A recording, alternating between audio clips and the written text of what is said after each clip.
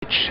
It's got just a touch of green about it. Looks to be a bit of carry and a bit of bounce for the quicker bowlers. Podmore is in and bowls outside the off stump, and Azhar Ali just puts his left leg down the pitch, watches it go through at good height again to Adam Rouse. Darren Stevens at first slip. Zach Crawley, who's been doing great things, big 100 against Warwickshire, and scored some runs in Kent's opening game in this competition against Hampshire the other night. Podmore is in and bowls. This time Azhar Ali is underway, turning it nicely through mid-wicket, and they think about a second run, but wisely, very wisely, they decide against us. There was some good sharp fielding there out on the deep mid-wicket boundary from Matt Milnes. End of the first over. Somerset are underway, one without loss. That one scored by Azhar Ali. Be interesting to see how Tom Banton goes for Somerset. He has been preferred in white ball cricket to Steve Davis before. That was a couple of years ago at Uxbridge against Middlesex, when he very unexpectedly came into the Somerset side and gave a pretty good account of himself.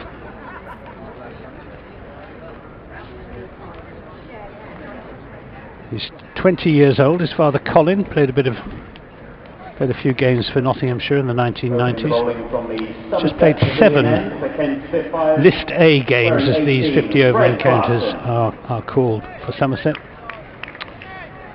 averaging just under 12, best of 40. So he's a bit of a unproven quantity, is Tom Banton. Freddie Klassen is going to bowl the second over. He's bowling again to the right-handed Azhar Ali. He's in and bowls, and Ali tucks that into the onside, and this time they will get a comfortable single, as Ollie Robinson, who's come into the side in place of either Heino Kuhn or Daniel Bell Drummond, does the fielding. Score moves on to 2, means that Tom Banton will receive his first delivery.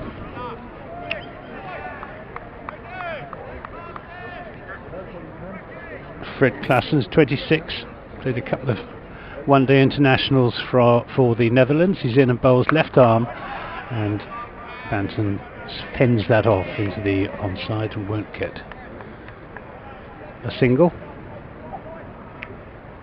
Been some high scoring encounters here at Taunton in 50 over cricket. The last time these two sides played here, Kent made 352 for 6, with centuries for Bell Drummond and Blake.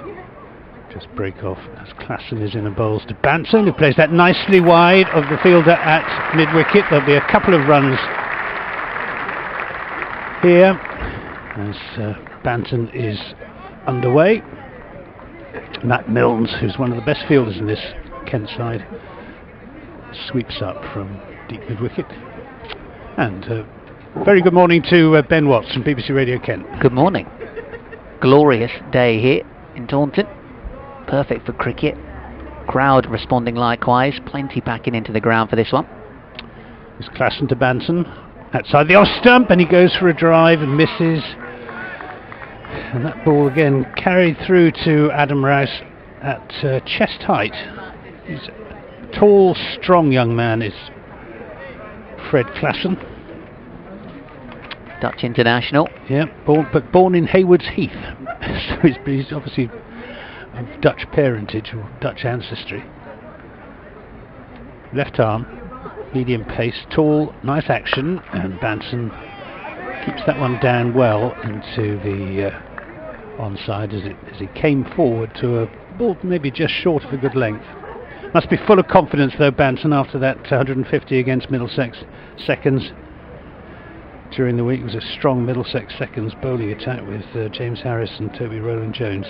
Really looking forward to seeing him in action. Well, he's got all the shots. Klassen is in, bowls now. He drives that, he turns that with a flick of the wrist through the onside, and they'll come back for the second run as Milnes comes round. Not a very good return, and Azhar Ali comfortably makes his ground at the non-strikers. And that's the end of the second over. The score's moved on to 6 without loss. 2 of those to Azhar Ali, the other 4 to Tom Banton. Now, tell us, Ben, what's the story with Daniel Bell-Drummond and Heino Kuhn both missing? Yeah, both of them missing. So it means Kent have not one captain, not 2 captains, not 3, 4 potential captains all missing for this one. So Adam Rouse is effectively the 5th choice. So Sam Billings and Joe Denley away at the IPL. They're the club captain and club vice captain, named at the start of the season. Heino Kuhn, interim captain, with Daniel Bell-Drummond as the interim vice. That's Podmore's in and bowling. This one pushed away into the onside by Azhar Ali. Heino Kuhn has a slight back injury for this one, which was an unexpected one in terms of the team news. Daniel Bell-Drummond hasn't made the trip due to a family bereavement, so certainly I know he'll be disappointed because this is a ground he loves. And Callum Haggett, Somerset boy through and through, hasn't been selected. No, he's not been involved in this competition, not been involved in the team so far this season. This one is a back of length delivery, and Azhar Ali goes for a wild pull stroke. Play misses at the ball through to Adam Rouse, who is the stand-in wicketkeeper. So it's a very young-looking Kent team. It's, dare I say it, almost the sort of Kent team that might be playing in this competition next year, when some of the cream of the crop get raided for the 100. It's almost a glimpse into the future, this Kent side, which seems like an odd phrase to use when Darren Stevens is at first slip. Podmore in again. There's an appeal for a catch, an appeal for LBW as well, both of which are optimistic. Yeah. Because he hit him on the thigh pad and then popped up. He was several yards down the pitch though, and as you say, it hit him high. It was the most optimistic LBW appeal I think I've seen this season, and then followed by the most optimistic appeal for a slip catch. I think they just appealed for the slip catch on the basis that Zach Crawley actually did catch it. I'm not quite sure that's how it works. Maybe in the back garden. So when he pulls off a stunning catch, you just appeal anyway. Podmore continues. Driven away into the offside, straight to the fielder, which is Matt Milnes, and as you say, he's very much impressed with his fielding so far. Somerset 6 without loss here if you're just joining us on BBC Radio Bristol, BBC Somerset, BBC Radio Kent on DAB this afternoon with myself, Ben Watts, and Anthony Gibson alongside me. BBC Sport Online, of course, and via the app. Matt Renshaw out fielding at deep mid-wicket in front of the Somerset stand, having quite a chat with some of the Somerset supporters. Maybe catching up. The former Somerset overseas player, of course, as this one is another appeal for LBW. Again, it looks a bit high, a bit leg side, maybe even a bit woody. And in fact, it does appear that Azhar Ali has been awarded a run as they've scampered through there for a single. So 7 without loss. He's never short of a word, Matt Renshaw. I mean, a friendly word. He's just a great chatter. He loves to chat.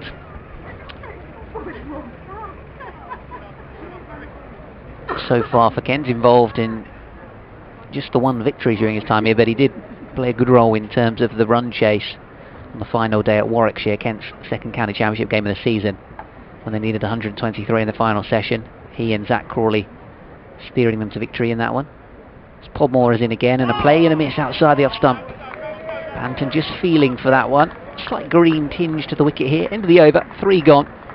Azhar Ali has 3, Tom Banton 4. Somerset 7 without loss after being invited to bat first by Adam Rouse, the Kent captain for this one, with Heino Kuhn out with a back injury. Daniel Bell-Drummond missing from the squad due to a family bereavement, and of course the 2 guys still away at the Indian Premier League. So far between the 2 of them, Sam Billings and Joe Denley, they played 2 matches, faced 5 balls and scored 0 runs. Oops. But if they're listening in, we are very glad to have them with us. Absolutely. We're missing you guys.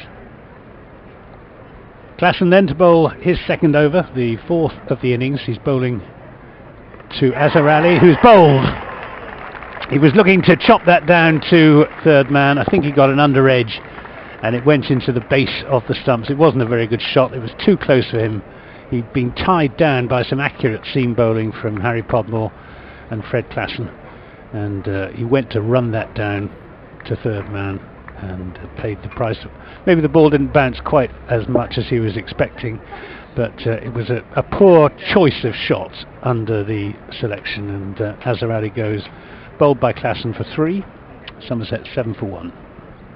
Well, Fred Klassen given the new ball for the first time. He made his debut for Kent in the previous game, but Darren Stevens was the man that bowled with the new ball. Klassen bowled nicely at the death, in truth, the Dutchman, and given the opportunity with a new ball in this one and managing to get a really crucial breakthrough from Kent's point of view. And I was just saying about the green tinge to the pitch a moment ago, and I do just wonder if perhaps this isn't going to be a glorious batsman's paradise as it sometimes might be, as the former Kent man Peter Trigo is going to come out, batter number 3 for Somerset, and Azhar Ali just trying to force it a little bit, and Fred Klassen with the 3rd wicket of his Kent career. So good start from a Spitfire's point of view, having won the toss and chosen the field first. Yeah, good to see Pete Trigo walking out from the Andy Caddick Pavilion. He's only got a white ball contract this year. A great servant of Somerset cricket. He's 37, he'll be 38 in June. He had a good season in this competition last year, and a very popular figure, 376 runs at 47, strike rate of just under 90. Best of 100, he got that in the match, Somerset's last match of the qualifying stages of last year's 50 over cup, when they beat Hampshire at Southampton. Hampshire, of course, going on to beat Kent in the final at Lord's. Indeed. So Pete Trigo just does a few stretches, looks around the field, just gathers himself. He's been playing a bit of second 11 cricket. He was playing all over the place during the off season. Klassen is in and bowls to him, full length and classic forward defensive shot from Pete Trigo. He's got plenty of time. He'll want to try and play himself in. If this pitch plays in the same way as the pitch that these two played their county championship match on a couple of weeks ago, there's runs in it for the batsmen, but there's also something in it for the seamers, and it seems to be the way so far, as Klassen is in and bowls to Trigo, who again checks a drive. He thought about the drive and then decided against it. 7 for 1 Somerset, having been put in here this morning in this 50 over Royal London One Day Cup match against Kent. You're listening to commentary on the BBC website, BBC Sport app, and on BBC Radio Kent, DAB, from myself, Anthony Gibson, and Ben Watts. That's hit hard but straight to backward point.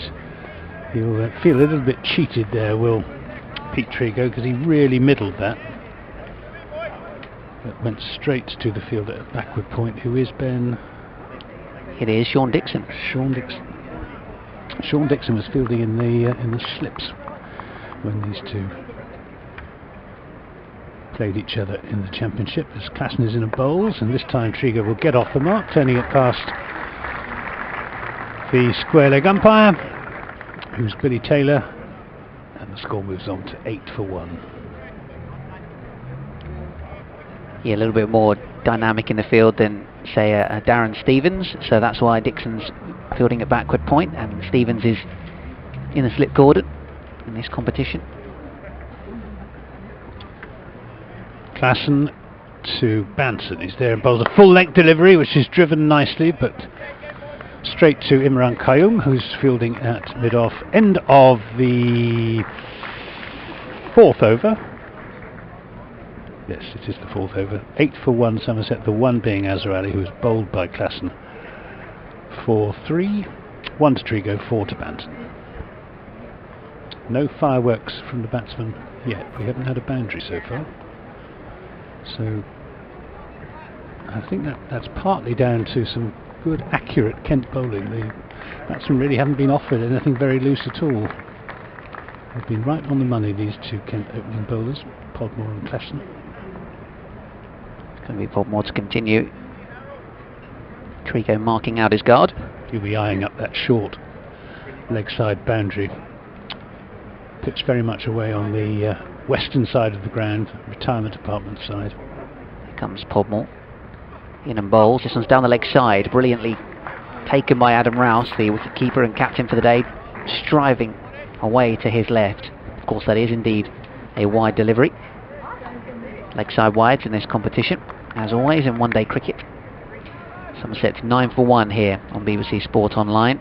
Myself, Ben Watts and Anthony Gibson in the commentary box for this one. Thanks for joining us. If you are just joining us, Kent winning the toss and choosing to field first here at Taunton. Sunny Good Friday as Trigo plays this one away, and I think he was trying to find the offside there, but hitting the inside edge of his bat and just popping away into the leg side. Ollie Robinson coming in to do the fielding. He would have kept a wicket in the County Championship match. Robinson here at the start of the season. He is fielding though at a wide mid-on sort of position, as Podmore is in once again. Trigo goes back, and this one again pops away into the leg side. Robinson comes in to do the fielding. 1 run taken and added to the Somerset score, so they move into double figures with Trigo on 2 and Banton on 4. Azhar Ali, the one-man dismissed, and the score was on 7 for 3. Fred Klassen picking up the wicket.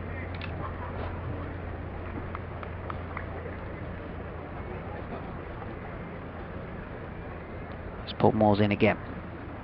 Bowling to Banton. He's flicked this one away, and I thought that might have been the first boundary, but the short fine leg fielder Imran Khayyam moving away to his right hand side, and excellent stop from him.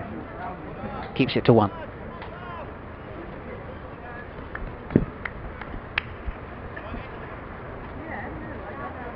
And so far in the opening 4.5 overs, pretty steady start from a Somerset point of view. Good bowling though, isn't it? It's good, accurate stuff.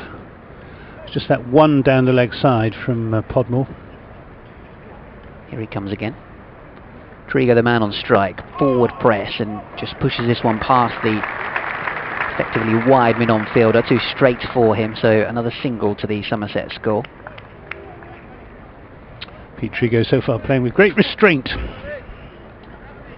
We're joined in the box by Brian Rose, who's the president of Somerset County Cricket Club. Brian, who of course captained Somerset in their glory years, 1978 to 1983, when they won 5 trophies in those 6 years, 6 seasons.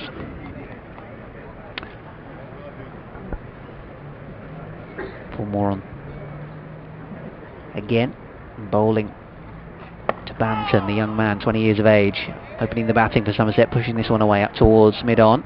And the reason he's here is that he's signing copies of his autobiography, which is due to be launched.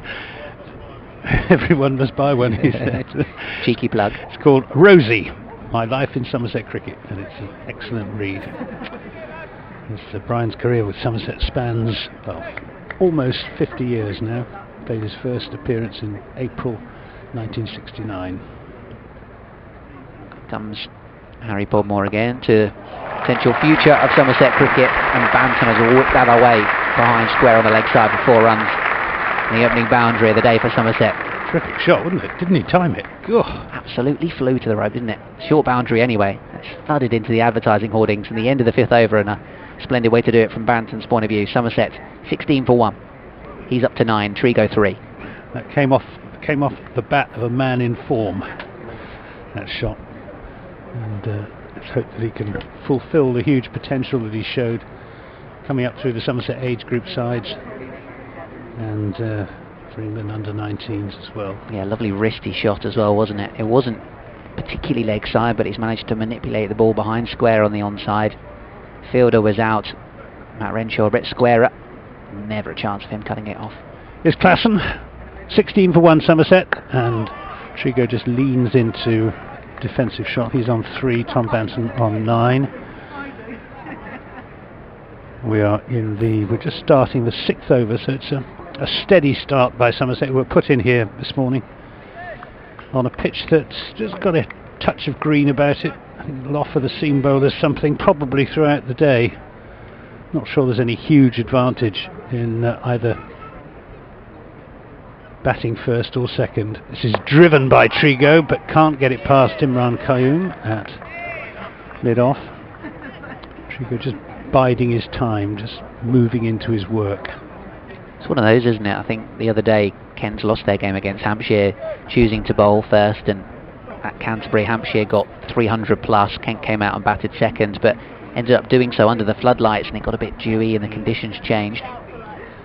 Here's Klassen to Trigo. That's short of a length, tucked around the corner. He fielded a short fine leg, and they'll go through for a single. 17 for 1. Yeah, in that first round of one-day cup matches, every game was won by the side batting first. Yeah, extraordinary, wasn't it? Yeah, which is unusual. Kent's game was a later one, it was a 1 PM start, so those dusky evening conditions did come into play a little bit. Klassen then to Banton. He's bowls. Full length delivery, driven by Banton, between extra cover and mid-off. Didn't quite time that, he wasn't quite to the pitch of it. Drove it on the up, went through with the shot, got enough of it, and the ball found that big gap between extra cover and mid-off for his second boundary. Moves on to 13-21 for 1 Somerset. Rare mistake from these opening Kent bowlers, just slightly over pitching in terms of his length there, Klassen, and didn't need to fully time it because it is a shorter boundary that side here at Taunton. Klassen to Banton. This time he checks an on drive, but will pick up a single as it runs up to wide mid-on, where Ollie Robinson does the fielding. 22 for 1. We're in the 6th over, 1 ball of the 6th over remaining. Lovely morning, big crowd, Klassen bowling. Ooh, it's off the inside edge of Peter Trigo's bat. He was looking for that to go through the offside. It squirted down to backward square leg. He picks up a single. It's the end of the over. It's 23 for 1. Somerset after 6, and honours just about even so far. Yeah, I think both sides will be fairly content. Certainly Kent will, having managed to take a wicket so early on after choosing to field first.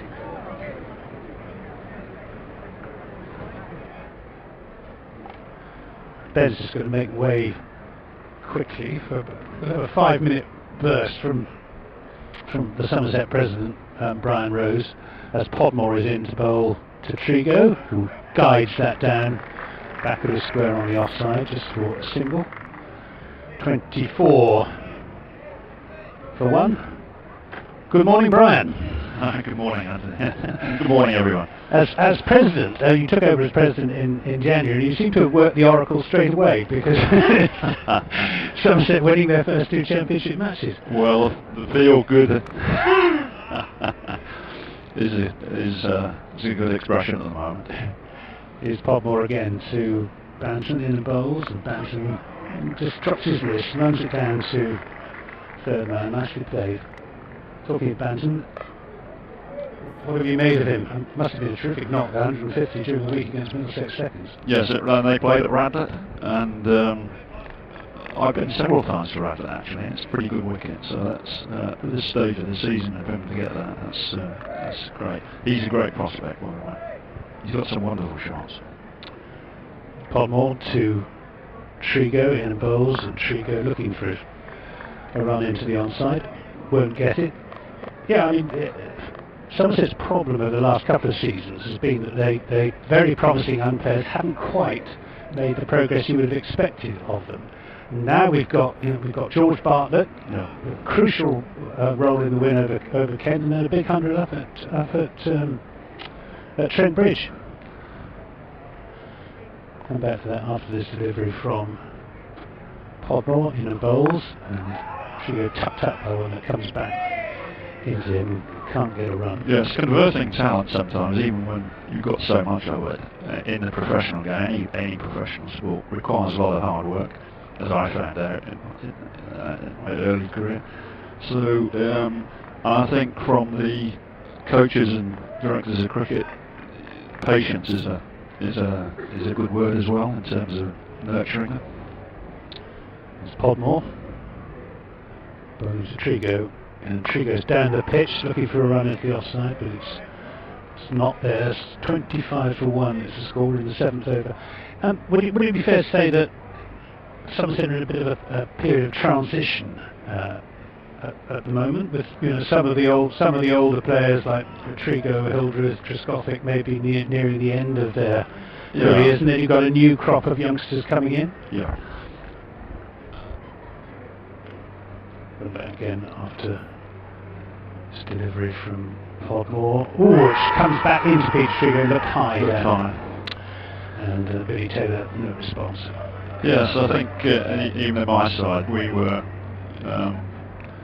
in the 70s and early 80s, we were virtually all within two or 3 years of each other. So that's always going to be a problem, particularly if we're a winning side. When's it going to end, and how you manage that transition? That's the end of that over. 25-1. That was the 7th.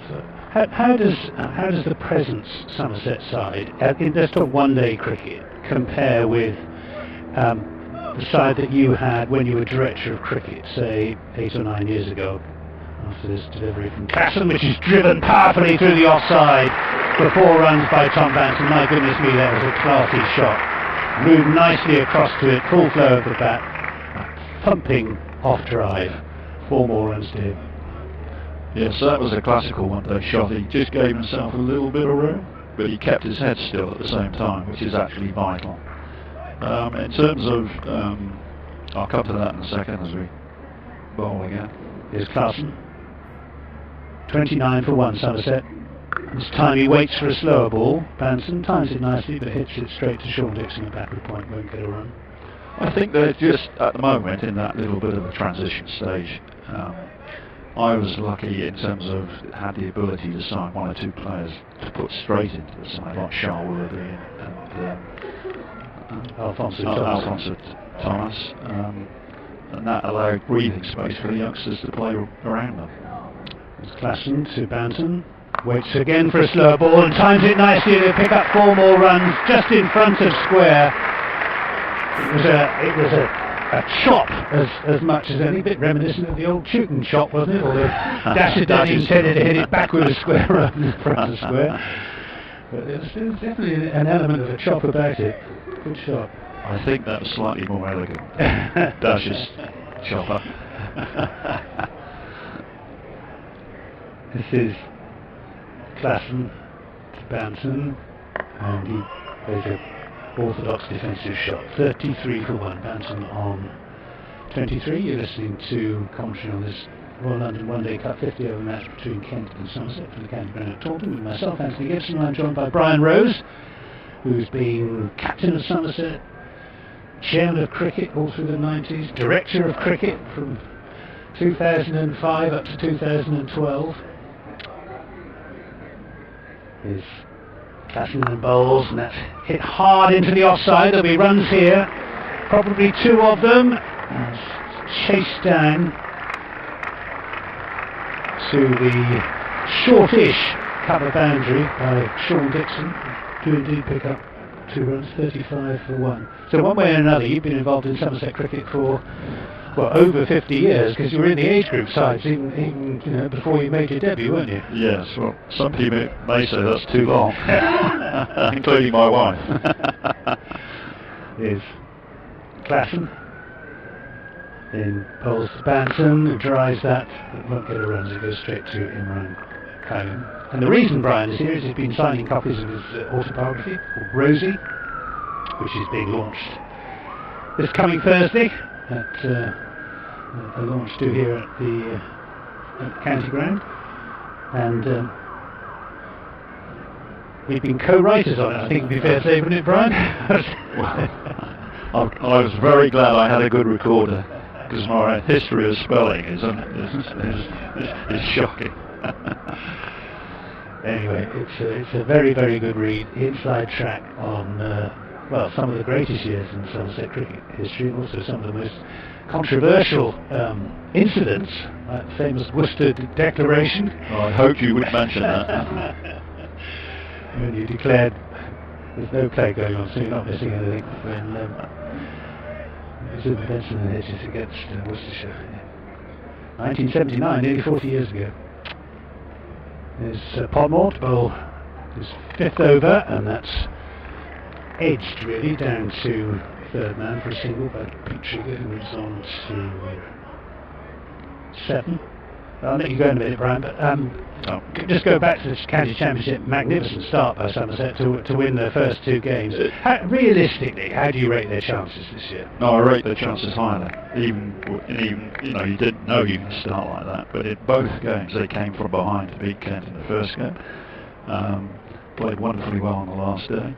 Podmore bowls and tucks Banton up, won't get around. And at Notts, you have to say they comprehensively outplayed a very good Nottingham side. So the signs are wonderful, really. But you know, I know from experience as director of cricket and captain that it's at the end of the day what counts. So it's a long season ahead. And what would it mean to you as president? That would mean everything. Here's Podmore. Then bowls to Banton. Gets another good delivery, not giving him any room to play his shots through the offside. Yeah, I mean, they say bowlers win matches, and if you look at this Somerset attack, we've got at the moment both seam and 2 of the best spinners in the country. There isn't a stronger attack around the country in county cricket. That's correct. So I think at the end of the day, it's the top order batting that needs to not improve, but I mean needs to be successful. Podmore is in the bowls to allow the bowlers big totals. Yes.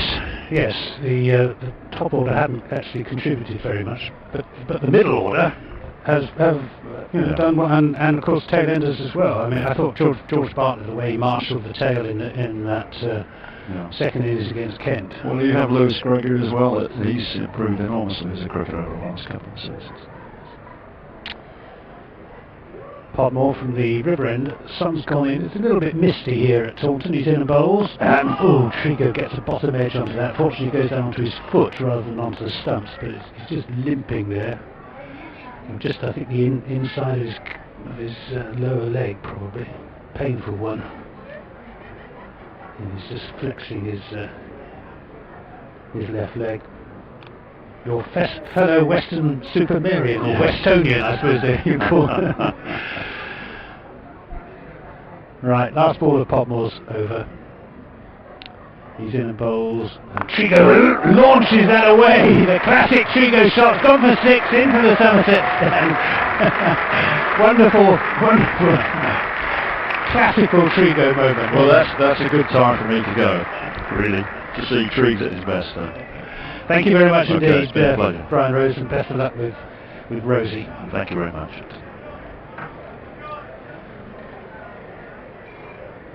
So that takes the score on to 43 for 1, takes Trigo on to 13. We've had 9 overs. So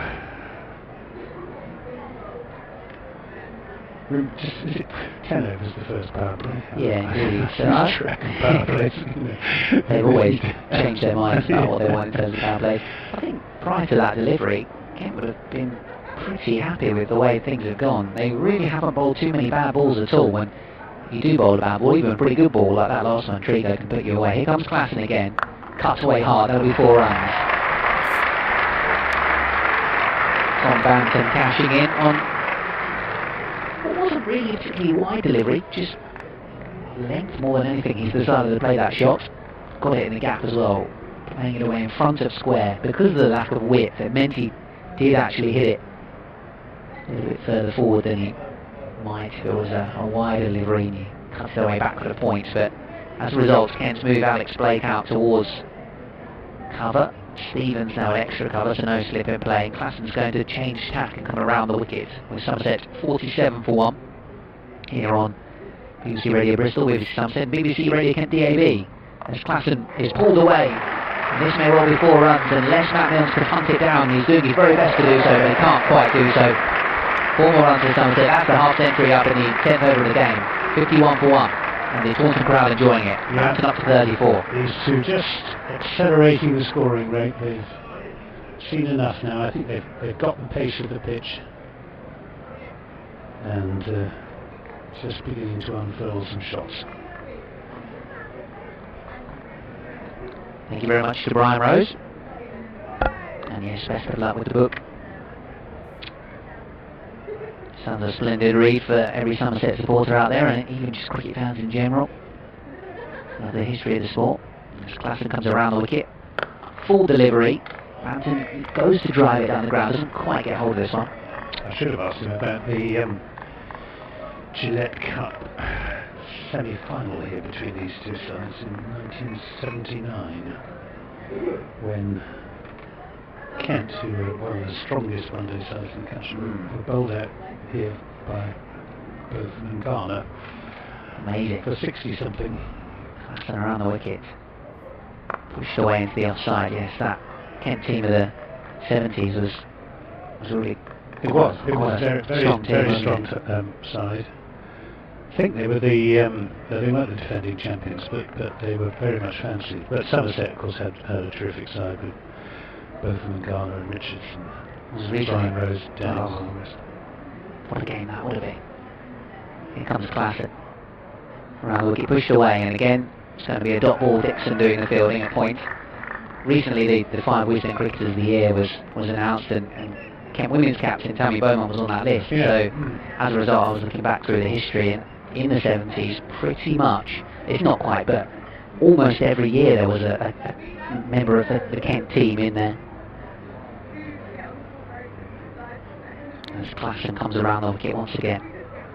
It was a good length delivery, and Banton tries to create some width, but manages to just drag the ball hard into the turf. Stevens does the fielding at cover.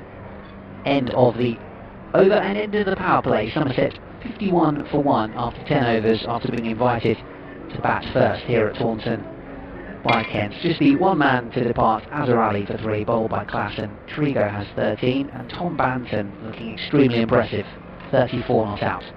So who else will bowl for Kent? It looks like Darren Stevens is going to have a bowl now. Then you've got Imran Combe with his slow left arm. Indeed, and this man as well, 51 for 1. Matt Milnes. Change of bowling for Kent Spitfires at the River End, wearing 29. Matt Milnes. Took 5 for 79 in the Yeah, he bowled last game. he bowled very well in the Somerset's first innings here in the county championship match. Not quite so well in the second. As Ben goes off to do his report for BBC Radio Kent.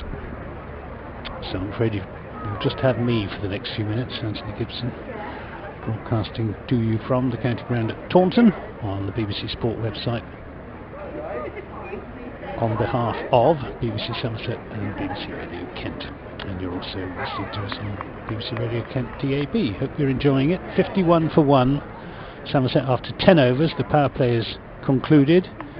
Trigo will pick up a run here, backward a square on the onside. Imran Combe comes sprinting in from the boundary to do the fielding. Looking at umpire Taylor, see if he's going to signal leg by. He doesn't. Another run at the cruise, 52 for 1. Pete Trigo on 14. He's faced 20 deliveries. Tom Banton on 34. It's Banton now who waits. There's Milnes bowls, and that's a really good delivery through him. It was a Yorker. Just missed the leg stump by a fraction. They're coming back for the second leg by. Just flicked his pad. And there was an appeal, in fact, from Matt Milnes for LBW. Must have been very close. But Adam Rouse, the wicketkeeper, didn't go up. And he just signals to Darren Stevens at slip that was going down. Stevens moves out of slip. He's going to go up to mid-on. So we've got straight mid-wicket, mid-on, mid-off, extra cover, backward point, deep cover, deep square leg, as this is uppishly pushed back up the pitch by Banton.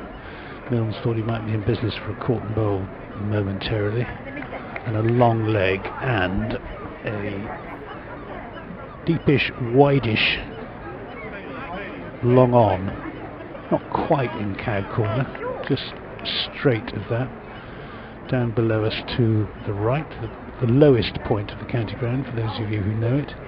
Milnes bowls to Banton, will pick up at least one. They'll think about the second. They're coming back for the second as the throw comes in, and they make it comfortably enough. Imran Qayyum is a wholehearted cricketer, but he's not, in all honesty, the quickest across the ground, and he hasn't got the best arm in this Kent side. So 2 runs go on the Somerset score, 56 for 1. Banton on to 36. Somerset, who were put in this morning by Adam Rouse, who's captaining Kent in place of Heino Kuhn. Milner's in and bowls. That's hammered away through the offside by Banton for 4 runs. That was almost flat batted. It was not a classical cover drive by any means at all, but there was plenty of timing and plenty of power in that shot. He hit it on the up. He's equalled his highest score in List A cricket, which he made against Essex at Chelmsford last season. As Milnes bowls to him, and he establishes a new highest score in List A cricket with that single. Run down to long leg for a single. He moves on to 41. 14 to Trigo. These two came together when the score was on 7, so they've added 54 for the second wicket so far after the early loss of Azhar Ali. Ben Watts returns to the microphone, or to a different microphone, and it's not quite so sunny as it was. No, it's a little bit misty. Very pleasant cricket watching conditions, it has to be said. Warm and still, but not blazingly hot as some of the forecasters have been suggesting it might be. Number 3, Darren Stevens. You can hear that Darren Stevens is into the attack. Yeah, just in terms of the weather and watching conditions, although the sun has briefly dipped away, I'm sure it will return. You're quite correct in saying it's certainly warmer than it was those opening couple of championship games of the season.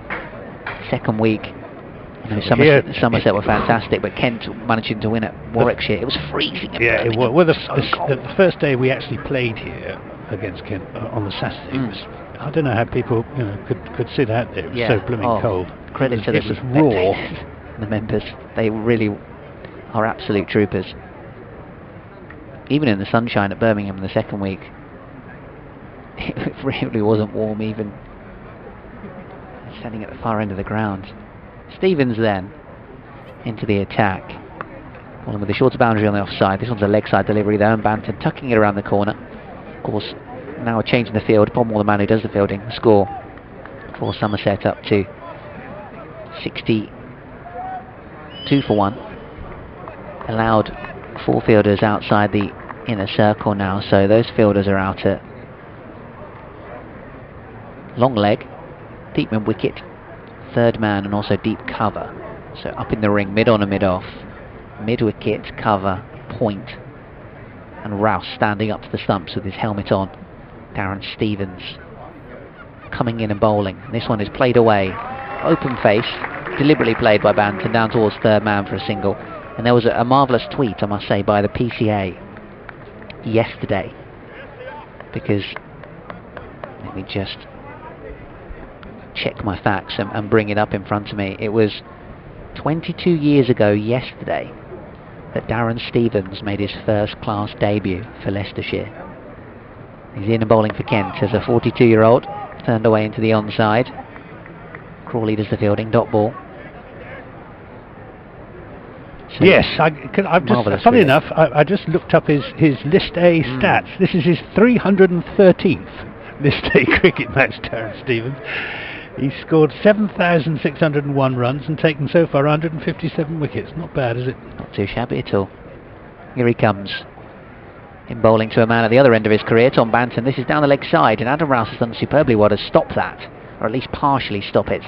Otherwise it probably would have gone away for 4 wides. As it is, Somerset batsman managed to run a couple and then add the wide onto that as well. That was a uncharacteristically loose delivery from Stevens. 3 runs added to the Somerset total, which is now 66 for 1 here. For years, he was the most prolific 6-hitter playing one-day cricket in this country. I think he's probably been overtaken now, but it was quite a record. Here it comes again. This one's hooked away into the leg side. There's a fielder out in the deep. Ooh. Wasn't too far away from Matt Milnes. It must be said he slips now as he goes to throw the ball in. But Tom Banton gets away with that one. A couple of runs taken. And must admit, Tom Banton, a man at his age of his career, there's not going to be too many occasions when he's going to have faced a man of Darren Stevens' sort of pace and trickery and guile and experience, unless he's played a bit of village cricket with his family members and his mates as an 11, 12-year-old. Not quite sure if he'd have faced something like this too often. This one's a fuller delivery, pushed away out towards deep cover for a single. He's up to 45 now, Banton, 69 for 1 Somerset. Well, when these two played each other in the county championship a couple of weeks ago, we had the 2 oldest players in English cricket on either side, Darren Stevens for Kent and Marcus Trescothick, who is, of course, 43 and has been playing for Somerset since 1993, would you believe. Doesn't play white ball cricket anymore. Here comes Darren Stevens. This one's guided down towards third man for a single. So Marcus slightly older than Darren. I think he is 30 at the end of the month, potentially, Darren Stevens. He is. Almost having a bit of a competition to see who can stay in the game the longest. Paul Collingwood dropping out, of course, who was Chanderpaul dropping out. The same age as them, yes, of course. Yeah, 30th of April, Darren Stevens' birthday. Just a bit of sawdust coming out for some of the Kent players. Just been popped down behind Adam Rouse. He's going to have a word with his bowler. Wearing the floppy blue cap, Adam Rouse. See what's happening elsewhere. Warwickshire against Yorkshire. Warwickshire 58 for 2 in the 11th. Notts 69 without loss against Lancashire in 12. Leicestershire 47 for 3 in 11 against Durham. Derbyshire 62 for 3 in 11 against Northants. And in the South Group, Glamorgan, certain amount of bother against Hampshire, 39 for 3 in 11. Middlesex 67 for 1 in 11 against Essex, and Sussex against Surrey doesn't start till 1 o'clock. So no great excitement around the country so far. 70 for 1 here, so Somerset, I think that makes them the leading scorers around the country at the moment. 70 for 1 they are. Talks about the feel-good factor when Brian was on commentary, winning those first couple of championship games. Spectators must be thinking that silverware could be on the cards this year. No. Early days. Here's Milnes in and bowls, and that's down the leg side, will be signalled a wide. I think Kent took a lot of confidence from that county championship game, though. They were arguably the better team, or right up there for 2 days. There were 5.5 sessions in that game, and Kent won 4.5 of them. Yeah, it was that morning session on the last day, on the Monday, when Somerset put that last wicket partnership together and then picked up early Kent wickets. Here's Milnes, Trigo drives and won't get a run as it goes out to mid on. But again, considering it was a weakened Kent side because of the absence of Billings and Denley against a very, very strong Somerset attack on a pitch that was off, you could play your shots on it, but there was a fair amount of seam movement and quite a lot of swing at times as well. And Kent gave a very good account of themselves. Milnes in and bowls. Trigo this time will get a single into the onside. That's the fielder at mid wicket, can't quite make the stop. Zach Crawley there. Zach Crawley is making a bit of a name for himself, isn't he? He's looking at a glorious touch, I must admit. Kent are going to stand the chance of winning the game today. He's going to have to be getting runs, you'd suggest. Got 49 before he was run out by Adam Rouse, actually, or maybe run himself out a bit in the last game. Oh, that's a good delivery from Milnes, which tucks Banton up, and he has to come down sharply on it. Again, he was looking to play that through the offside, just maybe cutting back a little off the seam. He's on 45, Tom Banton, his highest score in 50 over cricket. 72 for 1. These two came together when Azhar Ali was bowled by Freddie Klassen for just 3. Milnes tall, accelerates in past the umpire, and again giving Banton no room at all to play his shots. He's bowling a really, really good, tight off-stump line. Decent pace, and batsman, it's a good pitch this to play your shots on, but there is a little bit of lateral movement from time to time, so you've got to be on your guard against it. Sunshine returns here at Taunton. Mills in and bowls, and Banton waits for a slower ball, hits it square of the wicket, but can't get it past Sean Dixon at backward point. It's easy to look at the scoreboard and see 72 for 1 after almost 13 overs and think, of course, Somerset are flying here, but that's going to happen here with the short boundaries. In truth, Kent have really not bowled many bad balls and can be pretty pleased with their efforts so far. Milnes in and bowls to Banton, gets another slower one, just waits on it, but can't get a run as he plays it into the onside. Yeah, I mean, I don't know what par is on this particular pitch, but with that short boundary on the leg side with the bowling from the river end, it's a pretty quick outfield here. You know, you've got to be looking at least 300, I would think. I mean, yeah, 2 years ago here, Kent made 352 or 3 for the 6 in their innings, and Somerset chased it down. Extraordinary game that was, wasn't it? Yeah. Daniel Bell-Drummond and Blake getting centuries for Kent. Then Somerset, Pete Trigo, gloriously chasing it down. Yeah. Pete Trigo played a few games for Kent. Did indeed. Darren Stevens bowling to him. Turned away, wristily into the onside for a single. Renshaw, his former stomping ground, doing the fielding out in the deep. 1 run taken. Somerset 73 for 1 here on BBC Radio Bristol, BBC Somerset, BBC Radio Kent DAB, BBC Sports Online and on the app. Anthony Gibson and Ben Watts, your commentary team for this one. Somerset's invited to bat first by the Kent Spitfires, and Stevens bowls. This one pushed away into the onside. Dot ball as Klassen does the fielding at mid-on. Good to see the sun returning now. Much brighter scenes for the spectators. There's a few supporters away on the left-hand side who have all got big orange wigs on. I don't know if they're Fred Klassen's fan club or... it could be. Or it could be Roloff van der Merwe. Could well be. That's probably more likely, as this one is reverse swept away down towards the third man boundary, and that is a ridiculously good shot from Banton to take him to 49. It's extraordinary, isn't it? Right out in the middle of the bat. And it wasn't actually, for a reverse sweep, it wasn't a particularly ugly shot as well. It was premeditated, yeah, but got it perfect. 77 for 1 Somerset, and Banton a run away from a half century. Stevens to him. Length ball, turns it away into the onside, and that'll bring it up. Hurries through for a single, thinks about a second. Gets sent back though. Has to scramble for the line of the bowler's end. And gets a very warm reception. Tom Banton. First 50 for Somerset in any form of the game. First of many, I'm sure. I must say, he has played beautifully. Just getting a little bit carried away there. There was never a second run there. Yeah. Pete Trigo's still no slouch between the wickets, even at the age of 37. But he was having nothing of it. Just played that with so much confidence. Stevens in, down the leg side to Trigo. Really good wicket keeping from Adam Rouse once again. Takes it cleanly away to his left.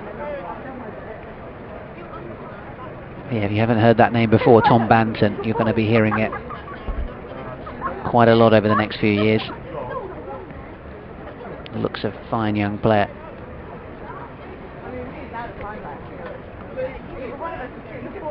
Stevens in, bowling to more senior partner of this batting pair for Somerset, Trigo, unable to work it away on the offside. Another dot ball. Yeah, again, he was looking to work that down to third man, but again, it was too close to him.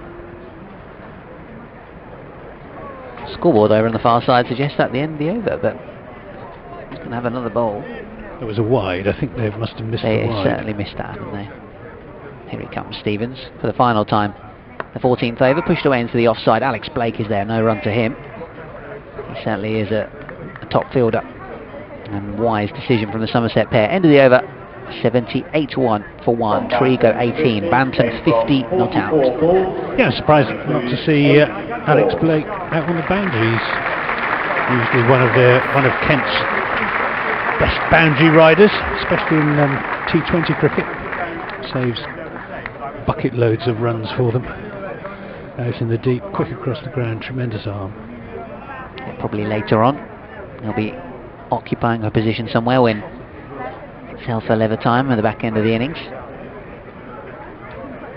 Matt Mills to continue from the river end. He's in to bowl to Banton, who's looking for a run at the onside but isn't there. Picked up at short mid-wicket. The field that we have got, Imran Qayyum, who's fielding at long leg, just warming up to swing his bowling arm. Short mid-wicket, deepish mid-on and mid-off, extra cover, backward point, deep extra cover, as Mills bowls to Banton, who checks the drive. He was advancing Tom Banton on that delivery from Matt Mills. We've got a deep backward square leg, and we have a deep wide mid-on, which is always a good field. Oh no, he's not deep wide mid-on, he's third man because the bowling's from the river end. But, the field fairly spread. We've had the initial 10 over power play as Milnes bowls Banton, who runs that down to third man. Again, offered no room really to free his arms, as they say. Tom Banton just runs that down to third man for a single. Somerset 80 for 1 after being put in. Lots of people sitting outside the retirement apartments away to our left, and in the communal area, enjoying the sunshine, enjoying the cricket, as Ben goes off to do his next report for BBC Radio Kent FM listeners, as Milnes bowls and defensive shot from Peter Trigo to another good ball from Matt Milnes. Somerset stand beneath the retirement apartments, pretty much full actually. The Marcus Trescothick stand is completely full. Lots of people sitting in the eastern end of the Sir Ian Botham stand, the western end being blocked off with the black sight boards. That's driven, not really timed by Pete Trigo, but he's going to get 4 runs. He leant back and launched that over the top of mid-off and got just about enough of it. It's in the air for quite a long time, but cleared mid-off quite comfortably. Just opening his shoulders on that occasion. Pete Trigo takes him on to 22. He's been quite patient. He's at 6. Waits now as Milnes is in and bowls. Oh, and he's beaten by a good one outside the off stump. He was looking to run down to third man. It's 22 from 30 deliveries, with a boundary at 1-4 and the 1-6, which is relatively slow going by Pete Trigo standards. A couple of years ago in the match between these two sides here,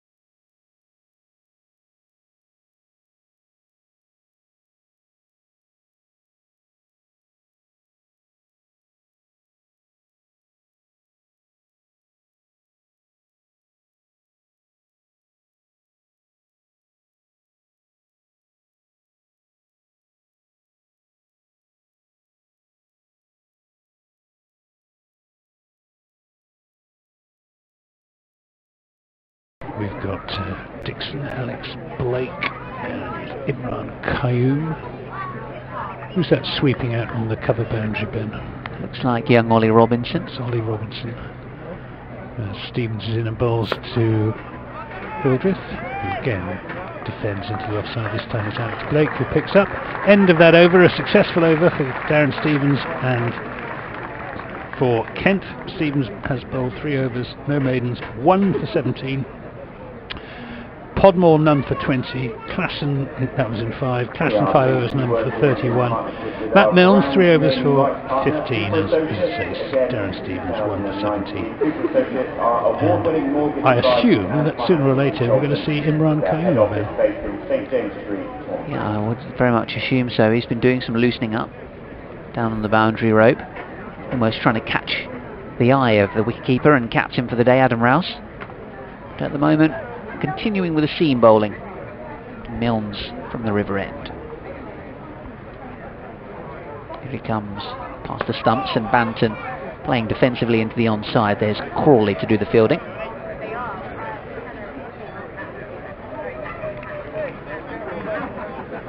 Joined by Hildreth at the crease. Immensely experienced. And of course, perhaps along with Stevens, in that category of players so good yet have never played for England. This one's down the leg side. Bantam advancing down the track and trying to whip it away. Milnes will be punished though with a wide ball. Could have been more though if contact was made from the batsman.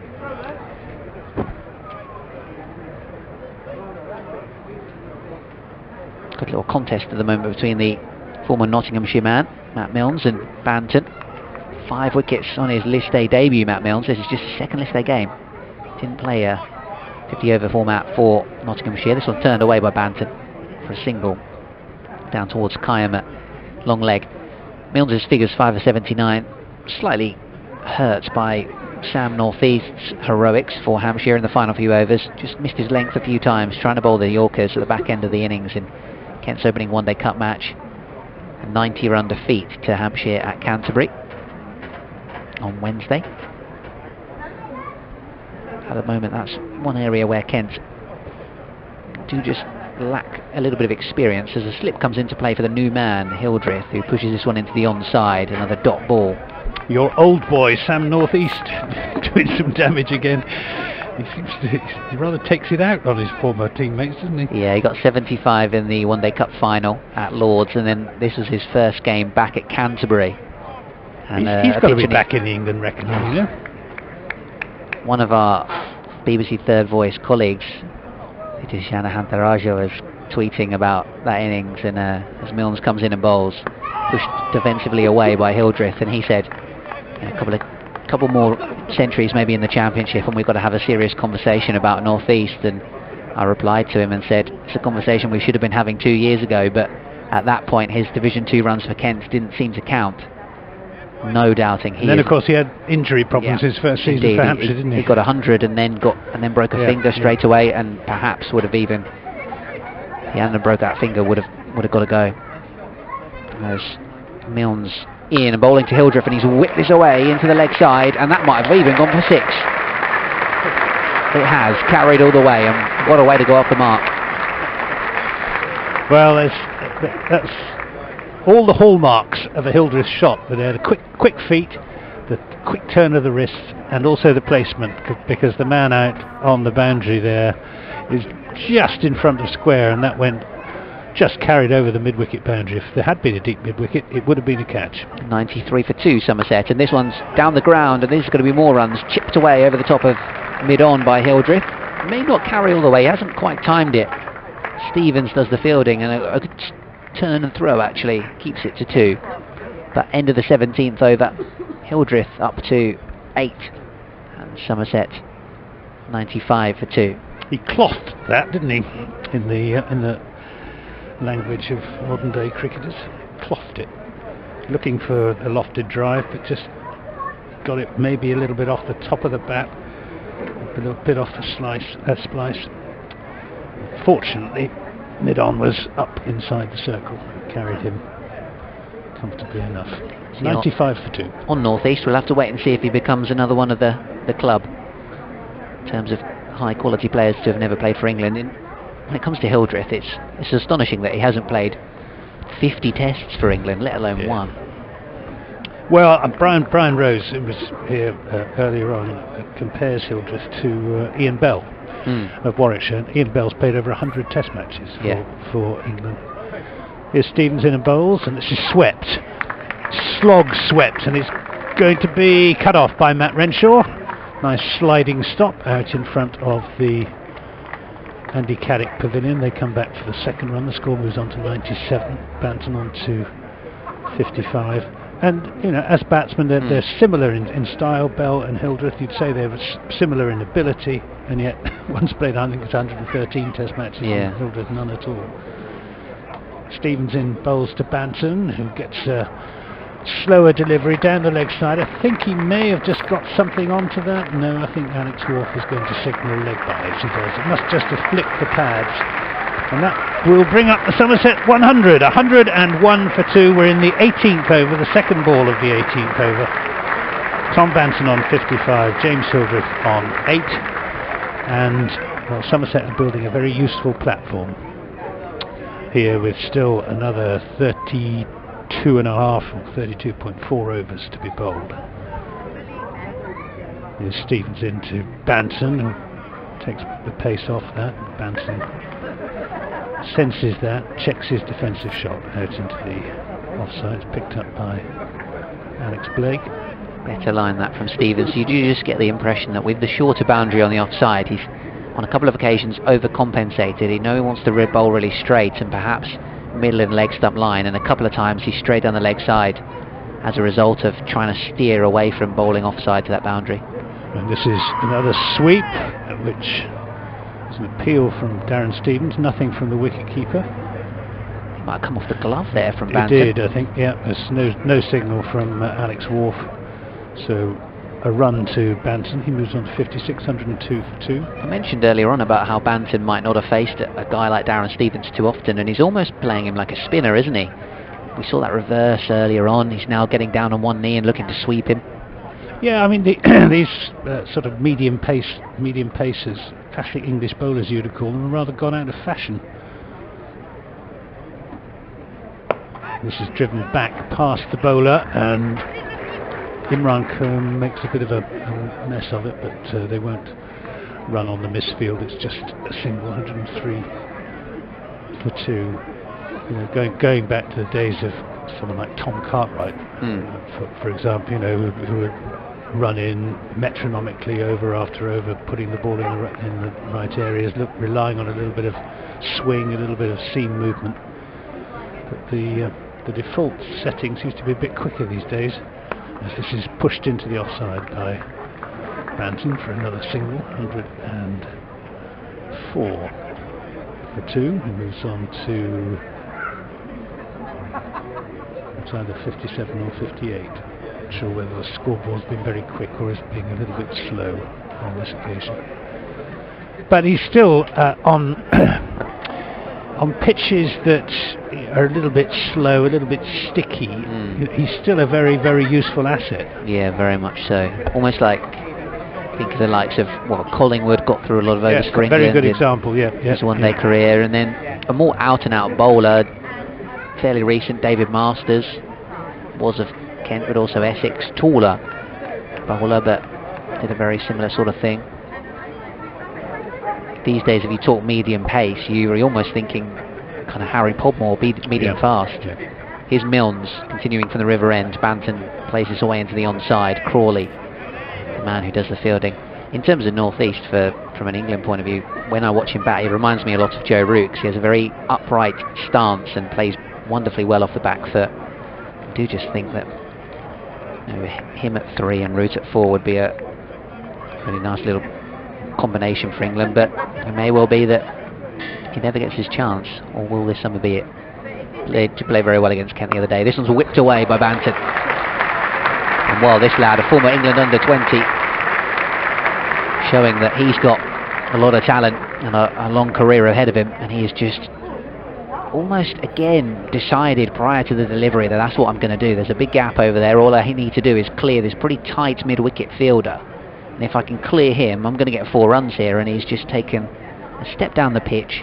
Milnes has bowled a good length delivery, but Banton has forced it away, muscled it away on the onside for 4. 108. Sort of shot that Brian Rose used to play. All right, he was left-handed, but he was very, very strong through mid-wicket. Brian, he hit it very hard, and that was as you say, I think a premeditated shot, but perfectly executed. As a result, Crawley's gone out to that boundary, and Khayyam's up at long leg into the circle. This one's guided behind square on the offside, wide of the third man fielder. And good running that, because Klassen is left-handed and had to pick the ball up on his right side and go all the way around and turn his body and throw it in, and that fraction just meant a bit of extra time for the batsman to come back for a couple. Banton now to 63, 110 for 2 Somerset, midway through the 19th over, after being invited to bat first here at Taunton by Kent. Milnes again. Well, that's a slower ball and almost a block hole delivery, but forced away on the onside. Ollie Robinson, the man doing the fielding, out in the deep. 1 run taken. Somerset 111 for 2.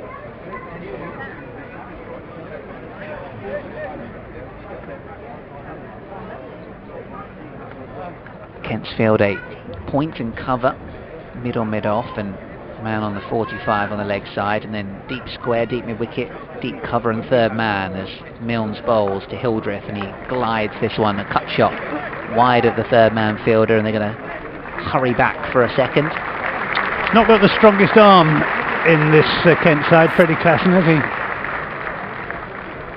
And I think Hildreth knew that. Once again, he had to move around away to his right and switch onto the left side and lob it in. But it wasn't, it wasn't a bullet return. No. In the, like the ones that Alex Blake can send in, for example. Here comes right arm seam of Matt Milnes, and it was almost a leg cutter, that delivery, the way it came out the side of his hand. And fortunately, from his point of view, he's chucked it down the leg side, so it's a wide delivery. But it was a good variation. Saw Podmore bowl some variations in the Hampshire game in the middle overs.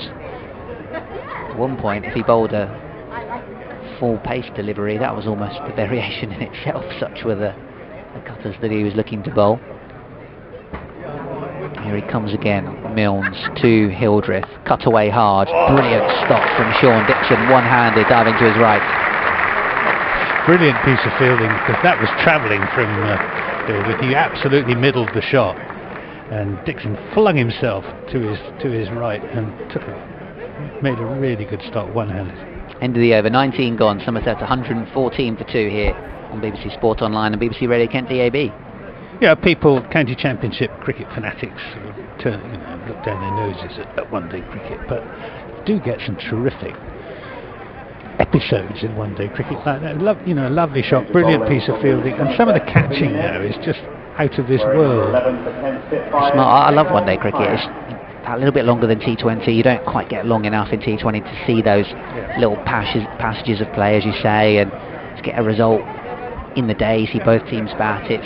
I think it's a glorious format. It's a shame that this competition is going to be downgraded next season and pushed to the periphery of the county. Well, yeah, as you can see from the crowd here today, it's just not popular with cricket followers.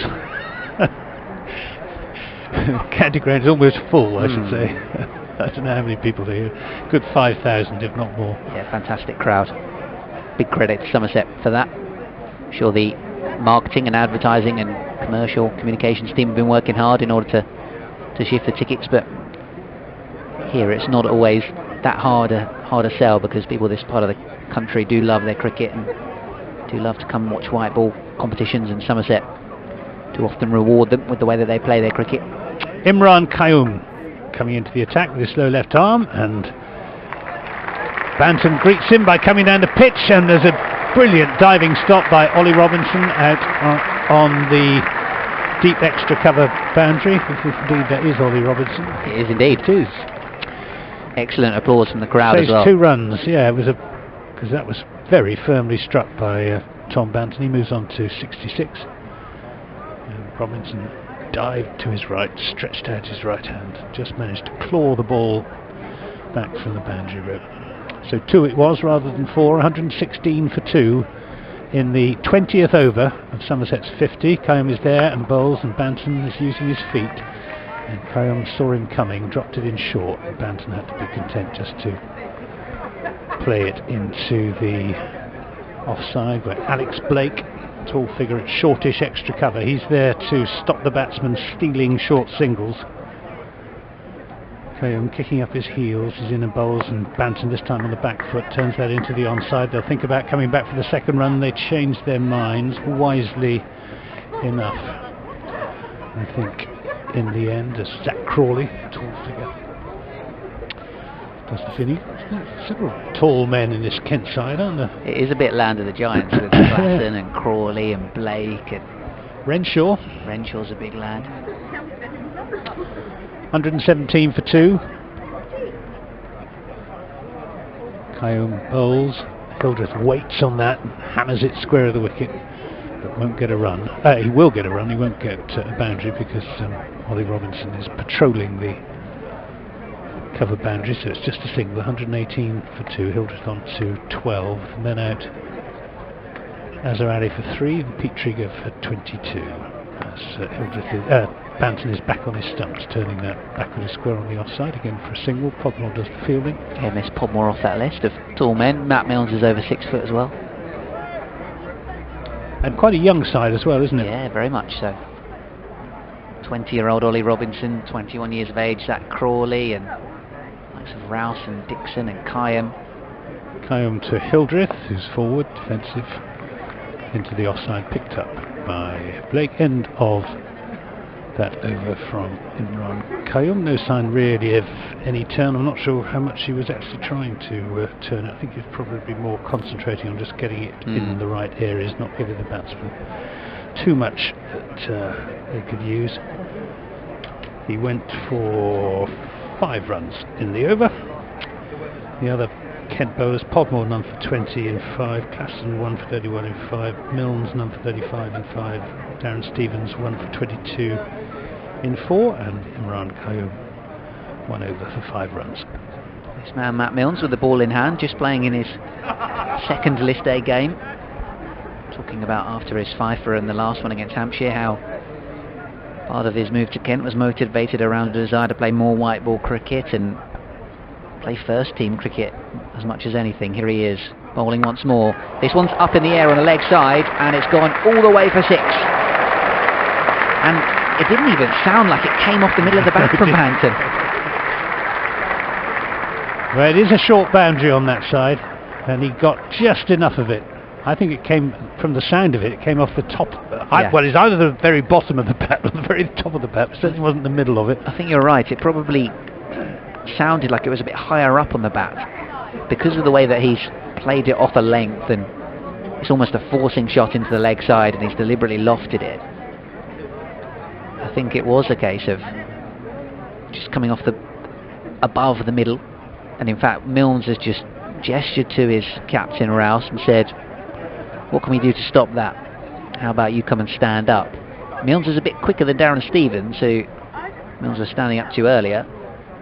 Here he comes. Oh, this is an unbelievable shot, all the way for 6. I think it may well have just clipped the rope. There's going to be a discussion between umpire and, I think 4 runs have been given. I thought that might have bounced on the rope itself and been 6 runs, and maybe they'll have a conversation, the 2 umpires, but it was a premeditated ramp shot from Tom Banton, straight out of the Joss Butler playbook. It was glorious, and in fact there is the change in the decision, and it is 6 runs, and that is the correct decision. And it was a full delivery from Milnes, and that time it did come out the middle of the bat, and with the pace on the ball already, Banton just helped it on its way. Extraordinary cricket stroke. He's quite a talent, isn't he? 80 not out now. 131 for 2 Somerset, and Banton with what, 5 8s, 6 8s of those runs. My maths is not very good, everyone, sorry. Here comes Milnes, tries it again. This time Rouse gets a hand on it and stops it. Rouse wrings his hand as Kyom does the fielding. That'll be a bye. I'm not sure quite what Tom Banton was attempting there, but all these young players these days, they've got all of these extraordinary shots, haven't they? You just never have seen, even 15 years ago. Yeah, Brian Rose, the Somerset chairman, was talking about Tom Banton's array of strokes when he was on the mic earlier on, and when he said the comment, I was thinking, oh, okay, he's looked pretty orthodox so far, but since then he's pulled out some extraordinary strokes. Here comes Matt Milnes, bowling to Hildreth. This one's a leg cutter, quite deliberately bowled out the side of the hand, but all the way out towards the leg side boundary for one.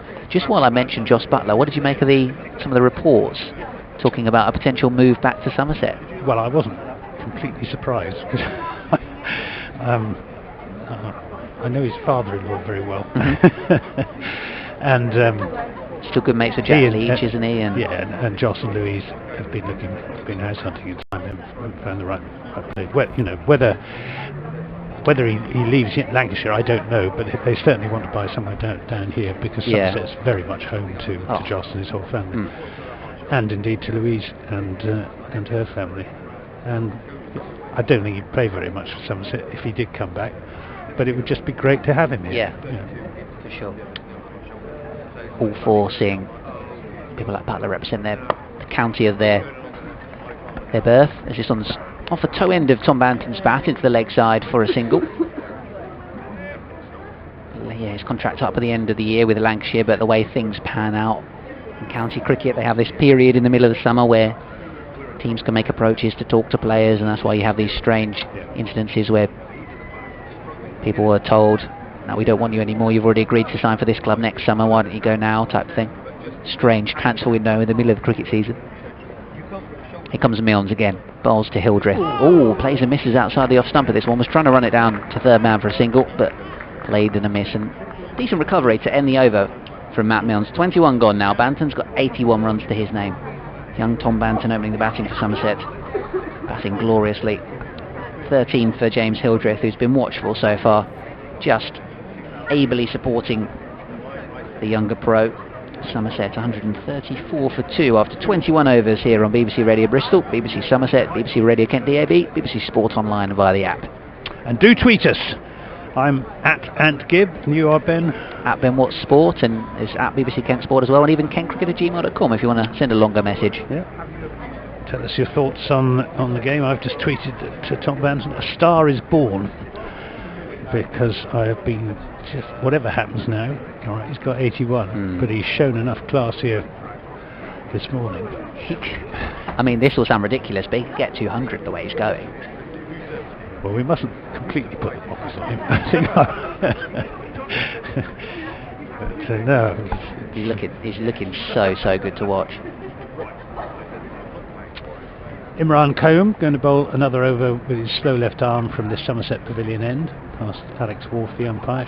Short, and Banton really didn't take full toll of that. He could have hit that almost anywhere. In the end, he went for the reverse sweep. He'll have to hurry as he comes back for the second run. Darren Stevens does the fielding. He's back safely enough, and 2 runs. That's the only thing about those premeditated shots. When you get a bad ball, in that instance, it was a drag down from Qayyum, who'd stayed in his normal stance. He could have walloped it into the leg side with a pull stroke. Qayyum tries again. He's there and bowls fuller, slower delivery. Good piece of bowling actually to Banton, who was equal to it.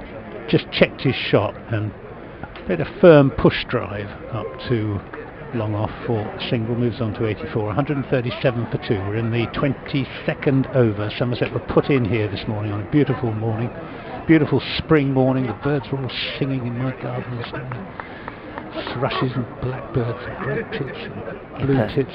Perfect for the bank holiday weekend. Lovely. Here's Qayyum in and bowls, and Hildreth comes down the pitch at him. Qayyum sees him coming, drops it in short and fast outside leg stump, and Hildreth has to defend.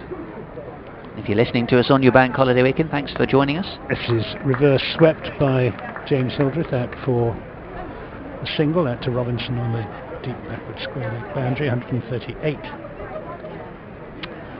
for 2. Qayyum has got this characteristic, he kicks up his right leg as he starts his approach. There he goes. He's in again, bowling to Banton, who lost that away, and that's going to go for 6 down to our right. Again, I don't think he got 100% of it. He probably got 85% of it, but it carried the boundary comfortably enough, and this is the end where the boundaries are rather longer than they are on the other side of the ground. He moves on to 90, 144 for 2. That's his third 6 to go with 9 4s. He's faced just 70 balls. Fair to say, got a bit of that. Cleared the road by miles. Kayum is in and bowls to him. He's down the pitch, and this time gets it off an inside edge, down to short fine leg, where it's a good piece of fielding, which prevents the single. That's the end of that 22nd over, 144 for 2. So Somerset going along at a very good rate of knots. Best part of 7 runs over. They're building a real platform.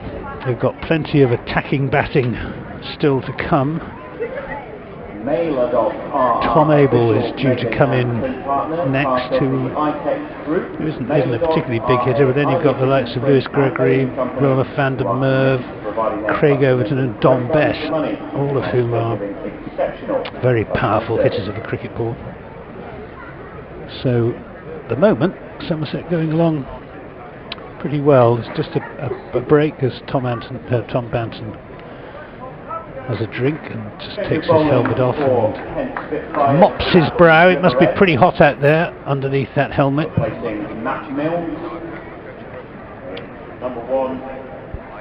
And a bowling change from the River End. Harry Podmore coming into the attack. He'll be bowling his 6th over. Pretty tight so far. Harry Podmore for Kent. Figures of 5 overs and just 20 runs conceded, and that was in the power play as well. There's a gentleman who's currently perched or trying to go down the stairs right in the middle of the cordoned off area in the City and Botham stand. Just a white cap in the middle of all the dark sheeting, as this one is well wide of the off stump from Podmore. It's pushed away from Hildreth out towards the cover boundary where Renshaw does the fielding. Adam Rouse up to the stumps. Hildreth moves to 15, 145 for 2 Somerset, with Banton on 90.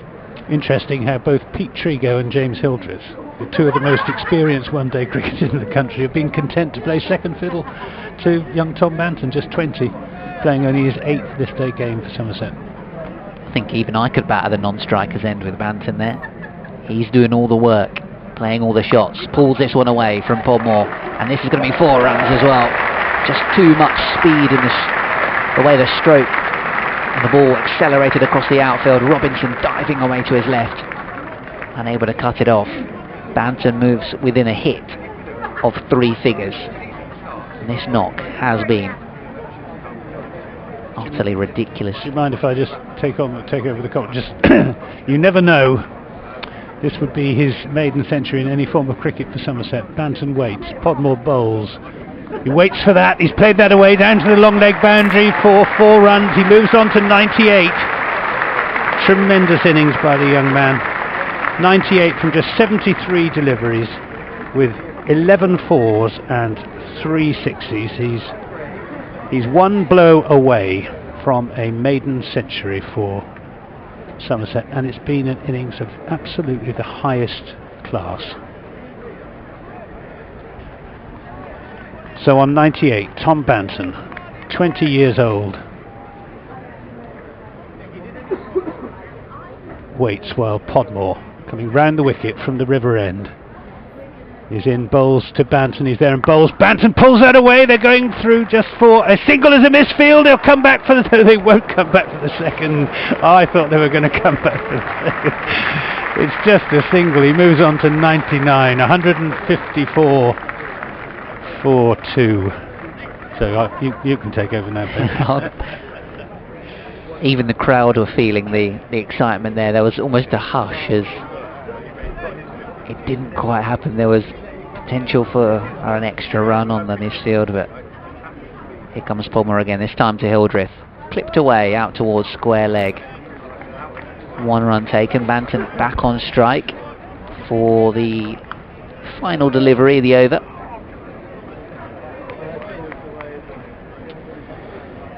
Yep, Tom Banton, 20 years old, went to King's College here in Taunton. Banton's on 99 as Podmore is in from the river end.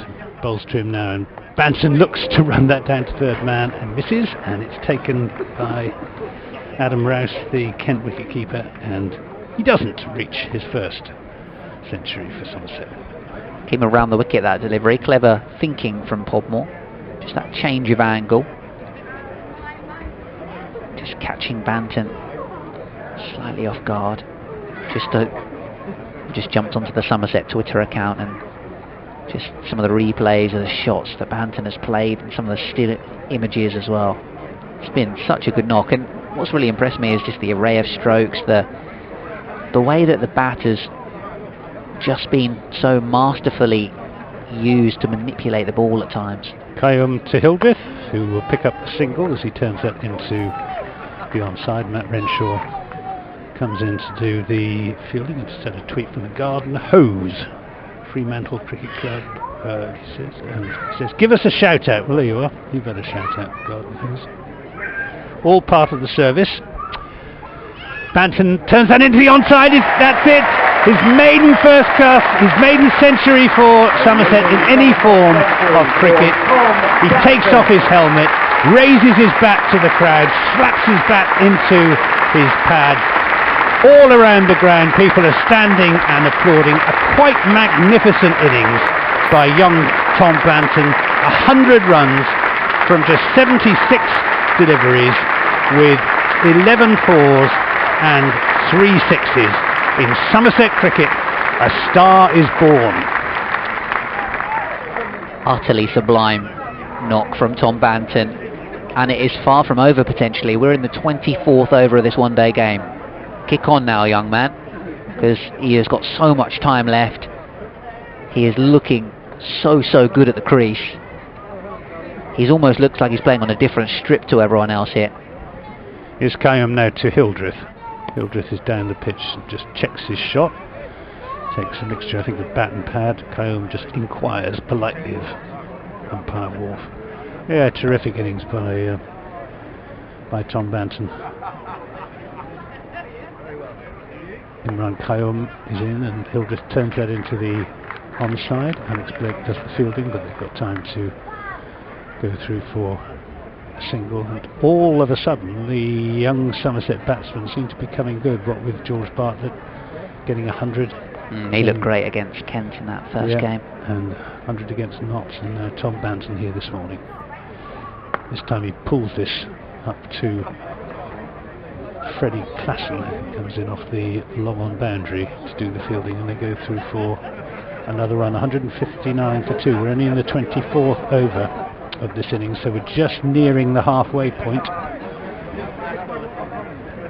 As Kayum is into Hildreth at full toss, which is turned square of the wicket. Should be 2 runs here, and there is 2 runs as Matt Renshaw fails to pick up cleanly. 161 for 2 after 24 overs, so barring disasters, Somerset, you'd have to say, on course for something comfortably over 300.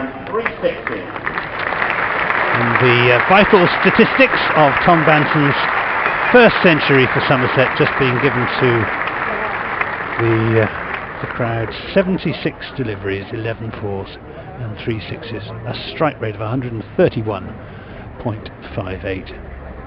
And in all honesty, he's hardly put a foot wrong.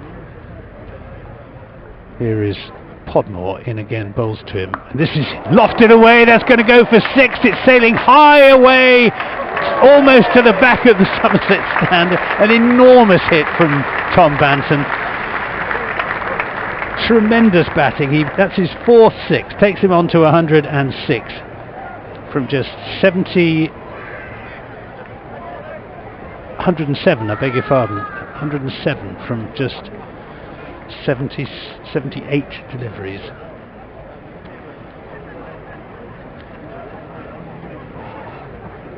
He has just, well, he's dominated two partnerships.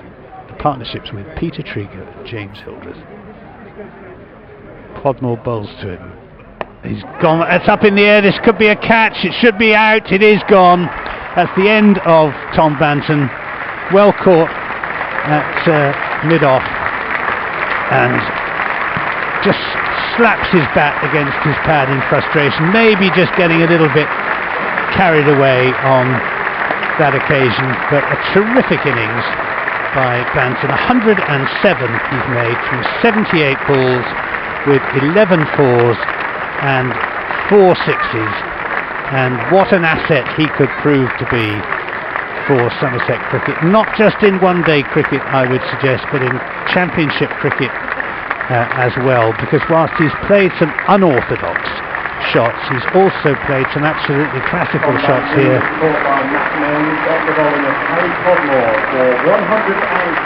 There you go, and all around the ground people are standing and applauding Somerset's newest, youngest hero, and he just gets a pat on the bottom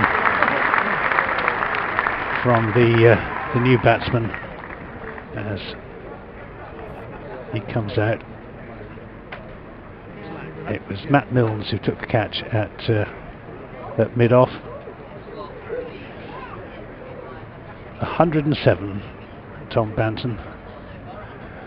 And the new batsman, I think it's Tom Abel, certainly Tom Abel it is indeed. New batsman for Somerset is captain and number 28, Tom Abel. And if you recognise the voice, Somerset listeners may very well recognise the voice on the PA. It's Rob Scanlon doing the PA here today in the absence of the regular PA announcer Mark Tyler, who's not very well, and we wish him a speedy recovery. Mark, if you're listening, at Rob Scanlon, has commentated with me on many Somerset games over the years. So 167 for 3 in the 25th over. Tom Banton just out for 107, a magnificent 107.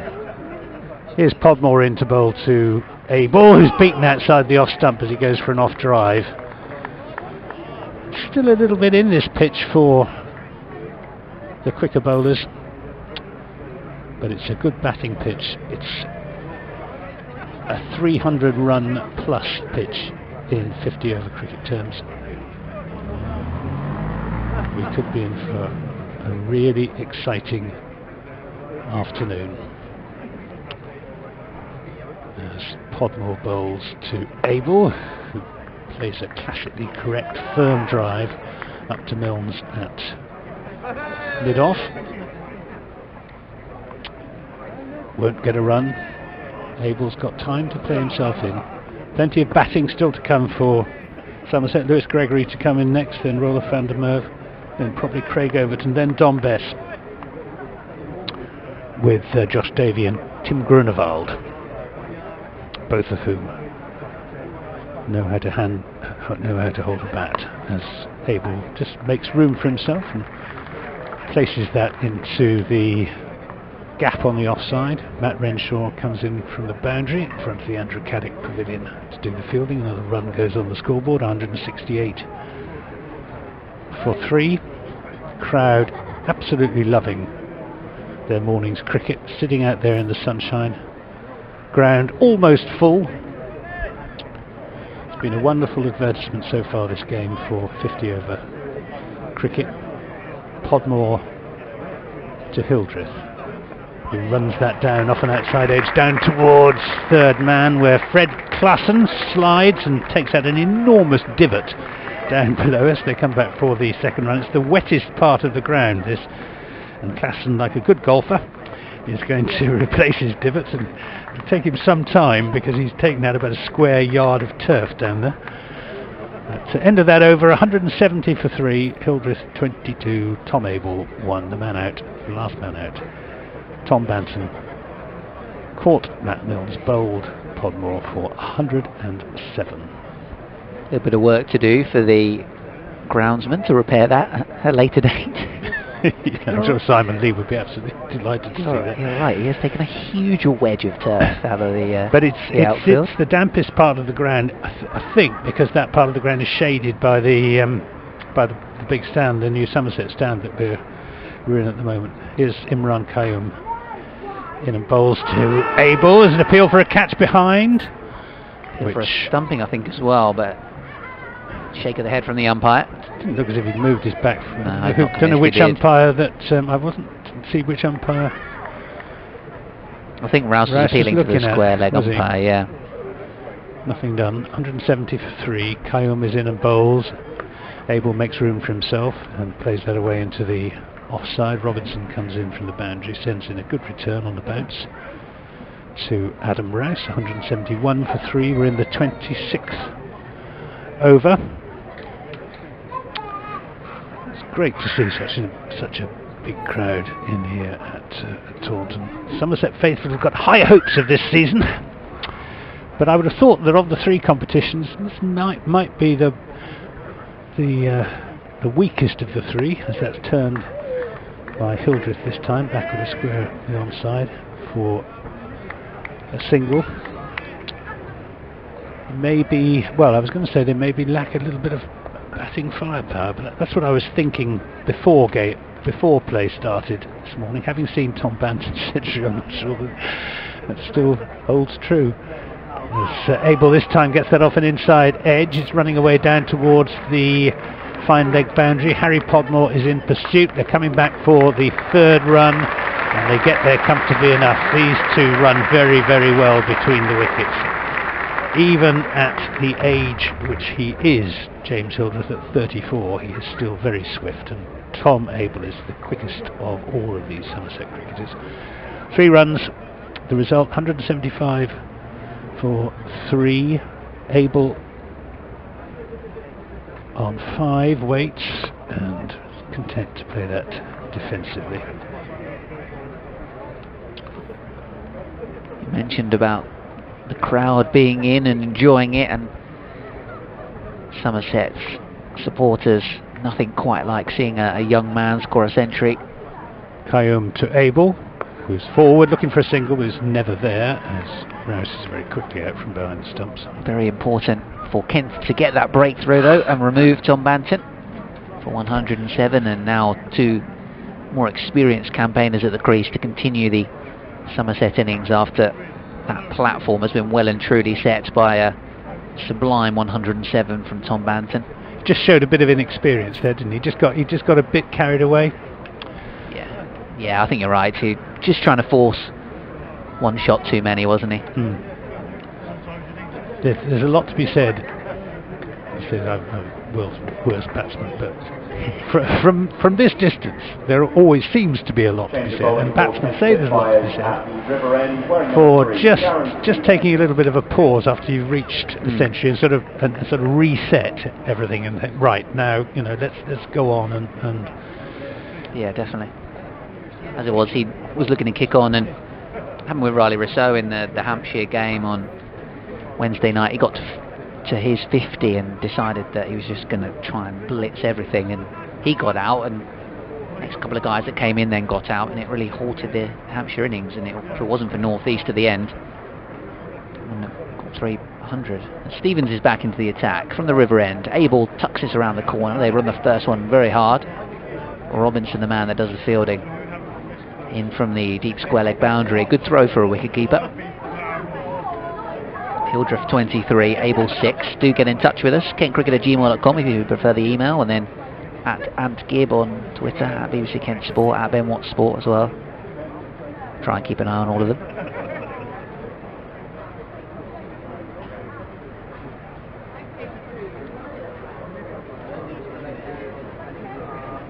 It's like changing the field here for Stevens. He's got fielders out riding the boundary at square leg and mid wicket, and also cover, and assume 3rd man. Yes, comes Stevens again, cut away hard, stopped by Dixon. In fact, didn't quite time that one, Hildreth. Easy enough for Dixon to move away to his left and make the stop. And the 27th over here, Somerset 176 for 3. I think we'll see these two just, you know, look to knock it into the gaps, run between the wickets, rotate the strike, keep the scoreboard ticking over. I don't think we'll see too many big shots, but you never know. Hildreth on strike, and oh, he's hit one straight up in the air. And after Anthony Gibson has said that, he could well be out. It is held. Not the most convincing, but almost swallowed into his chest by Harry Podmore, and Darren Stevens strikes. And there's a big mobbing of Darren Stevens by the Kent supporters, or the Kent fielders rather. Kent supporters will be happy to hear the news, and Somerset 176 for 4.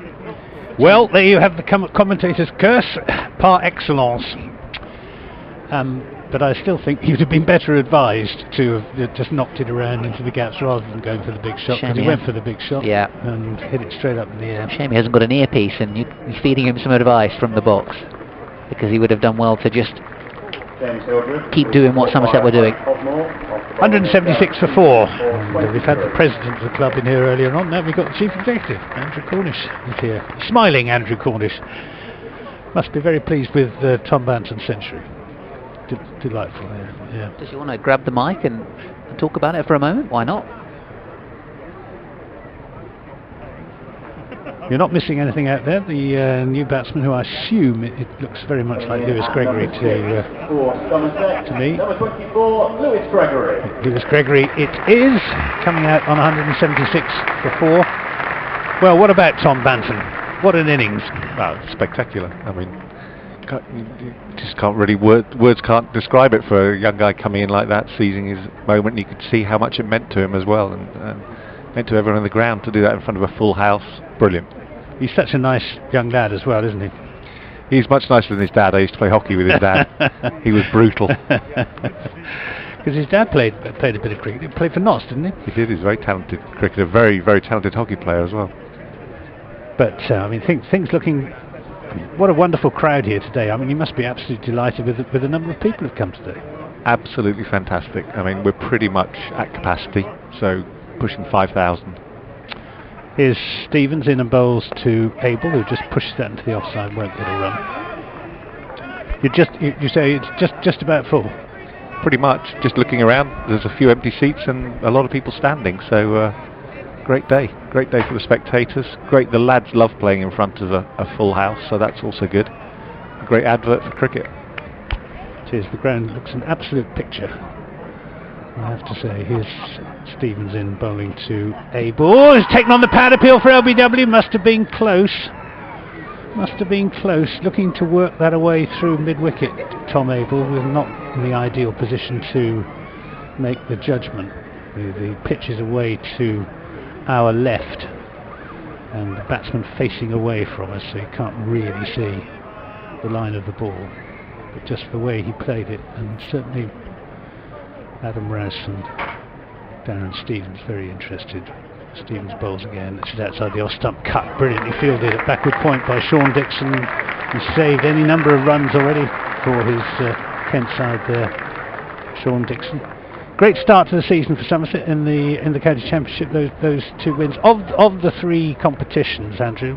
Which is the one that you think Somerset have got the best chance in this season? I'm not qualified to answer that, really.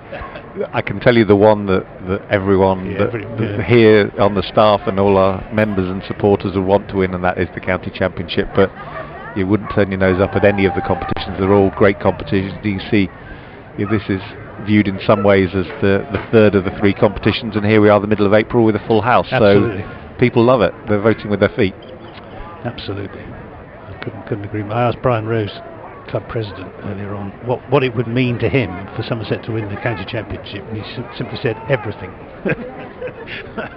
There are a lot of people in Somerset who feel the same way. Is Imran Qayomin, and that's just run up to long on by Tom Abel, and they set off quickly for a single. These two, Lewis Gregory that was, who played that shot and gets him off the mark. In fact, 177 for 4. Lewis had such a terrific season in the T20 last season, and has been a bowler reborn in the county championship. Imran Cole is in and bowls to Abel. Slower delivery, just waits on it, plays it square of the wicket. Robinson comes in to do the fielding, another run. 178 for 4. Have you talked to anyone about the pitch today? What the feeling is? You know, what par might be? No, they're moving around a little bit this morning, but runs are on the board. Kayum is in and bowls, and that's driven nicely by Tom Abel up to by Lewis Gregory up to mid-off, just for a single. 179 for 4. So Somerset cricket in a pretty good place at the moment. Yeah, it's been a very good start, and everyone's performing, and morale's very strong. Dressing room's in a good place. Imran Kayum is in and bowls, and Tom Abel again makes room for himself in that characteristic shot, plays it backward a square on the offside. They'll pick up 2 runs as Robertson has to make quite a lot of ground to his left. I was talking about the floodlights earlier on, Andrew, and from what I gather, there hasn't actually been too much of a hostile reaction from Tauntonian residents. As Kayum bowls, and this time he's hit further backward a square, and he's gone for 4. Diving attempt at a stop by Ollie Robinson out there, but just that extra opening of the face by Tom Abel. Picks up 4 runs. Lovely shot.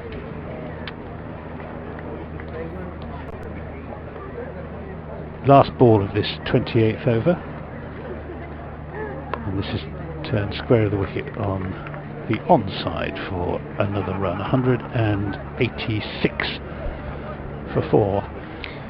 No, so the floodlights, yeah, it has been actually, to be honest, quite surprising how positive the reaction has been. With anything like this, it's not going to please everyone, but the number of people that have really voiced dislike about it have been very few, very few, and a lot more positive feedback than negative. And for those that have been negative, we're trying to address any issues they perceive they have with lighting issues on an individual basis. So we had a public meeting last week, 40 odd people, a lot of them quite supportive and positive, and no one particularly negative. So yeah, it seems good, and it's really good for Taunton, to be honest.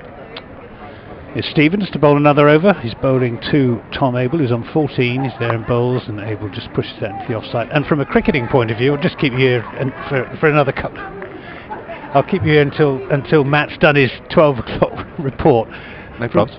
From a cricketing point of view, they've already shown their value during the Kent match, when they were on for quite long periods, when without the floodlights we wouldn't have been playing. Stevens is in and bowls, and this is a single into the offside as Dixon picks up and shies at stumps at the far end, but misses, and Abel would have been home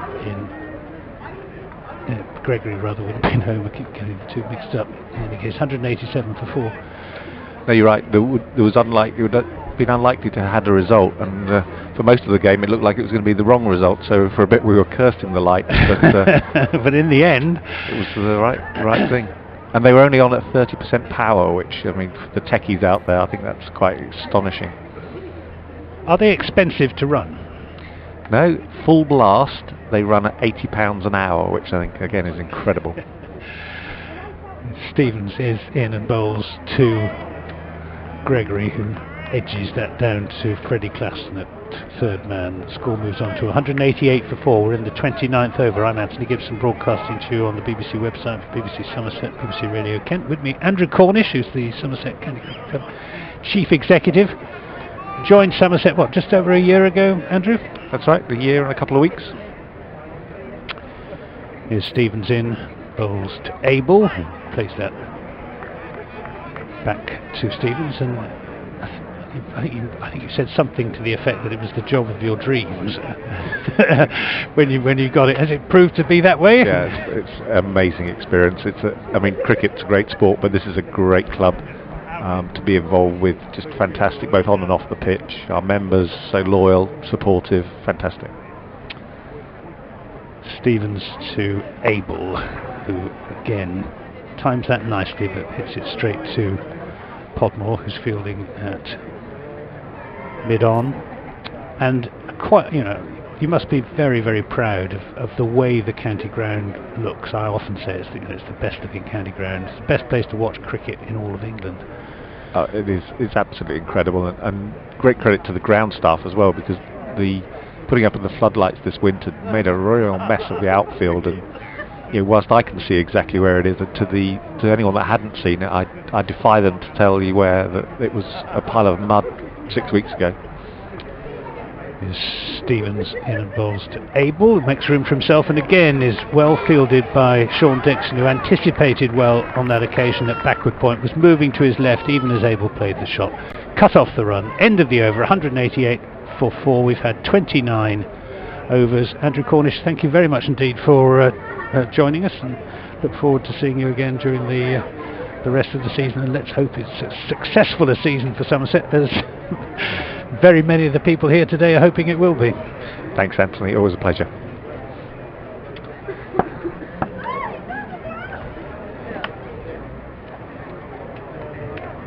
That's Andrew Cornish, the Chief Executive of Somerset, a very happy Chief Executive, I think it would be fair to say. As Imran Combe is in and bowls, and Gregory makes room for himself but can't beat Podmore, who's fielding at backward point. This is the 30th over, 188 for 4, Somerset. Combe bowls, Gregory is down the pitch swinging hard at that, but can't get it past Alex Blake, who's at mid-on.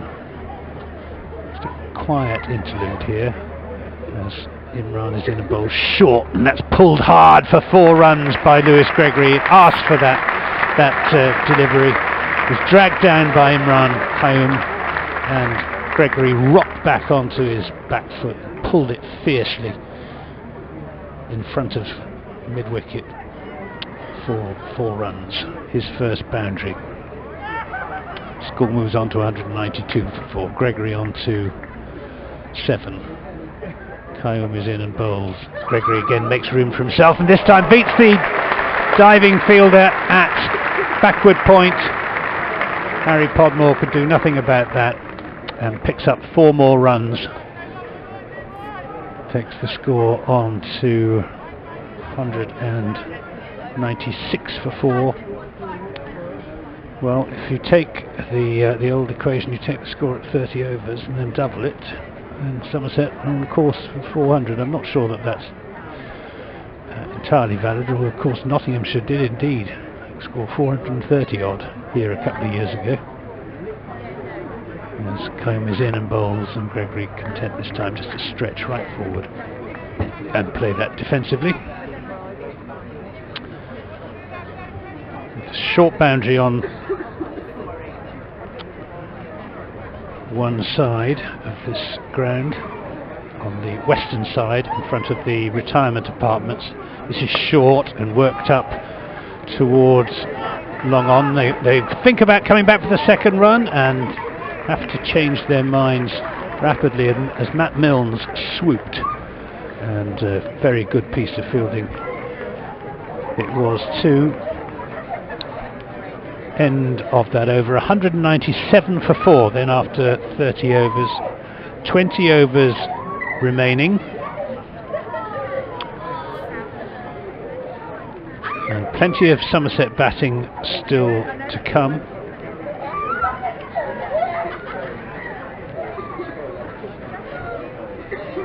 Gregory on 12, Abel on 15. Somerset have lost Azhar Ali for 3, Pete Trigo for 22, James Hildreth for 28, and Tom Banton for 105, with 12 fours and 3 sixes.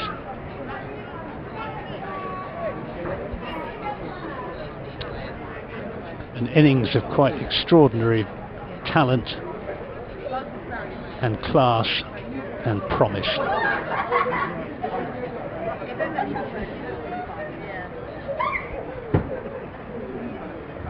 Stevens bowls from the river end, and that's deliberately edged down to the third man boundary by Lewis Gregory for 4 runs.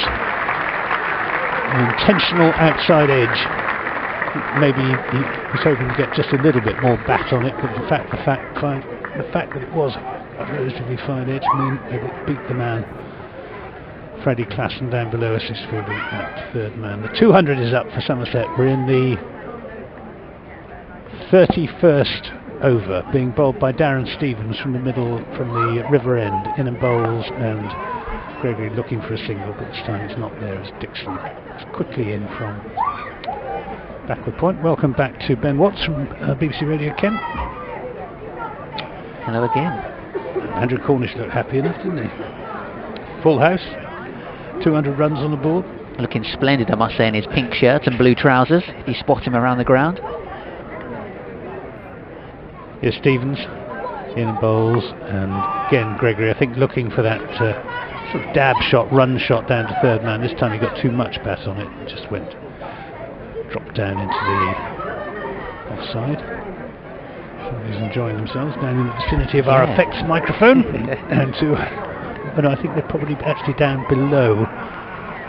The effects microphone is balanced on one of the balconies here as Stevens is in and bowls, and again Gregory's looking for a signal, and again it's not there. So it picks up conversations from people standing next to it, and also people having conversations or entertaining their children on the level below. There isn't much we can do about it, I'm afraid, other than turn it down. And then you would miss the atmosphere, and there's loads of atmosphere at the county ground here today. Lovely sunshine, capacity crowd, loads of runs. Darren Stevens in and bowls to Gregory, who can't get any sort of purchase into his shot on that. He's tucked up by Darren Stevens, and of course that terrific century by the new young hope of Somerset cricket, Tom Banton. Sometimes they talk about doubling a score in one-day cricket from the 30th over, so well, that would be something if Somerset can achieve that. Well, Notts did make over 400 here. It was 2 years ago in the quarter-final of this competition. Got 430 odd, and Somerset got, well, one stage Somerset looked as if they might chase them down. The thing is, Kent haven't bowled that badly at all, really. No, they haven't. Stevenson and bowls to Gregory. His appeal for LBW. Stevens went up for it. Rouse didn't, did he? Maybe I don't know quite what was. We're not in a good position to express opinions on LBW shouts, because we're nothing like in line, and particularly when the bowling's from the far end and the batsman is facing away from us. You can't really see the line of the ball and where it's hit him, whether there's any pad involved. But certainly there's a big appeal from Darren Stevens. Darren Stevens is not happy. He's stomped off after taking his jumper and cap off the umpire. He was down on one knee appealing for quite a while as well. Fair to say he's not overly amused by that decision, but Adam Rouse, who was wicketkeeper, was behind the stumps. Whether he's got so much other stuff going on through his head because he's captain today and was chasing the ball as well, I don't know, but he didn't appeal for it until Stevens did. Anyway, the batsman survives. It's the end of the over, 31st, 201 for 4, 16 to Gregory and 15 to Abel. We're having a bowling change at the Somerset pavilion end. Freddie Klassen coming back into the attack. He has bowled prior to this, 5 overs, 1 for 31. Got the wicket of Azhar Ali early on in the piece. Come around the wicket then, Freddie Klassen.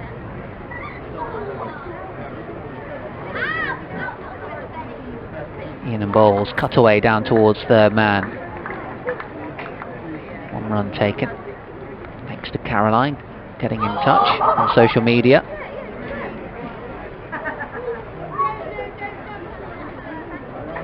Currently Somerset up 202 for 4.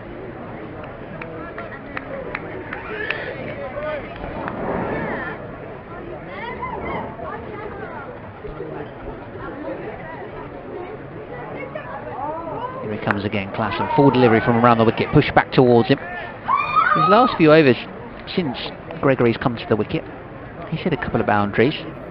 Abel there on 16 though. Since Banton's departed, Kent have managed to stem the flow of runs a little bit. They have, but I think these two are just sort of gathering themselves for the final onslaught. Here he comes again for Klassen, pushed away out towards the offside, straight to the fielder at point. Tom Abel, I mean, he's a much more of a sort of classical stroke maker. Very quick between the wickets, looking to accumulate. Lewis Gregory, on the other hand, can hit a very long ball. He played some absolutely brutal innings in the T20 last season. He's on strike, drives and gets 4. Alex Blake can't cut it off. Diving away to his left extra cover. Wasn't too full from Klassen, maybe just slightly over pitched. Gregory jumped on the length as soon as he saw it though. He's having a glorious summer with the red ball. He's bowling as well, Lewis Gregory. Is, absolutely. Well, we'll come back to that in a moment. Very capable one-day batsman. Saw that in the T20 game at Canterbury last year. This is a short ball, a bumper from Klassen, which is attempted pull stroke from Gregory. Goes through to the keeper. Kent got a big score in the T20 last summer, and then Gregory almost steered Somerset to victory from memory. That's right, he got 44 from 15 deliveries with 4 4s and 2 6s. Just remember it being a After ridiculous Kent had made 231, Somerset finishing just 5 runs short. Somerset were nowhere when Gregory came in, as this one's back of a length and he pushes it back down the pitch to Klassen, the bowler. End of the over, 32 gone in this Somerset innings after being invited to bat first by Kent here at Taunton on BBC Radio Bristol, BBC Somerset, BBC Radio Kent DAB, BBC Sport Online. Somerset 206 for 4, 20 for Gregory, 16 for Tom Abel. Yeah, when Gregory came in, Somerset were 162 for 5 in 16.5 overs. So they needed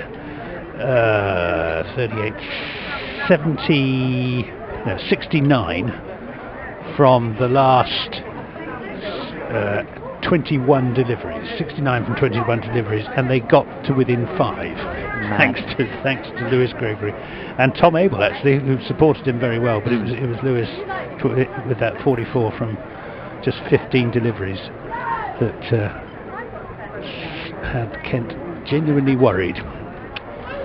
Darren Stevens to bowl another over from the River End. He's in and bowls, and it's driven straight back at him by Tom Abel. He fields himself, and maybe just having a little word there with Tom Abel. I'm sure he won't get anything. With every extra delivery that gets bowled, just strengthens the argument that Tom Banton was batting on some sort of a different pitch in some parallel universe out there today. He just has batted like nobody else has been able to. Stevens bowls to Abel. This time he gets it wide of Sean Dixon at backward point, but Klassen is there providing the cover, and it's just a single. 207 for 4. Abel on to 17. So has he been out there? Tom Abel for 21-ish deliveries, something like that. Computer score is just slightly behind the actual progress of the game. Stevens comes trotting in. There bowls, and Gregory again is looking for that run down towards third man. He keeps getting it just too square, hitting it more or less straight to backward point, and no chance of a run there. Lewis Gregory will, I think, fairly soon feel that it's time to go. Darren Stevens bowling up a storm here. It's midway through his 7th over, a couple of wickets, only gone for 26 runs.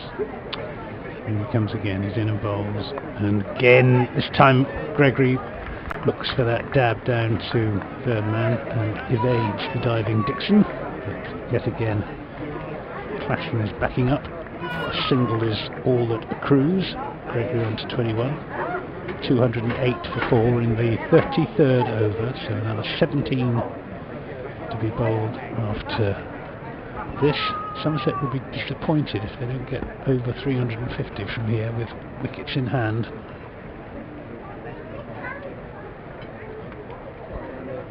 Changing the field, man up inside the ring from fine leg. Long on goes back. Stevens in and bowls, and that's driven by Abel. Beats the man, beats Alex Blake, who's short mid-wicket, but again it's just a single. Of course, the last 10 overs, the fielding side can have an extra man out, so it's not necessarily a reasonable assumption that the scoring rate will increase in the final 10 overs. Very often in this form of the game, sometimes it doesn't increase at all, and sometimes actually it declines, especially if wickets start falling.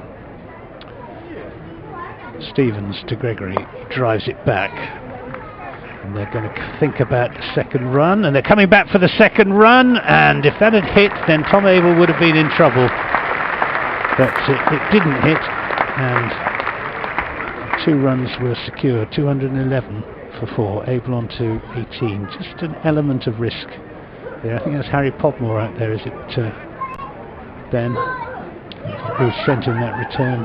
Yeah, it was, yeah, you're right. It was just a couple of feet wide of the stumps, but he did have all 3 to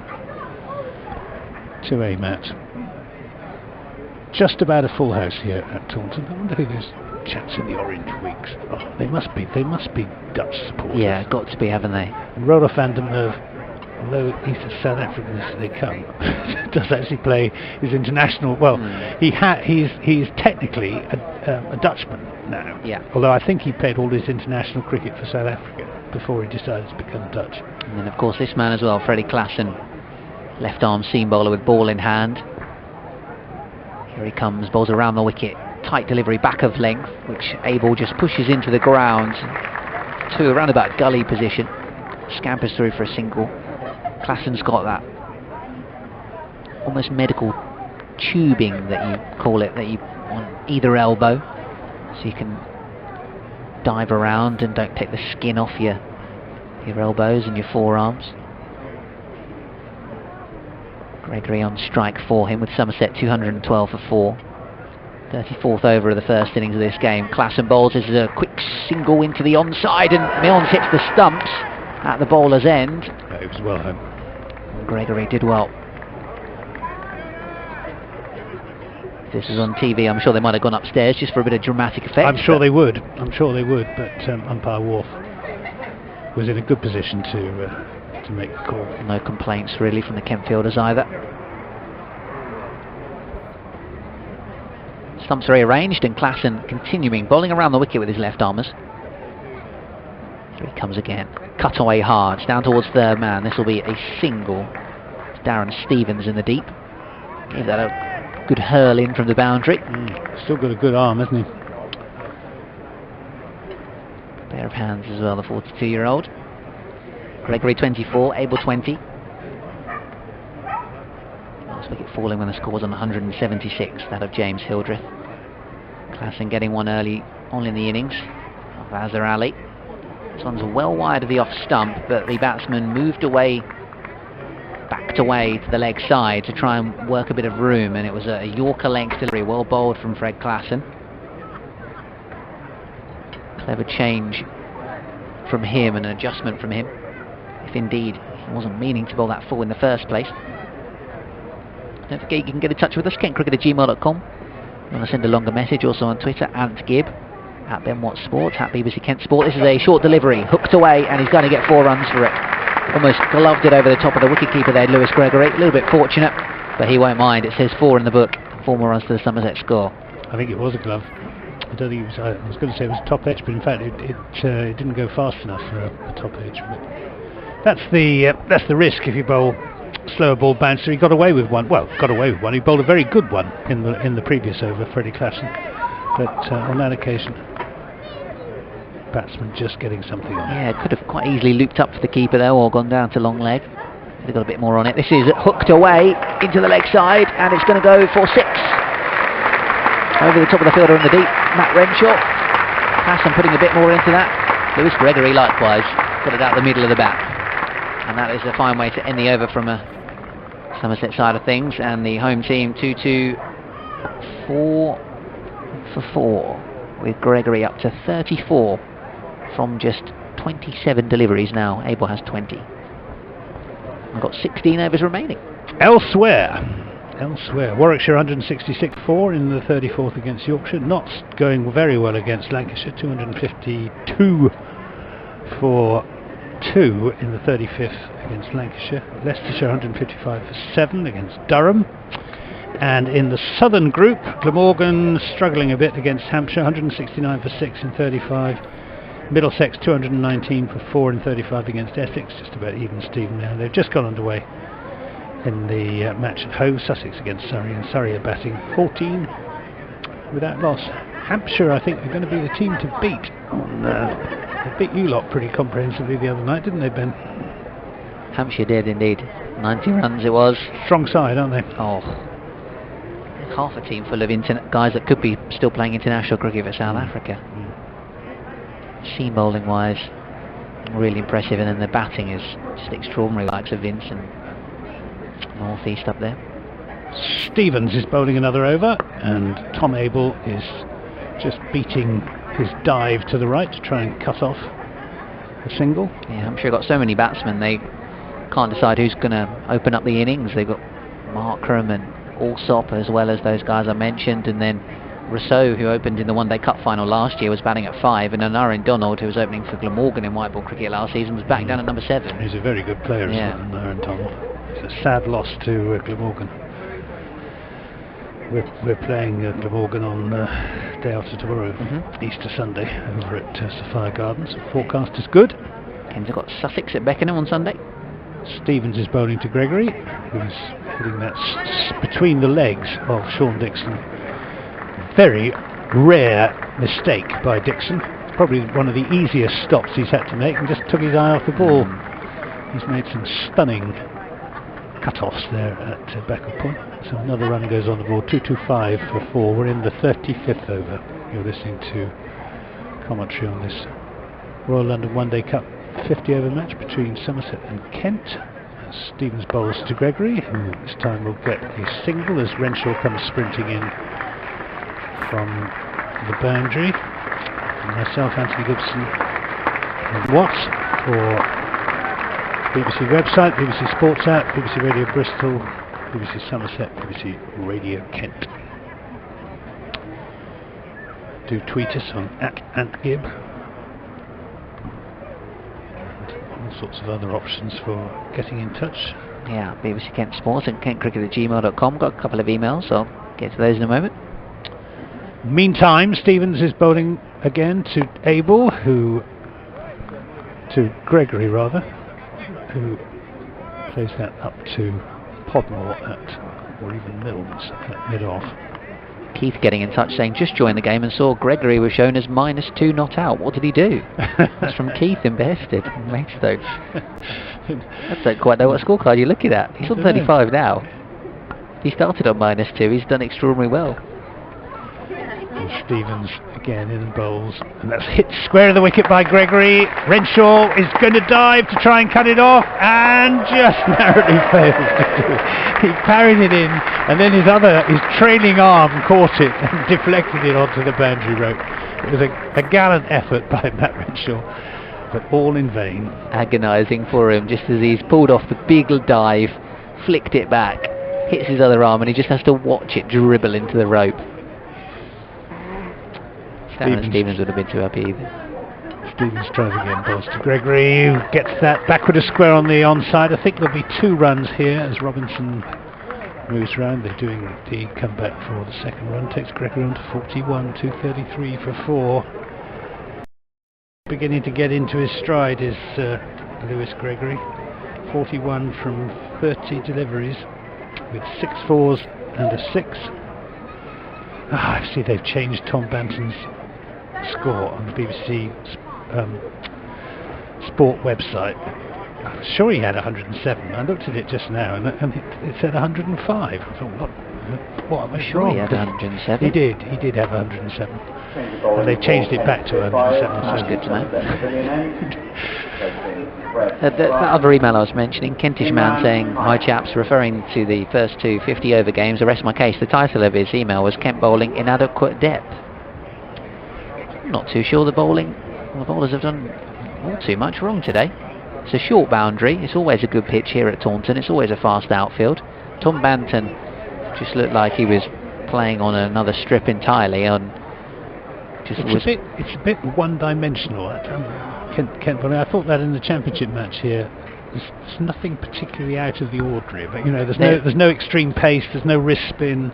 Yeah, they're missing that real attack leader, that Matt Henry type overseas player that they had last season, who was so key in them getting to the Lord's final. Here's Kyum bowls, and Abel stretches and plays that backward a square, evades the diving Dixon. 4 runs to Tom Abel. It's not the most elegant shot he's ever played in his cricket career. His bat was a long way from his body. He was giving himself room by putting his feet well outside leg stump. He got enough bat on it. 237 for 4. Kyum bowls to Abel, who's going to pick up a single this time as he works it into the onside, and Kyum does the fielding of his own bowling. 238 for 4. Abel on 27, Gregory on 41. These two came together when Hildreth was out, and the score was 176, so they've added 62 together. They are just lacking a death bowler. Apart from classing who bowled well in the first game, do you just wonder who will do that role in this one? Kyum is in and bowls to Gregory, who content to play a defensive shot on this occasion. Matt Mills was a bit expensive in the Hampshire game, bowled too many full tosses, couldn't quite land his Yorker. And Mitch Claydon doesn't play. Mitch Claydon's injured at the moment. Yeah, he's injured. Kyum is in and bowls, and Gregory is taken on the pad as he stretches forwards. Half-hearted appeal from Adam Rouse behind the stumps, nothing from Imran Kyum. But it'll be a very different Kent side when you've got all of your absentees back. When you've got Denley and Billings and Coon and Bell-Drummond. Yeah, very much so.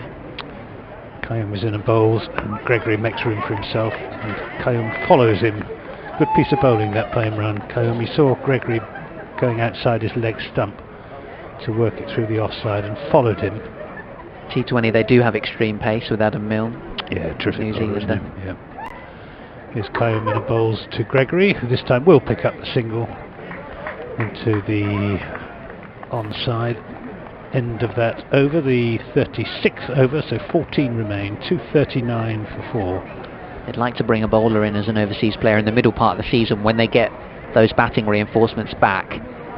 When Renshaw's doing his Australia stuff and looking to, well, that was the latest a couple of weeks ago, they were looking at an option in terms of an overseas seam bowler potentially for that middle period in the championship. The trouble with overseas seam bowlers is they come with all sorts of strings attached, don't they? About how many overs they can bowl and whether they can bowl flat out.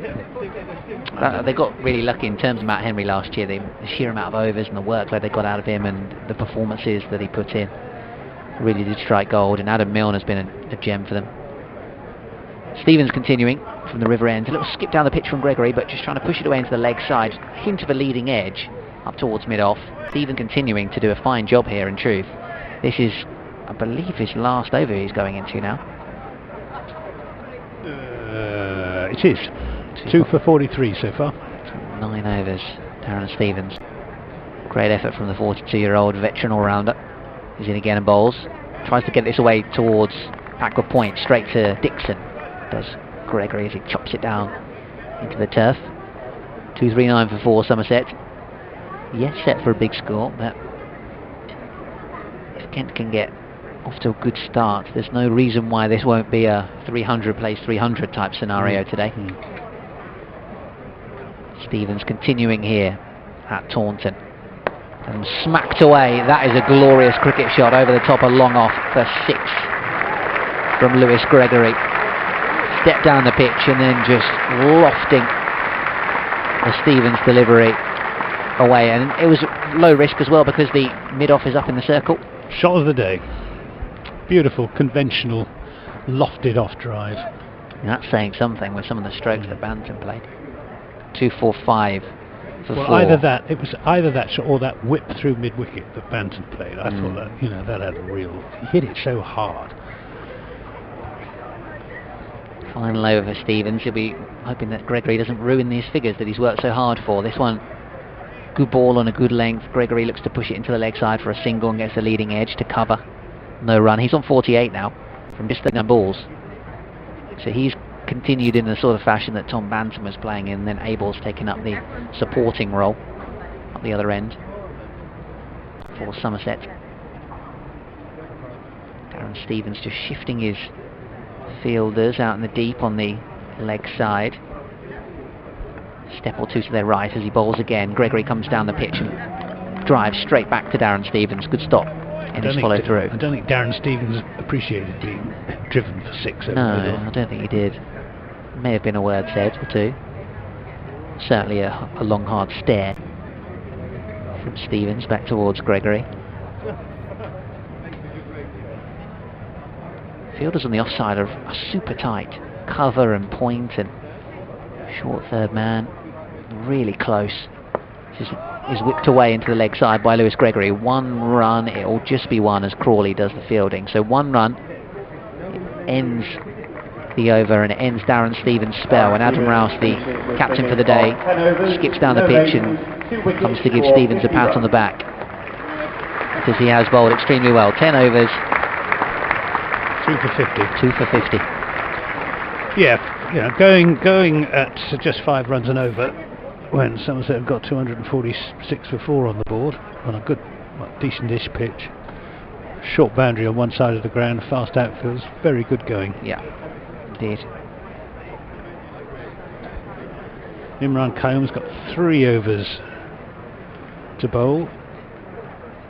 He's gone for 51 so far. Yeah, so I've got more on Klassen. He's bowling to Gregory, who's down the pitch. Plays it up to long on, and that is Lewis Gregory's 50. And he's got there without breaking sweat, almost.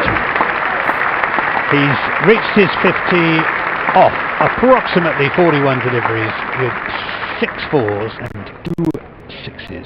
Yeah, 42 balls for Gregory. 42. Changing the field for Kayum for Abel. Crawley's being shifted. 247 for 4 in the 38th, being bowled by Imran Kayum to Tom Abel, who works their way into the onside of a thickish inside edge. They're thinking about a second run. It's not there. Milnes is the fielder. It's a good fielder he is. Matt Milnes, just a single, 248 for 4. Leaving himself some options, Adam Rouse, the wicketkeeper, in terms of his death bowlers. Still 4 overs left for Milnes, and 3 for Bodmore, and 3 for Klassen. Kayum in bowls to Gregory, who again is looking for a second run, and again it won't be there as Matt Milnes athletically fields. The 2 boundary riders on the onside. Matt Renshaw's now at deep backward square leg rather than deep mid wicket, and Matt Milnes about 15 yards in from the boundary. This time that's driven straight to short mid-off, or short extra cover by Tom Abel, where Alex Blake takes a comfortable catch, and that is the end of Tom Abel. He absolutely middled that, did Tom Abel, but didn't keep it down, hit it straight to the fielder, hit it straight to one of the best fielders in a good Kent fielding side, and that is the 5th Somerset wicket to go down. Tom Abel caught Blake, bowled Kayum for 28. 249 for 5. Tom Abel was caught by Alex. Picked him out, didn't he? Hit hard, but straight at that man. Alex Blake, as Anthony Gibson points out, is one of the best fielders in this Kent white ball team. A straightforward catch from his point of view, and a wicket for Imran Kayum. And that'll bring roll off, I think. Roll on, roll off. 52, roll off, Van der Merwe. The Dutch supporting contingent, seemingly, with the orange wigs on in the stand away to our left. Are we pleased? They don't look particularly animated, though, do they? They're not sort of jumping up and down. And maybe it's just fancy dress, as opposed to have made a pilgrimage from the Netherlands to come watch Klassen and Van der Merwe. He likes playing against Kent as Roloff Van der Merwe. The last time Somerset beat Kent in a 20-over match was... How long ago was this? 6 years ago. At Tunbridge Wells, and he scored, he got about 89 not out. He did, didn't he? Yeah, won the match for Somerset. But, Kent's had a bit of a hoodoo over Somerset in white ball cricket in recent times. Terrible. Today could be the day that T20 ends. more than 50 over. Yeah, there have been some good wins in that match. 2015 was it? Yeah. Kent got loads, and then Somerset got loads. Billings got a big 100. Yeah, got those sort of guys, Billings, Northeast. Northeast got some runs up there. Bell Drummond, all not playing, of course, in this one. Obviously, Northeast gone to Hampshire, but Bell Drummond has been Somerset's nemesis yeah. on so many occasions. I was here for that T20 game when Chris Gale got 150. Oh yeah, and we lost. Still won. Which is short and pulled up to long on by Roloff van der Merwe for his first run. 2:49 for 5. We're in the 38th over. Oh, it must be the 250. The crowd are ahead. Or perhaps they're not ahead. No. I think the crowd are just being a bit premature. Scoreboard staying on 2:49 for 5. But I think it is 250. Agreed. That one's not far away from cannoning into the stumps. End of the over. A successful over for Imran Qayyum. He picked the wicket of Tom Abel, caught it short extra cover by Alex Blake for 28, and the scoreboard duly does eventually click over to 250 for 5. 12 overs remain for Somerset to add to what is already a useful target. So if they could go at should we say 8 runs and over from here on, that'd be 96. They must be sort of targeting something around 350, Ben. Yeah, I would say so. But for Kent, if Kent can pick up a couple of wickets, there's nothing, I'm always saying this is one-day cricket, nothing saps momentum like wickets. Yeah.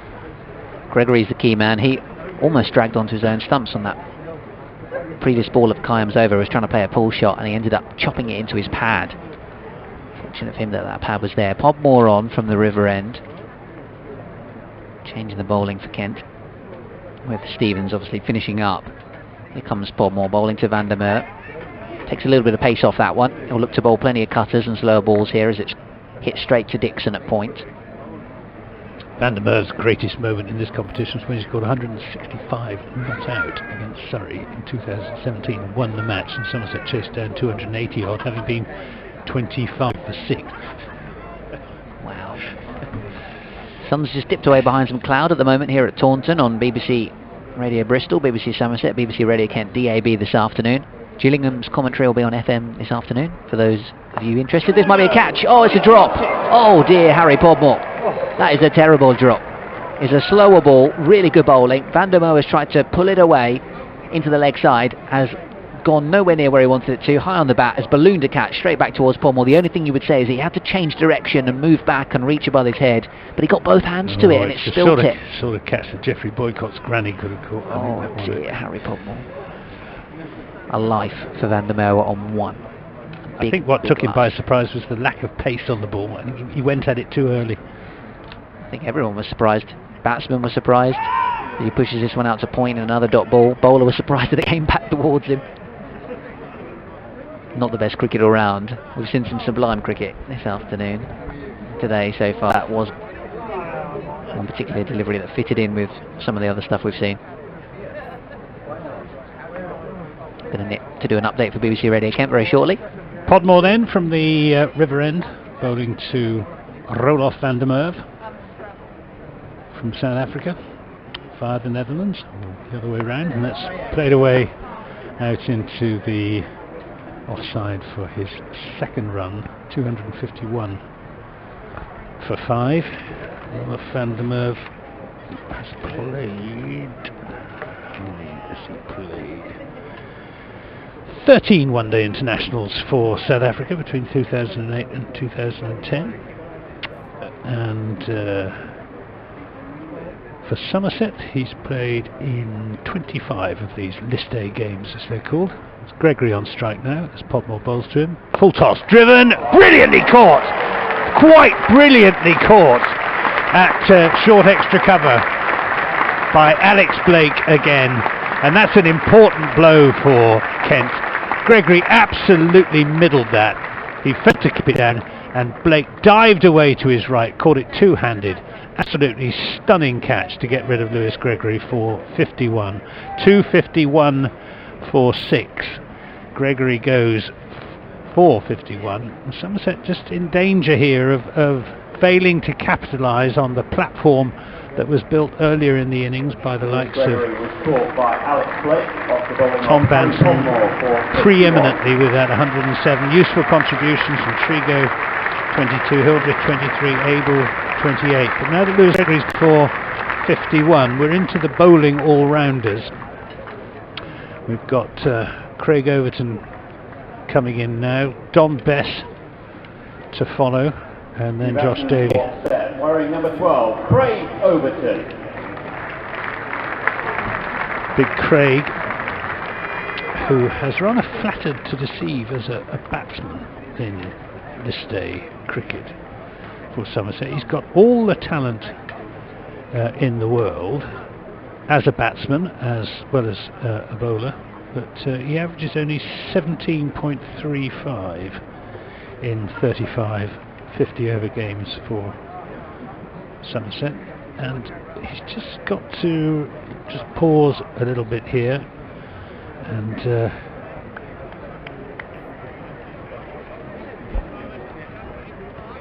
just make sure he doesn't give it away quickly. Somerset can ill afford to lose another wicket at this stage, having just lost Tom Abel and Lewis Gregory in the space of 2 overs. There's Podmore in and bowls to Overton, who plays a solid defensive looking shot, just picked up by Alex Blake at short extra cover, brings that over to an end. 2:51 for 6 with 11 overs remaining.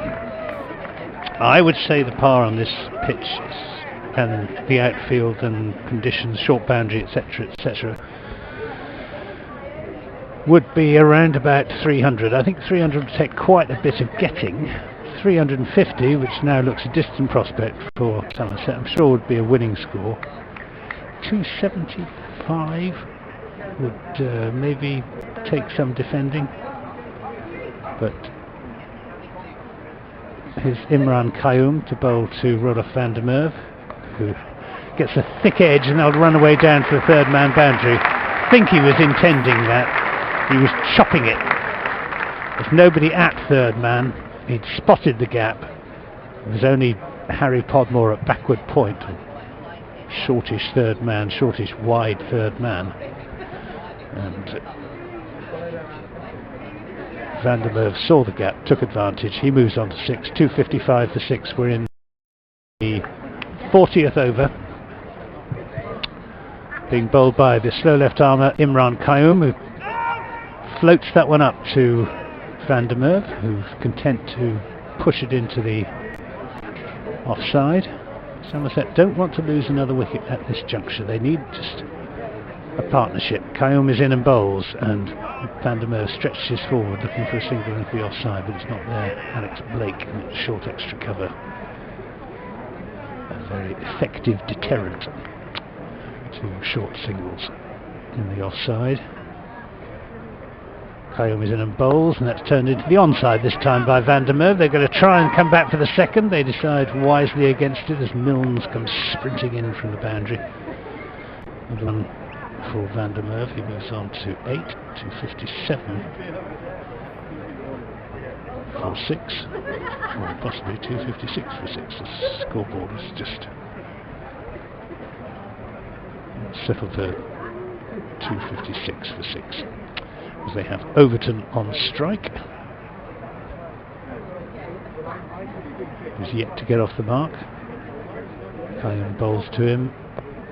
He's taken on the pad as he looks to shovel that into the onside, rehearses slightly more elegant looking onside shot. Crowd quiet at the moment after all the Banton fireworks earlier on.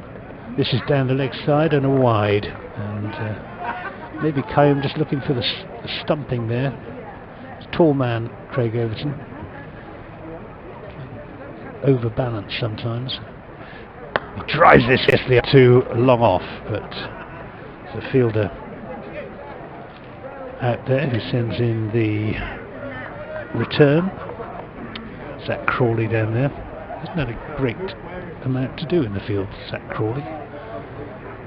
He did his work efficiently enough on that occasion. End of the over, 2:58 for 6, and it's the 40th over just been completed, so an extra man can go out.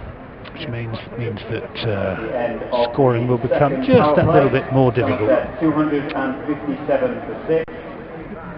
Final 10 overs, no more than 5 fielders are permitted outside the 30-yard circle. Here we are. There's Rob Scanlon giving the details. In fact, the scoreboard has just clicked back to 256 for 6.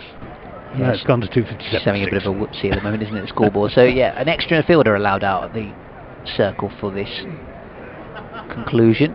Kayum goes back at fine leg. Podmore continues. Short ball or slower ball and pulled away, pivoting and thundering into the advertising hoarding. That was a good shot because he didn't try and go after it too hard. It, as you said, Ben, it was a slower ball and he waited for it and just really helped it on its way. Yeah, it was well played by Overton, despite the fact that the fielder had gone back to cover that stroke potentially. Long leg, deep square, long on, third man and deep cover the men outside of the circle. As Podmore is bowling to Overton again, he guides this one straight to point. Sean Dixon with a stop. There's also cover mid-wicket and mid-off for Harry Podmore. And this is the part of the innings where Kent, who have bowled pretty well in truth, it might not seem like that with Somerset scoring 262 for 6, but this is a good pitch. Banton batted extremely well, Lewis Gregory likewise. Kent have bowled pretty well here, but they struggled at the death against Hampshire last time around in a defeat at home at Canterbury. Podmore bowls, this one guided down towards third man. We're not quite at the death stage, if you like, of the back end of the innings when batsmen just throw everything at the bowlers and you need to really hit your Yorkers. But it's going to be the likes of Klassen and Milnes and Podmore are going to have to bowl these overs with the fact that usual bowlers at this time of an innings for Kent, Mitch Claydon and Callum Haggett, both out with injuries, Grant Stewart likewise. No overseas fast bowler like Matt Henry in this competition last year as well. Matt Renshaw bolstering the batting and with all the batsmen missing as well. Good job too. This one's driven gloriously for 4 by Van der Merwe. Alex Blake couldn't stop that. Slightly over pitch from Podmore. Just got to be careful that the slower balls, the cutters, the variation don't become a little bit too predictable. Yeah, I mean they've got to make the Somerset batsmen make the pace here, Kent. You know, to go after their shots, the balls that they really shouldn't go after, because it's just difficult at this stage for the batsmen. Because all right, they've got 260 on the board, but they don't want to lose another wicket now. You know, they want to be in a position really to go for broke in the last 5 overs, which means that just for the moment these two have just got to temper their enthusiasm. Yeah, this will be going to be key to the acceleration. Looks to drive square of the wicket, goes down towards third man. Klassen the fielder there. Around the first one hard, but it will just be 1. Podmore will still be thinking in the back of his mind about that drop catch when Van der Merwe had just 1. If he goes on to get a score here, catch he really should have taken. Over his head. Yes, he certainly should. Both hands to it. Whereas Alex Blake had no right to take that catch that he got Lewis Gregory with. How glad that was. It was hit like a tracer bullet. And he was only, 15, 20 yards from the bat? He's so close, isn't he, Blake? Extra cover. Podmore's going to come around the wicket to the right-handed Overton, so a change of angle. Cuts this away, out towards the boundary on the offside. Should be cut off. That Milnes will keep it to 2. Didn't quite fully get hold of it, perhaps, Overton. Toe end of the bat. 270 for 6 at the end of the 41st over Somerset here on BBC Radio Kent DAB, BBC Radio Bristol, BBC Somerset, BBC Sport Online via the app. Anthony Gibson and Ben Watts. Good over there, I think 12 runs off from it. The Overton boundary, the Van der Merwe boundary. 2 singles and a 2.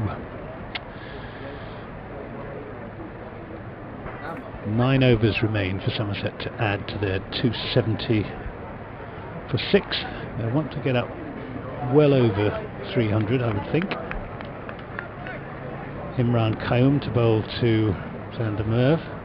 Tosses this one up and Van der Merwe pushes it into a gap on the offside, sets off straight away for singles. Not going hard for his shots at the moment, Robert Van der Merwe.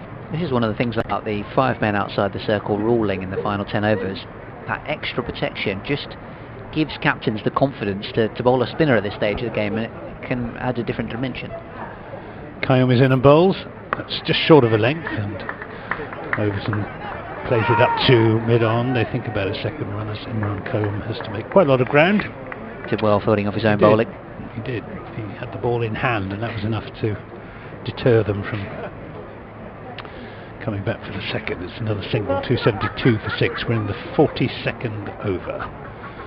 Somerset put in here this morning the highlight of their innings, unquestionably 107, a maiden century for Somerset from young Tom Banton. This is turned into the onside by Van der Merwe, and again content just to pick up the single, 273 for 6. The other contributors, Trigo 22, Hildreth 23, Abel 28, and Lewis Gregory 51 from 45 deliveries with 6 fours and 2 sixes, one of which was an extraordinarily handsome blow. A classical lofted drive over long off. Here's Kayum to Gregory, who lost this one away down below us, and that's going to go for 6 into about the second tier of the Somerset Pavilion down below us. That was a fine blow from Craig Overton. Advanced down the pitch, full swing of the bat. Doesn't matter how extra man you're allowed outside the circle, nobody's fielding that one. 279 for 6, Overton on 215. We're in the 42nd over. Imran Kayum in his last over bowls to Gregory, who drives this down the ground to long on, all along the ground on this occasion. Freddie Klassen does the fielding down below us in his elasticated, what do we call them, Ben? Those like sort of almost like bandages, I think they're aren't called, they? What do they call them? Like Tubes. Tubing bandage, yeah. Yes, elastic tubing to protect his elbows. 280 for 6. One ball remaining in this 42nd over. Kayum bowls it now to Van der Merwe, who's looking for a single that isn't there.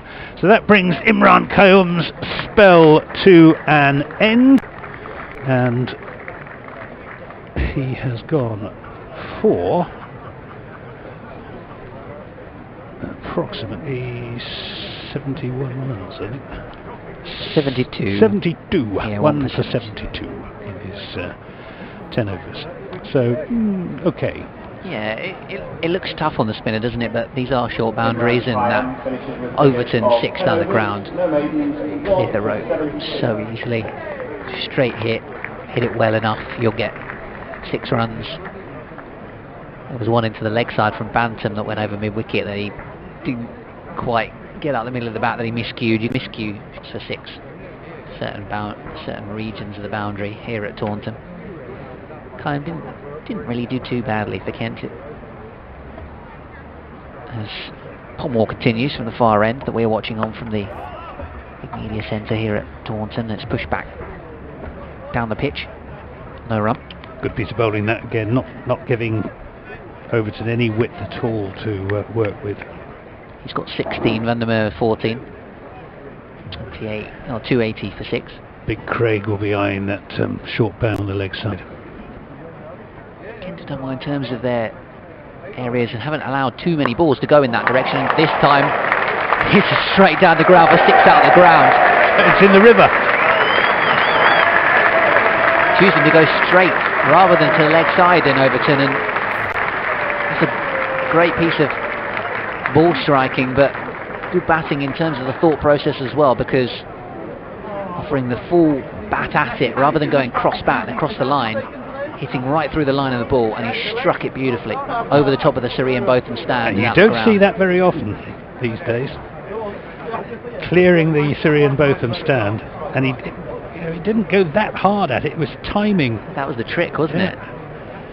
Timing, and of course his natural power. Huge shoulders, strong young men. The Overton twins. It's his birthday coming up next week. He will be, when's the 24th? It's Wednesday, when Somerset are playing Sussex down at Hove. Overton and Jamie and Craig Overton's birthday will be 24, the twins. I don't think I I've seen them both on numerous occasions and still probably don't know who I think's the better cricketer. They're very similar at what they do, aren't they? Bowling all-rounders. As Palmer bowls to Craig Overton, pushed away into the covers.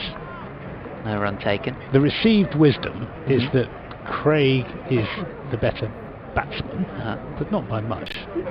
And Jamie, the more explosive bowler. He's got that extra couple of yards of pace. But there isn't. And then it's Craig who's played Test cricket? It is Craig, yeah, who's played Test cricket for England. But a lot of people think that Jamie may play Test cricket for England just because of his sheer pace. Here comes Palmer. This is pulled away into the onside, and one bounce into the arms of Crawley at deep mid-wicket. He went for the pull shot but didn't quite get hold of it.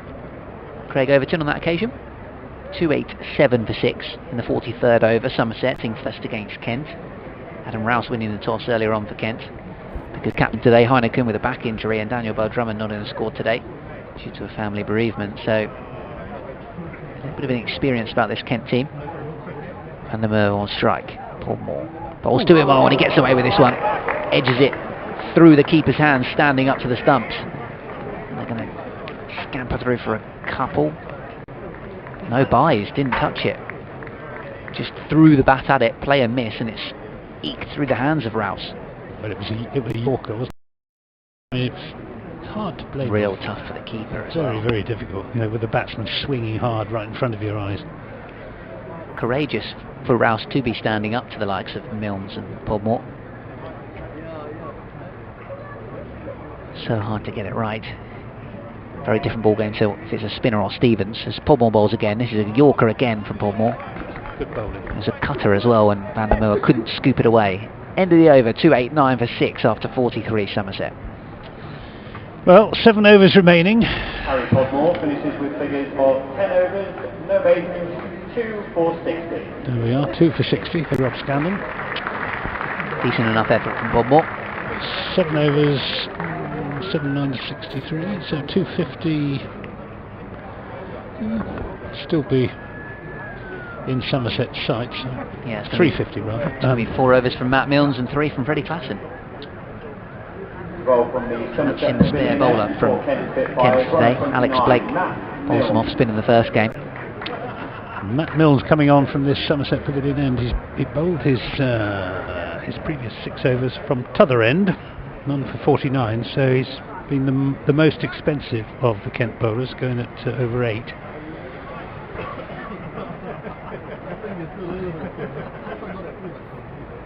He's going to be bowling to the tall figure of Craig Overton with the field well spread. 5 men out.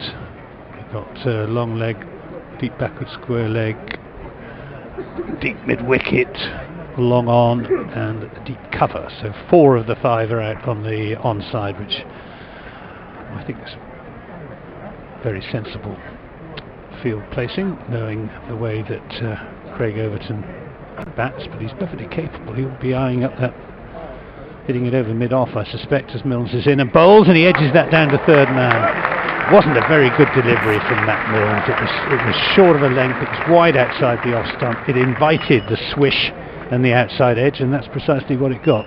I'll just read you a message I got during the Kent game against Hampshire the other day from a friend called Henry. It read, "Never full stop, let full stop. Milnes bowl," with full stops after all the words, "at the death again." He didn't have the best time of it at the back end of the innings against Hampshire, Matt Milnes, and that was not what he needed in this spell either. Kent bowling Milnes at this stage, purely because they don't really have too many other options, the truth. Milnes bowls this one short, and it's pulled up to long on. The ugly twist of the bat by Craig Overton. It wasn't an easy shot, in fact. It wasn't an easy ball to get away. 294 for 6. And on Wednesday, often Milnes was going for the Yorker or going for the slower ball and wasn't quite getting the length and was bowling too many full tosses. I do almost feel he would be better off doing that, hitting the pitch hard, because he bowls at a bounce that rushes batsmen. He's bowled now to Roelof van der Merwe. He's in and bowls. Van der Merwe looks to play that over the... He's gone. He's caught behind. He was looking to play a scoop shot. Just got the faintest of edges. Adam Milne claimed the catch, and up went Alex Wolf's finger, and Roelof van der Merwe. Rather soft dismissal. It wasn't a very good delivery from Matt Milnes, and Roloff van der Merwe would be furious with himself for getting out rather than it for 4 or for 6. But that is an important wicket for Kent. It's the 7th wicket to go down with a score on 294, with van der Merwe caught by Rice from the bowling of Matt Milnes for 14. The most relieved man in the county ground, Somerset, Harry Podmore, who of course dropped van der Merwe on 1, and it was a bit of a dolly, and it's only cost Kent 13 runs, so he'll be thanking his teammates Rouse and Milnes. And Somerset now 7 down, 294 on the board, and Matt Milnes with another wicket. It was a rather subdued celebration by Adam. Wasn't it? I thought it was almost joking about his appeal, and then the umpire's finger went up. Exactly. It's very strange. And of course, do an update no response from the crowd whatsoever. And van der Merwe, having stood his ground, walked off. So Don Bess, I assume, is the new batsman, who of course scored. Batsman for Somerset wearing 22, Don Bess. 50 against Pakistan at Lords. Not many Somerset number 9s have a half century in a test match at Lords to their name. In truth, he was rather more successful as a batsman for England than as a bowler. But it's good to see him in this side, because he doesn't often get a chance in the Championship side, where Jack Leach is the main man in the spinning department, and in T20 cricket Max Waller is the man. So Don Bess waits. It's Milnes to bowl to him. He's there now, he bowls, and Bess looks for a single into the offside. They'll have to hurry, but is well judged in fact. Alex Blake coming to move away to his left to do the fielding. That goes on the board. 295 for 7. We're in the 44th over. Craig Overton on 28. Somerset will want Overton to be there at the end. They will not want to get bowled out. Here's Milnes in, bowls to Overton, full toss, tempted Yorker, he works it into the onside. They're going to come back for the second run as the throw comes in from Sean Dixon, and they get there comfortably enough. Well judged that by Overton, good running, putting the fielder under pressure. Didn't quite get hold of it, so it took time getting to the fielder, and that meant that they were able to come back for the second run. Overton on to 30. Lovely day at Taunton, full house. Milnes bowling to Overton, short, he pulls it away into the onside. It'll just be a single as Renshaw comes in from the deep square leg boundary to do the fielding. That over, the 4th of the innings, 290 for 7. Somerset with 6 overs remaining, so 36 deliveries in which to add to their 298, but they held 7 wickets, so they just need to bear that in mind. Tom Banton, Tim Groenewald and Davey, the batsman to come. Fred Clarkson is going to come on from the, so these two changing ends as compared with their earlier spells. Clarkson having bowled from this Somerset Pavilion end and Milnes from the River end. He's going to be bowling to Craig Overton, who's won it for the day when he cleared the Syrian Botham stand and deposited the ball in the River Tone with a straight drive. He waits now. That's Klassen, left arm over the wicket, in bowls, short, cut away by Overton, flat batted away. It's in front of square, so you can't really call it a cut. Picks up a single as it goes out to deep cover. 299 for 7 then, Somerset in the sunshine at the Cooper Associates county ground, in front of a full house, sitting in shirt sleeves and sun hats, colourful skirts and dresses. A lovely sight as Clarkson bowls to Bess, who nudges that down to third man for a single, and that's 300 on the board for Somerset. 300 for 7, 44.2 overs, so still 5 overs and 4 balls for Somerset to add to what's already an imposing target. Anything over 300 takes some getting in 50 over cricket. There is a little bit in this pitch for the seam bowlers. I think the Somerset total has been distorted, if I can put it like that, by the sheer brilliance of the Tom Banton 107 from just 79 deliveries. It's not been as easy a pitch as that suggests. As Klassen is in bowls to Overton, slower delivery, which he edges down to third man for 4 runs. It was wide of the off stump, and he just managed to get a little bit of under edge on that, did Craig Overton. 304 for 7, and the problem with that delivery was width. Anything with width at this stage in a limited over cricket game is an opportunity for the batsman. Just got to deny them the freedom to free their arms and play their shots. Klassen to Gregory is in and bowls. This time he edges it down to third man again. I think this is going to be cut off. It is indeed by Imran Qayyum down below us, who did well there. He had to move sharply to his left because that ball was travelling. He did so. It's 2 runs. 306 for 7. Overton moves on to 38.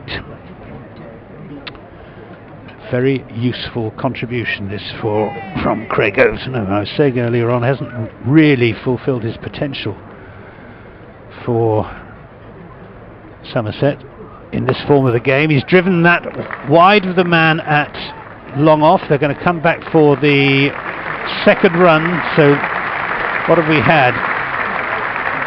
4, 8, 10 runs over so far. 308 for 7 with 1 ball still to come, possibly 9. No.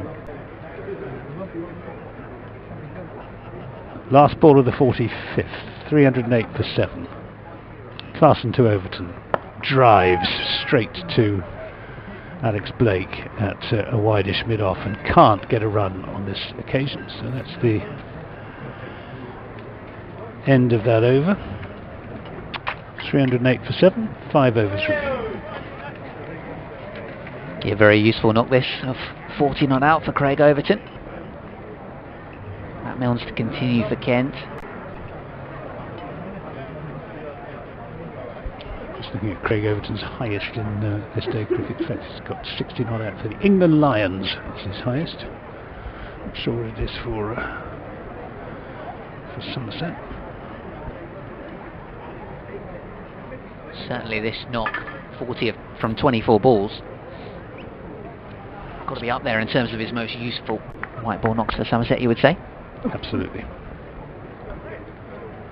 So Milnes then, just moving around his field. Dixon's coming up into the ring at long on, which suggests that this is going to be short. Third man's gone back, Milnes in and bowls, and it's hooked away into the leg side, was miscued by Don Bess, and a single taken. And now Dixon will go back to long on, and third man will come up into the circle, you would assume. Somebody's going to have to come into the circle because there's deep cover, fine leg, deep mid-wicket, deep square leg. The fielder does now move inside the 30-yard circle. There's also point, mid-on, or mid-off, sorry, on cover. It's again short. This time Overton manages to stand up tall and hook it away out towards deep backward square where Matt Renshaw does the fielding. 310 for 7. Best with 3 and Overton 41. 49 is his best for No. Somerset in this day cricket. So looking for that maiden half century for Somerset in this day cricket. Klassen goes back to third man, Dixon into the circle for Bess. Looks to back away and give himself a bit of room, and well bowled Matt Milnes. It was a full delivery. Bess was thinking it might be short and only able to push it back towards the Kent bowler. He was back on his heels, wasn't he? Very much so. So clever thinking from Matt Milnes and executing what he wants to do a bit better than the Hampshire game, which was his list day debut. Took 5 for 79 for Kent. He's in again, the whippy right arm seamer, and oh, there's a drop catch. It would have been an absolute stunner. It's going to be 4 runs. It was guided behind square, behind the keeper, and where second slip probably would have been in a championship game by Dom Bess, using the pair at Milnes's, and glides it down fine of third man. I think Adam Rouse got a hand on it, tipped it away like a goalkeeper, but couldn't make the catch. Would have been a spectacular catch if he'd pulled it off. It's hard that on a wicket keeper, isn't it? Very much I mean, he may just have got a fingertip to it. Does that make it a chance? I don't know. I'm not sure he could physically have got the palm of his right glove on that ball. It would have been otherworldly if he'd have caught it. Even better than the Blake catch. Dixon goes back at long on. There's a slower ball, a leg cutter from Milnes, which is quite obvious the way he side of his hand. So as a batsman, if you do or are able to wait and watch it out the hand, you can pick it. Best tried to cut it away, but misjudged the bounce, and it bobbled through to Rouse for a dot ball. Big game this for Dom Bess. He'll want to cement place in the few side. Here comes Milnes again, clipped away on the onside. This is going to be 4 runs, and this is Matt Milnes' issue at the moment, that inexperienced bowling at the death and white ball cricket, searching for the Yorker, couldn't find it and bowls a low full toss, and at that pace that he bowled, Bess just had to angle the bat and find the gap, and he did so expertly. 11 for him, 318 for 7 with 4 overs to play in this opening innings of this Royal London One Day Cup match between Somerset and Kent here at Taunton, live on BBC Radio Kent DAB, but also BBC Radio Bristol, BBC Somerset, our hosts for today, BBC Sport Online and via the app. Anthony Gibson and myself, Ben Watts, are here. And elsewhere, Glamorgan recovering well against Hampshire, 262 for 8 with 3 overs to go. Middlesex 348 for 7 with 3.5 overs to go. So they're the leading scorers in the South Group of the Royal London One Day Cup. Surrey 86 made a good start for 1 against Sussex, as it's Klassen in from the river end and a big swing, and comes off the bottom of Craig Overton's bat to log on. He swishes his bat as he makes his way up to the far end in frustration that he didn't make more of that. 319 for 7 Somerset. We've got 3 overs and 5 balls remaining, which is 23 deliveries. So 350, you would think, ought still to be in Somerset's sights, but it does, I think, depend a lot on whether Craig Overton can stay there for the duration. It's Bess on strike as Klassen bowls. He goes for the scoop, doesn't get hold of it at all. He's going to pick up a couple of runs. Rouse anticipated that well and almost got to it as he ran backwards, ran back to his left just to try and get a glove underneath it. Leg by, it's just the one in the end. It was almost like they decided, actually we'll just take one here, since batting so well. It was almost an executive decision between him and Bess. No, you take the strike.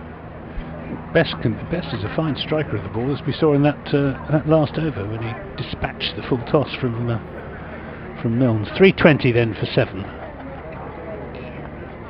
As Klassen is in to Overton. He's there and bowls, and Overton doesn't time that at all. Wide Yorker. Picks up the single out to Alex Blake. 321 for 7. Good bowling that from Klassen. Yeah, opting for that wide Yorker. Left armour just makes it slightly more different because of the angle as well to the right-handed batsman. Makes it, if they can get it offside of a right-handed batsman, it means there's nothing really in the slots to swing away to the leg side. The only one would be if it's short of length and you can cut it away hard. Just flash at it outside the off stump. This one guided straight to backward point. Stevens doing the fielding, throws for the bowler's end, and Overton managed to get back in. Stevens is moaned that he got in the way. I don't know why Bess didn't run for that, really, because Overton was running to the danger end. It would have been a single. Better safe than sorry. Don't want to throw wickets away at this stage. Change of field again. Fine leg comes up into the ring. I think he's going to try the scoop. In again and bowls Klassen and just tries to dab it away towards third man, and Imran Kaya looks to slide and pick up in one motion and goes with his wrong hand, his right, and misses it. Misfield cost Kent a couple of runs. He's not the greatest fielder in the side, is he, Imran Combe? Certainly not when he's trying to use his wrong hand. Yeah. Pretty decent on his left side. Uses his left arm in acknowledgement, apology. Admittedly, it's a pretty high standard to be the best fielder in the team with Alex Blake out there. Heino Kun usually as well is obviously ridiculous in the field. He moves across the ground so quickly. Stops everything almost. So in comes deep square leg. Third man goes back for Overton, who has 43. Final ball of Classen's 9th over. And he smacks it down the ground, Craig Overton, and this is going to be 6 runs. The fielder on the boundary rope is generously applauded, as well as Craig Overton being applauded, because the fielder got hands to it, pushed the ball backwards, but then admitted that it had indeed gone for 6. The kick of the ball back towards the bowler was less gentlemanlike, admittedly, but I think he was just frustrated he wasn't able to take the catch and stay inside the boundary rope. It was just a fraction, probably 6 inches too far. Jamie Overton took a stunning catch in that very spot last season to get rid of Paul Sterling, the Middlesex opener, when he fended it up in the air, went over the boundary rope and then came back into the field of play, and it's the out and back again catch, as you call it. So there was 12 off that over in the end after 6 off the last ball. So 330 for 7, Somerset with 3 overs left in this first innings. In excess of 350 you would assume it's going to be, as Milnes continues. Here's Milnes bowling to Bess. He's in bowls short and Bess misses out. In fact, he is caught behind as he was looking just to edge that really over the top of the wicketkeeper and didn't get enough bat on it, and comfortable catch to Adam Rouse, and another wicket for Matt Milnes from the short ball, which has proved to be a useful weapon. 330 for 8. That was the first ball of the 48th over. So Josh Davey, I think, will be the new batsman. Both Josh Davey and this is indeed Josh Davey and Tim Grunewald. John Bess was bowled by Adam Rouse. Off the bowling of Matt Milnes for 40. He tends to bowl quite a skiddy bouncer. It's quite hard to judge Matt Milnes. He's around about 6'1" in height, and so far from what I've seen of him, he's quite similar to Mark Wood in just in terms of the way he generates his pace, and as a result that bang it in ball is quite hard to judge. And Bess just looking to glide it away, getting something on it, maybe a bit of glove. Rouse taking the catch, and another wicket for Milnes. And despite the full toss that got hit away for 4 by Bess, it's an improved performance at the death from Milnes' point of view at the moment. Josh Davey is the new batsman, who has played 29 one-day internationals, all of them for Scotland, and in List A cricket for Somerset last season. How many games did he play? 1, and he didn't bat, so not got a huge track record in this competition in recent seasons. He waits now, bat raised, Milnes bowls short, and he nearly succumbed to the same fate as Don Bess. That was short of a length outside the off stump. Got up quite sharply, in fact, from Matt Milnes. He's working up decent pace in these closing overs. Fortunately for Josh Davey, he didn't get anything on it, but it's a dot ball, which is exactly what Kent wants, with Somerset on 330 for 8. They're going to have to bat out of their skins, even as it is, Kent, to chase this down. Milnes is in bowl short again, and Davey works it into the onside. Renshaw is in off the boundary to do the fielding. 331 for 8, halfway through the 48th over.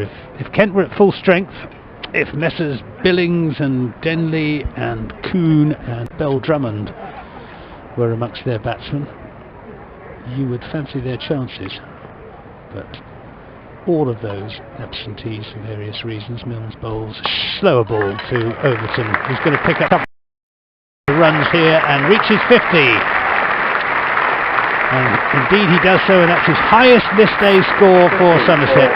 Craig Overton, 51 he's made out of Somerset's 338 for 8. It's been a very sensible innings, a very powerful innings, as you would expect from Craig Overton, but he's picked his shots extremely well. It's occupied just 28 deliveries with 3 4s and 3 6s, and although it's been rapid, he's never looked to be in any sort of a hurry. He's just played his natural game. He waits now as Milnes is in a bowl short again, and he hammers this back straight with a sort of downward smash of the bat. A good piece of fielding down below us from Sean Dixon prevents the boundary. Just got around in time, Sean Dixon. Almost extraordinary shot. It was a tennis shot almost, wasn't it? It was like, it was sort of, if you were trying to smash a tennis smash into your side of the net for whatever reason. What a fly, yeah, exactly. 3:35 for 8. Last ball of the 48th, and field change. And goes back. Long off is going back. Leg is coming up. Milnes then to Overton, who's on 53, and that's down the leg side and is a wide. I don't know quite what he was trying to do there. Yeah, it was a good job it was a wide, because if Overton had hit it, the man's just come in from circle. I know, that's why. What was he trying to do? Well, I was trying to bowl a slower ball, but the direction was all wrong. Better off trying to bowl a wide York or something. 3:36 for it. 13 balls remaining. Milnes to Overton, and he picks up a single as he just dabs that down to Klassen. That short fine leg. 3:37 for 8 then, with 2 overs remaining. 3 4s and 3 6s. There he is, Rob Scanlon giving Craig Overton's vital statistics, and very impressive they are too. Yeah, he shouldn't do a powerful innings. That straight 6 over the top of the Surrey and Botham stand was a heck of a wallop. It was. And he's on strike as well for this penultimate over. Thanks to Mike Bell, who's been in touch on Twitter, saying he's enjoying the commentary, watching the live stream as well. Earlier on, I thought when Harry Podmore came on, I was asked, did he just Harry Potter? I bet Harry Podmore has that quite often. You're a wizard, Harry. Here comes Klassen, the left armour, the Dutchman, smash back down the ground, and that's well over the head of long on. The river. 6 more from Craig Overton. That's the second ball that's floating down the River Tone towards Newbridge. Craig Overton is enjoying his afternoon in the April sunshine here at Taunton in the One Day Cup, live on BBC Radio Bristol, BBC Somerset, BBC Radio Kent DAB, BBC Sport Online. If you're listening to us down at Boroughbridge, keep your eyes open for a couple of white cricket balls that will be arriving with you probably about time, I think. And with that shot, he's tied his best score in List A cricket, has he, Craig Overton? 60 not out now? 60 not out, that's right, absolutely right. 60 not out for the England Lions he made. It really is a demonstration of supreme power hitting. Talk about modern bats and short boundaries and modern day cricketers. Craig Overton's just got a broad pair of shoulders, and some clean straight hitting. It's been a trademark of the innings. It's a short ball from Klassen in reply when we've got a new white ball given to the Kent bowler, and he's looked to try and swat another fly. Craig Overton has missed this one. It's escaped. It's got through the net. Rouse with the take behind the stumps. 3-4-3 for 8 Somerset. So this chase for Kent is going to be beyond 350, you would assume now. Yeah, it's a daunting total, isn't it, for certainly is when you're missing a sorely weakened Kent batting lineup. Top batsman. Klassen again, smacked away down towards long on. This will just be one. As Crawley does the fielding. And Rouse catches it on the full. It's almost like he was trying to hit Josh Davey, and between the two of them, Rouse had to run around him, almost tripped over the Scottish international. Now, all Josh Davies really got to do here is just give over to the strike, and plenty of swing to be had. I mean, I suppose if the opportunity is there, if it's a genuinely bad delivery, then take it. But yeah, very much so. Bat on ball territory. Get up the other end. Oh, it's a short ball. It's up in the air. This might be a catch. Underneath it is Ollie Robinson, and he takes it. So Kent have a 9th wicket. Freddie Klassen with a short ball to the number 10 batsman. He's gone for the hook shot towards the shorter boundary. The wicketkeeper in the County Championship, Ollie Robinson was out a deep square leg and held on. Somerset 3-4-4 for 9 in the penultimate over of their 50 overs. Well, he's succeeded in getting Craig Overton down to the striker's end, but at the cost of his own wicket. It wasn't really a very intelligent piece of batting by Josh Davey. Somerset will kick themselves if they miss out on 350, losing a wicket in the last 8 deliveries. Tim Grunewald is the new batsman. Tim Grunewald, I can tell you, has got a very good record in List A cricket as a batsman. He's played 33 List A's for Somerset, scoring 340 runs at an average of 37.77 with 2 50s. I suspect they have boosted by a good many not outs, but even so, number 11, is it? He does hit. He's a very powerful striker of the ball. He likes to hit it straight. He gets the opportunity, he'll look to whack it back over the bowler's head. Good to see him out there. Hasn't played in either of the championship games for Somerset so far. He's one of those who's missed out, partly because of the rise of Josh Davey, but also the advent of Jack Brooks. And, Brooks being rested for this game. So Overton back on strike then. Klassen bowling to him. Slower one, which is driven straight to Alex Blake at cover. Dot ball. 2 balls left in this over. Overton on 61 not out, his highest List A score. I can smell lunch. Oh yeah. There's a waft of chips coming in through the back of the commentary box. I suspect it'll be the healthy option of chips and sandwiches and sausage rolls. Sounds good to me. Klassen tight to the stumps. Full toss, that must have been a bit close to a no ball. It was high, it was cut away as 4. Can't be fielded in the deep, despite a diving attempt. I think by Matt Milnes, it was a good effort. It was a rank ball. And Overton got 4 more. 65 he moves to. It's a shame really for Klassen to end his spell in quite such dire fashion. It was a horrible loosener at the other end of his spell. But he completes his 10 overs. Somerset 3-4-8 for 9 here on BBC Sport Online, BBC Radio Kent DAB, with an over still to bat. 2 wickets for 81 runs. 2 for 81, so expensive Klassen. Yeah, Podmore gone at 6 and over, Milnes 8.3, he's the most expensive. He's going to be bowling presumably the last over. Yes, here he comes, just taking off his blue cap. Kent in 2 shades of blue, Somerset in maroon and black. I like both these kits actually, they're both quite fetching. It's actually more red than maroon. I like the fade into the black on the Somerset kit. Yeah. Right, last over, 3:48 for 9.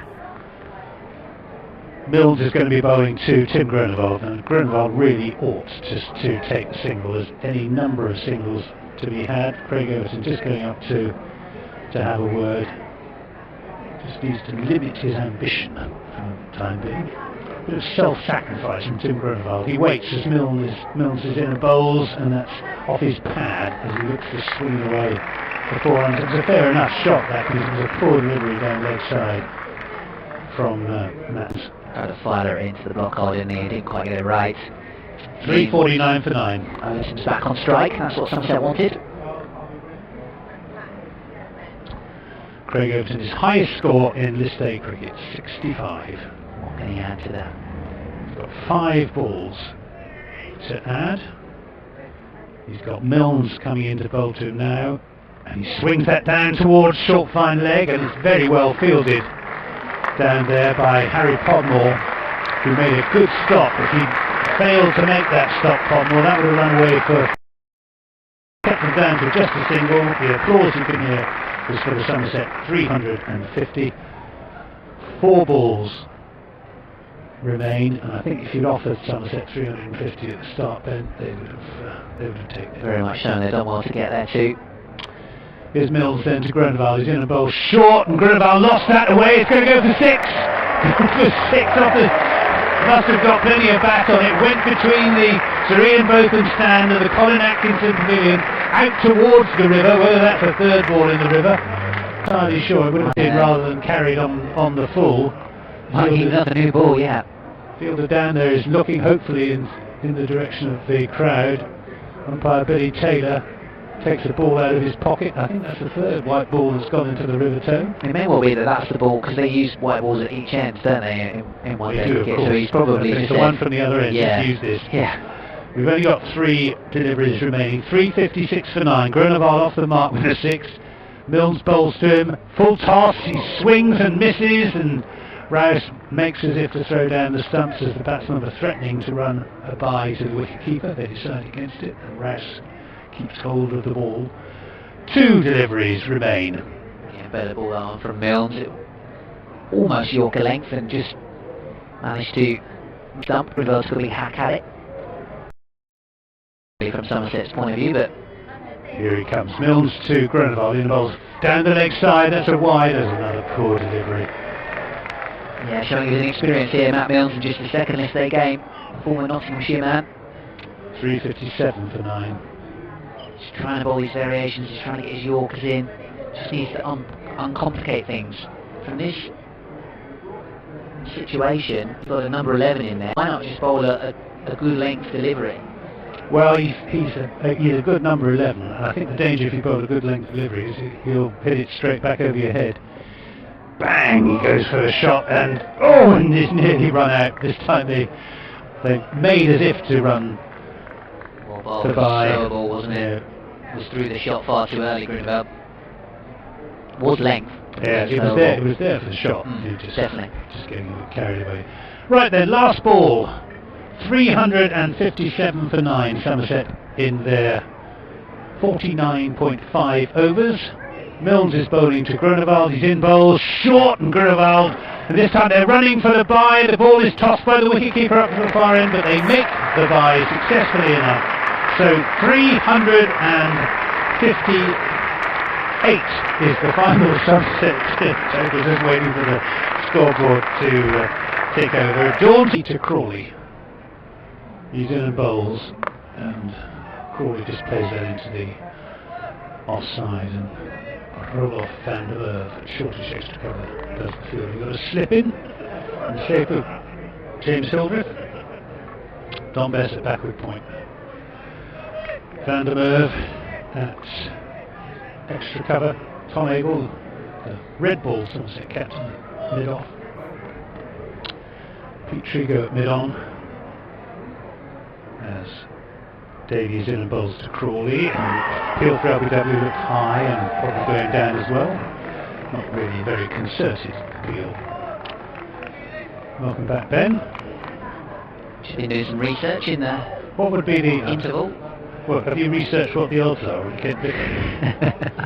I should have done. I think they're going to be pretty hefty. Although we've been chatting with Ken Scorer, Lorne Hart, and discussing some of the previous high-scoring matches in the one-day competition between these two teams on this ground. Here's Davey in and bowls, and again forces Crawley into a defensive shot, which goes out of the offside, and the enthusiastic Don Bess picks up. Lewis Gregory captaining the Somerset white ball side in both competitions. This season he's at short mid-wicket, Azhar Ali is at mid-on. Pete Trigo at short fine leg, and there must be somebody out somewhere. Yeah, we got Tim Groenewold down below us at third man. Davies in and bowls, and Crawley again has given no room for the shot. Good accurate over so far from Josh Davey, and the Kent bowlers were pretty good as well. Certainly in the opening exchanges, it was more the brilliance of Tom Banton's batting rather than any shortcomings in the Kent seam bowling that accounted for the very good start that Somerset got off to. Yeah, it was 43 for 1 after 9 overs and 51 for 1 after 10. I reckon Banton really kicked on, didn't he? He made the pitch look better than it really is, I think. Here's Davey in and bowls, and Crawley advances and turns that around the corner. Craig Overton will do the fielding from deep back of square leg. They come back for the second run, and Kent are underway. 2 without loss. And Kent hopes, one would imagine, Ben, resting very heavily on Zach Crawley's shoulders. Yeah, I would say it's going to be down to Crawley. And also Matt Renshaw on his previous stomping ground, and Alex Blake, who are going to have to be the key three guys for Kent. Davey to Crawley, a good delivery, just hurrying Crawley into the defensive shot. Pretty good opening over from Josh Davey, just the 2 runs from it. Warm applause around the ground from this full house here at County Ground in Taunton, and after 1 over, Kent 2 without loss. Been talking about Somerset when they managed to chase down a score against Kent here on this ground. A chase of 350. It was back in 2017. Kent posted 352 for 6 with centuries from Alex Blake and Daniel Bell-Drummond. Peter Trigo got 135 in. Somerset chasing that down with 2.5 overs to spare. And in 2014 they almost chased 380. Yeah, exactly. But the last 2 scores here in the matches between these 2 sides, 50 over matches, have been 371 and 354, was it? Yeah. So, you know, but, and if Kent were at full strength, I wouldn't say I would fancy their chances. I think Somerset would still be favourites. It'd be game on. It would be game on, yeah. Craig Overton. Going to ball to Sean Dixon. Bring the ball in for Somerset from the other end, and there's edging ball. Dixon goes first ball. Craig Overton strikes. Celebrations for Somerset. Kent 2 for 1. Dixon into the team to replace his captain. 2 missing today. Ollie Robinson for Bell Drummond as well, and inexperienced Kent batting lineup. Sean Dixon walks off shaking his hair, having played at a drive and edged it behind. Early wicket goes. Wasn't a very good shot. Wasn't actually a particularly good ball either. It was floated up outside off stump on half volley length. Maybe just a little bit of late swing away from the hopeful bat of Sean Dixon as he looked to play that through the covers. Took the outside edge and anticipating very well Tom Banton taking the catch in front of second slip. And an important early breakthrough for Somerset. Kent hit by a throw 77, Matt Renshaw. Former Somerset man to the crease. And getting a good round of applause as well. He was a popular overseas cricketer whilst he was here. He scored a spectacular century before lunch against Yorkshire in the championship match, which effectively won Somerset the game. That was his 2nd successive century in his first 2 matches in the championship side. Didn't play much white ball cricket for Somerset, mainly because he hurt his hand and then was summoned back to Australia just in later. But he's got the stroke making ability to play one-day cricket. Overton to Renshaw then. Full delivery, pushes it back towards him defensively. How many balls did Sean Dixon last in the 2nd innings of the championship game here? 1. Was that first ball? So he's got a second first baller on this ground. He has. In 3 innings. Yeah. There are many Kent batsmen who do like this ground here at Taunton. Sean Dixon apparently not one of them, as Overton bowls in this one. Over the top of the stumps, left alone by Renshaw. Through to Banton, the keeper, who was the catcher. Renshaw for Somerset in the 50 over cup last season played 6 games, 180 runs, best of 56, averaging 30. Strike rate of 103. Here comes Craig Overton once more, past the umpire. Full delivery, Yorker length, which Renshaw manages to dig out. So by Gregory in the covers. Good Yorker, wasn't it? Because he's a tall man, that Renshaw, and bowlers always feel with tall men it's going to take them just that little bit longer to get the bat down on a Yorker. 2 slips in play for Renshaw. 3rd man and deep square the boundary riders as this one's pushed away into the offside. He's working out plenty of pace, is Craig Overton. From Kent's point of view, the key is going to be not losing loads of early wickets. Keeping wickets in hand and being there or thereabouts with the run rate, which is not going to be easy when it's already 7.4 when you start. Yorker length delivery again, Renshaw takes it out, and losing that early wicket from the away side means Somerset, having already had the advantage at the halfway stage, we're really fancying their chances. Kent's 2 for 1 after 2 overs. Yeah, really good start by Josh Davey, and Craig Overton, fresh from his highest score in limited over cricket, 50 over cricket, this day cricket score. Well, do you know why it is called this day cricket then? Here's Josh. It's turned into the onside by Crawley, tall right-hander and a tall left-hander batting for Kent at the moment. Crawley the right-hander and Renshaw the left-hander. Do if anybody out there listening happens to know why 50 over and 40 over and 60 over cricket is known as List A cricket, do tweet us on @AntGib or at BBC Kent Sports or kentcricket@gmail.com. Loads of options. That was a run. 3 for 1. We're going to have a new term that encompasses the 100 and T20, or? I think the 100 will have to be a one-off, won't it? I thought so. It'll be a whole new set of averages. Right, 2 slips for Matt Renshaw facing Josh Davey. In and bowls, and that's edged, thickish edge down to Pete Trigo at third man. Just get a single, but it takes Renshaw off the mark. Zach Crawley, 3 for him, 1 for Renshaw. If you're just rejoining us on BBC Radio Kent DAB, if you want commentary of Gillingham's game against Plymouth this afternoon, head over to FM for League One football action. Another West Country Kent contest. Here's Davey into, takes him on the pad, appeal for LBW, and Davey thought he'd got his man.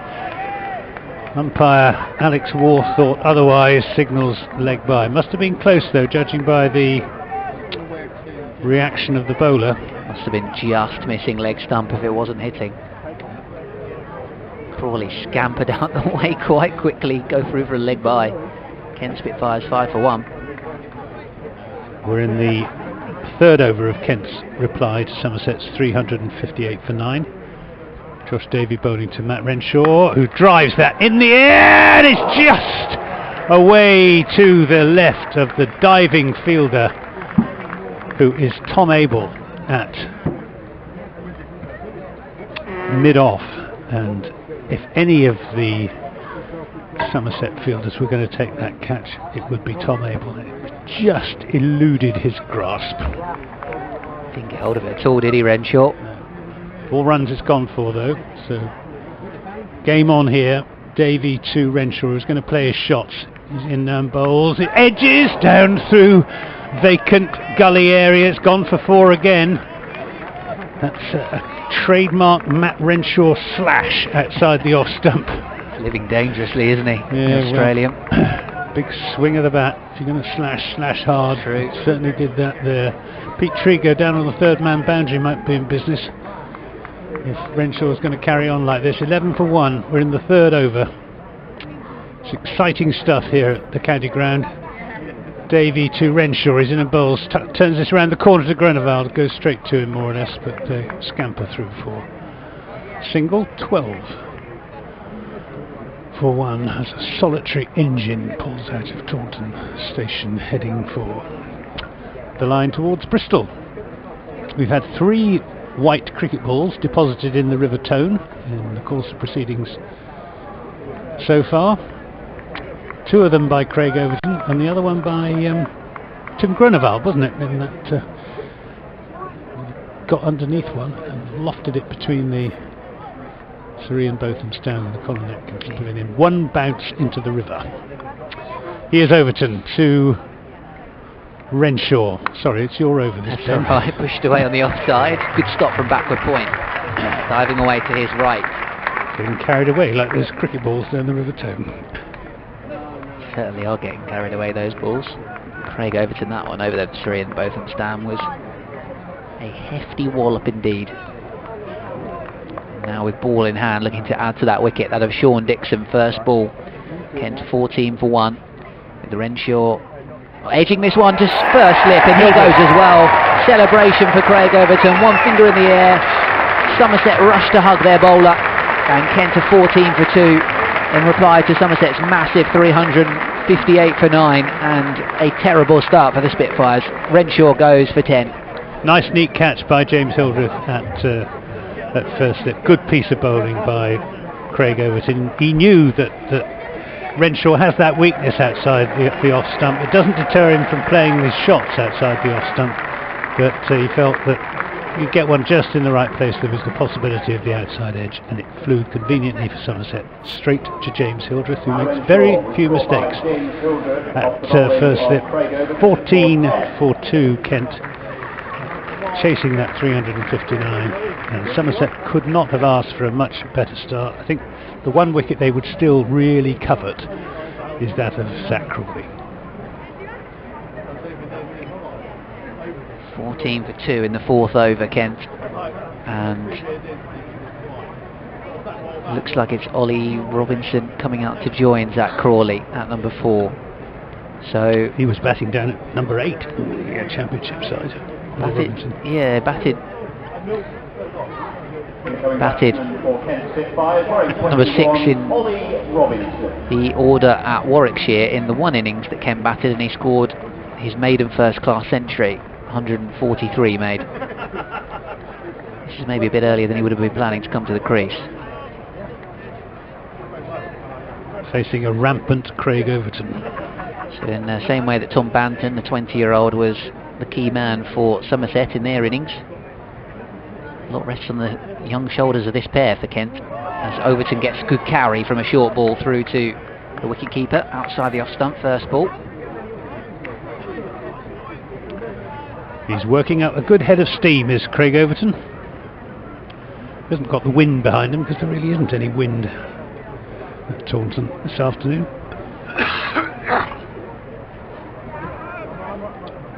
It's a calm, warm spring day. Perfect day for watching cricket. 3 slips in play for Craig Overton. Attacking field from Somerset and defended by Robinson. Back down the pitch. Dot ball. 3rd man and fine leg in play. Points cover. Mid wicket and mid on. So there's lots of gaps on the offside, encouraging a drive. No slips ready. And here it comes, Craig Overton, 2 wickets already, pushed away out towards points by Ollie Robinson. No run on this occasion, Don Best doing the fielding. Bowling a good tight line again, Craig Overton. Yeah, getting a good bit of bounce on this wicket as well. Going to try and hit the pitch, cause problems for these 2 batsmen,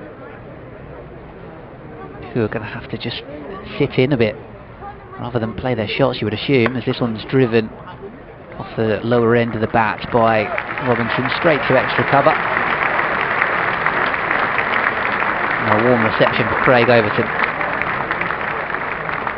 at the end of what was a very good over for Somerset. Is that am I right in thinking that was a maiden? He's bowled 2 wicket maidens. And he's bowled 2 wicket maidens, isn't he? 2 wicket 2 overs, maidens. 2 maidens, no runs, 2 wickets. Astonishing. Yeah, he's a useful performer, you know. Here's Josh Davey, just the 1 slip. For Davey to Crawley, who plays that calmly into the onside, and Lewis Gregory, who must be absolutely delighted with the way this game has gone so far, but still a long way to go.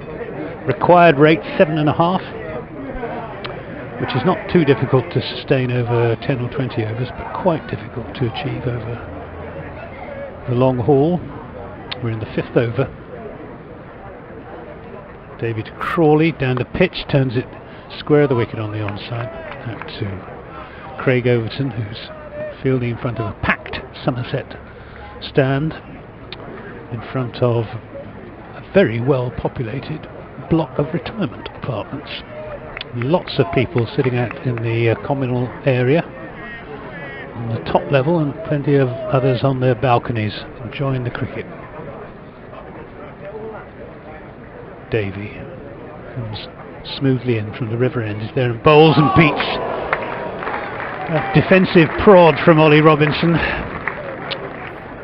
Didn't look particularly convincing, but then poor chap, he's not used to batting this high up in the order, certainly not in Not in list day cricket, no. This is his Opening list day game for Kent, I believe. Handed the opportunity because of that back injury to Heino Kim, the captain. That couldn't have been foreseen. Here's Davey again. Crowd expectant. And that's turned nicely away, backward of square on the onside. They might think about second run, but respect Craig Overton's throwing arm as well they might, because he's got probably the best arm in this Somerset side. Both the twins, the Overton twins, brilliant fielders. Yeah, Ollie Robinson made 13 in the first innings in the championship match and just 2 in the second. And Crawley this time played it into the onside. Good stop by Lewis Gregory. Tom Banton keeping wicket. What a happy young man he must be after that 107 innings of real class. He looked to have sorted out one or two technical issues that held him back last season. Tended to play a little bit round his front pad, played very straight for most of the time. Here this morning, Davey is in and bowls to Crawley, who plays this again into the onside, and this time they will get a single. Lewis Gregory can't pick up, but Craig Overton does. End of the 5th over, 17 for 2, 5 of those to Zach Crawley, and just the 1 to Ollie Robinson.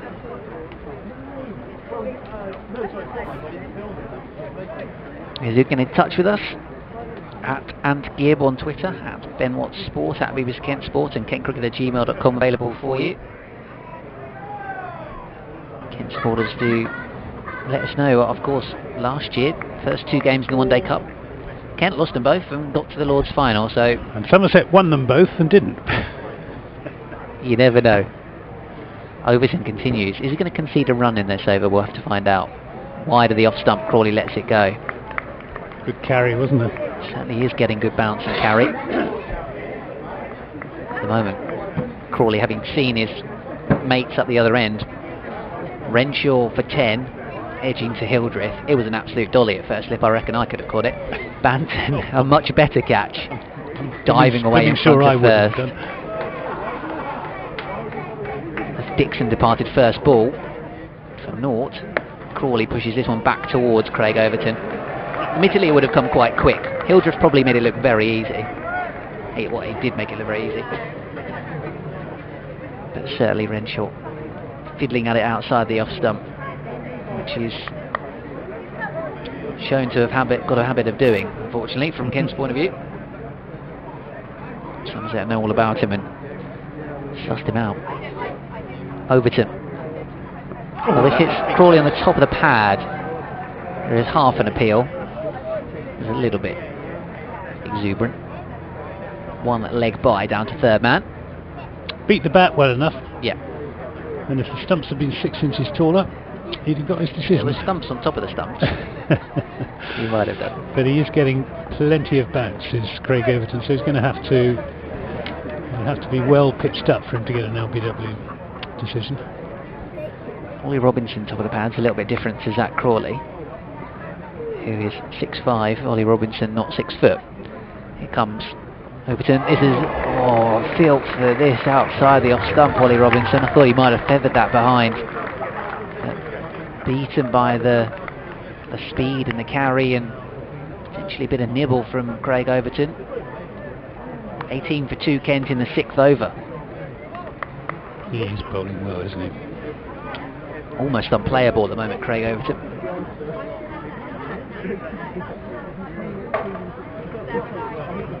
He hurries in once more to Robinson, over pitches, but doesn't time this into the leg side, Ollie Robinson. So dot ball. Somerset's fielders tossing the ball between one another. Good fielding side, this Somerset side is one of their hallmarks. Quality of the fielding. Chucking it around very gleefully at the moment as Robinson taps his bat and waits for Overton and clips this away through square leg. First runs off Overton indeed, and they're going to be 2 of them. 20 for 2 Kent after 6 overs here on BBC Sport Online, BBC Radio Kent DAB, chasing 300 and 59 to win the game. I wonder if Don Best is going to get a bowl here this afternoon. Somerset got plenty of bowling options to choose from. We've got Overton and Davey opening the attack. Lewis Gregory, of course, and Tim Grunewald to follow, and then two more seam options if they want them in Pete Trigo and Tom Eagle, and two spin options as well. Well, I found in the slow left arm and Don Best off breaks. It's Davey though for the moment in bowls and beats. He's given out. It's the end of Zach Crawley. Davey finding the outside edge, Tom Banton taking the catch, a vital wicket for Somerset. It's the end of Zach Crawley. Caught Banton, bowled Davey, and Kent reduced 2 as the score disappears from the scoreboard, which is concentrated 20 for 3, and Crawley is gone for just 5.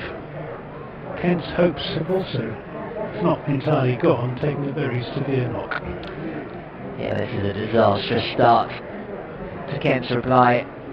First game against Hampshire, they were chasing a score over 300 to try and win at Canterbury, and they were reduced to 35 for 3, and here they're 20 for 3, so it's an even worse situation, and without Coon and Bell Drummond, and of course then Liam Billings as well. It's got a bit of a men against boys feel to this game at the moment, because Kent are being utterly routed at this stage. Alex Blake joins Ollie Robinson at the crease, and Alex Blake, for the second time in 2 games, comes in the power play, and he wants to be coming in with 20 overs to go to blitz towards the end of the innings, not playing this kind of knock, but he is going to have to do so again. And Kent, by the look of their batting lineup, there isn't a great deal of depth in it. And we've got Alan Rouse and Darren Stevens to come, and then after that Harry Podmore, Matt Mills. After that is Podmore and Mills looking to chance their arm like they did last time around, got 40 and 26 respectively, but it's not about guile lower down the end of the order. So, the left-handed Alex Blake got 2 slips, Gregory and Hildreth, second and first respectively. Davey to bowl to him. He's in and bowls, and that's turned uppishly into the onside, but Blake off the mark straight away with 2 runs.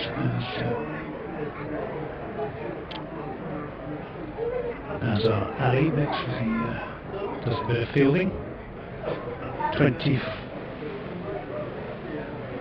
for 3, so 24 for 3, 22 for 3. The men out.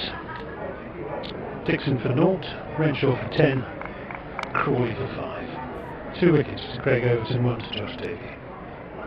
This in pursuit, Somerset's 358 for 9. Davies in and bowls to Blake, who plays it to Lewis Gregory, who threatens to throw the subs down and on the striker's end, but Robinson hadn't left his ground.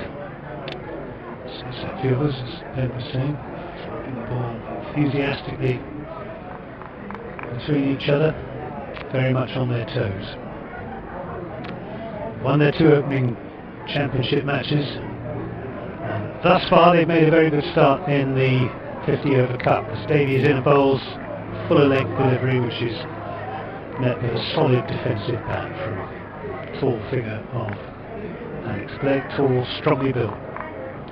What is he, 6'1", 6'2"? I would say 6'2". And his broad shoulders as well, as a powerful man. Maybe even 6'3". Powerful striker of the ball. Here's Davey in bowls to him now, and that's probably fixed about a single, which certainly was never there, not with Tom Abel sprinting in from mid-off to do the field. I think Alex Blake looked up, saw it was Abel, and rapidly changed his mind, retreated. 22 for 3, we're in the 7th over. Required rate is up to 7.8 for Kent. Davey from the river end, their bowls to Blake, and beats him outside the off stump. Mind as well. And as Philip points out, Sussex and Middlesex are the 2 teams to beat Kent in their opening 2 games last year, as this one is full and turned away by Lowe Robinson, through the wicket. Delightful stroke for 4 runs. Kent are going to potentially, already at this stage, of the game. Certainly supporters are writing this one off and saying Sussex and Middlesex 2 defeats at the start of the campaign last year. Hampshire and Somerset could be 2 defeats to start this one this year.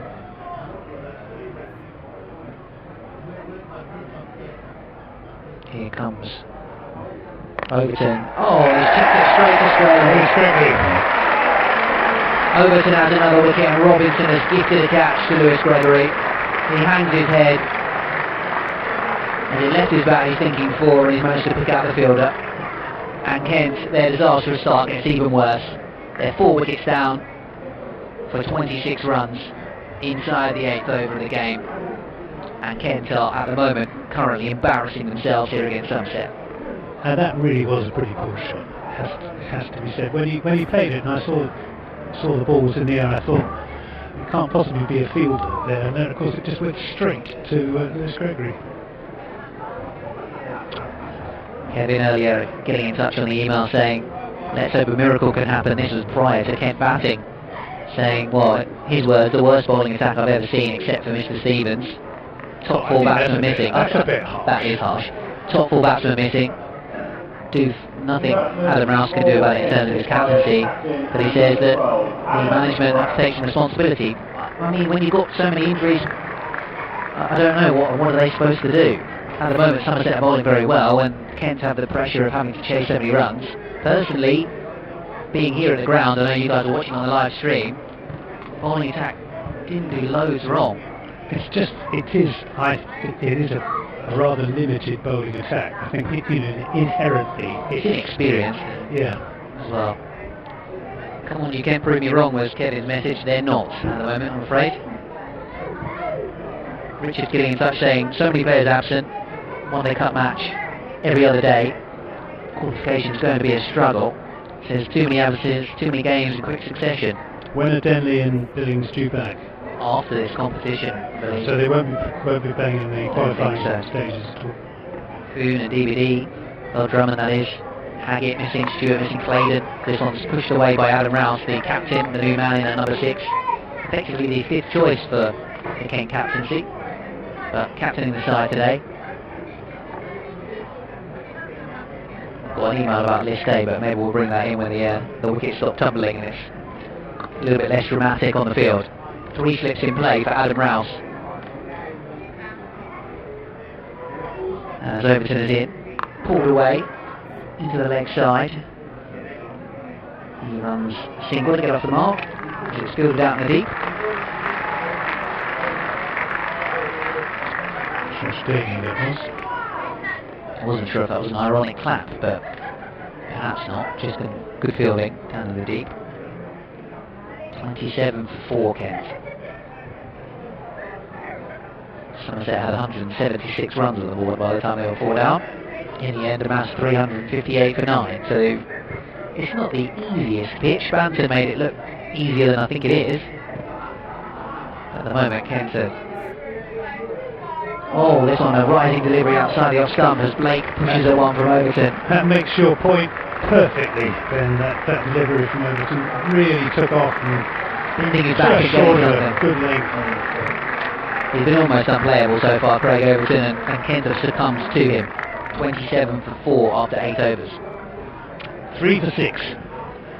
He has. I've got some splendid statistics from my personal statistician, Steve Pissard of the Rosencrantz Jewish Episcopal, better known as Eli's, one of the finest pubs in Somerset, relating to double-barrelled British batsmen in this day cricket, and Daniel Bell Drummond doesn't play. Dangerous Davis, Steve Davis, Somerset wicketkeeper, doesn't play. Heino Kuhn and his Annus Mirabilis, yeah, and he's not playing either. But I do have some good stats on Darren Stevens, which I'll save until the arrival of the 42. It might not be very long. He's in next at number 7 for Kent. I'll save the rest of them until the next encounter between these two sides, which will be in the T20. Here's Davey in and bowls, and Adam Rouse defends, covers up, plays it out into the onside. Picked up by Azar Ali. That's mid on, 2 slips. Hildreth and Gregory. Short fine leg, backward point. It's Don Bess, who would be the second best fielder on this side after Tom Abel, arguably equal first. Davey to Rouse, who looks to play that into the onside, gets a bit of a tangle, and the ball just runs back up the onside of the pitch. We're in the 9th over. Kent 27 for 4, the batsman out. Dixon first ball for 0, then Renshaw for 10. Crawley for 5, and Robinson, fourth man out, for 7, chipping a simple catch to Lewis Gregory. Davey to Rouse, full length delivery, defended by Rouse. The rate has just crept above 8. It is the required rate, that is, for Kent to score this 359 to win. Somerset won't want to ease up, because net run rate could very easily come into the equation it could. at the end of the qualifying stage of this competition in determining who goes through to the quarterfinals. Davey bowls, and that's edged down between second slip and backward point. Would have been an absolutely straightforward catch to a fifth slip or gully, as it wasn't even going very fast.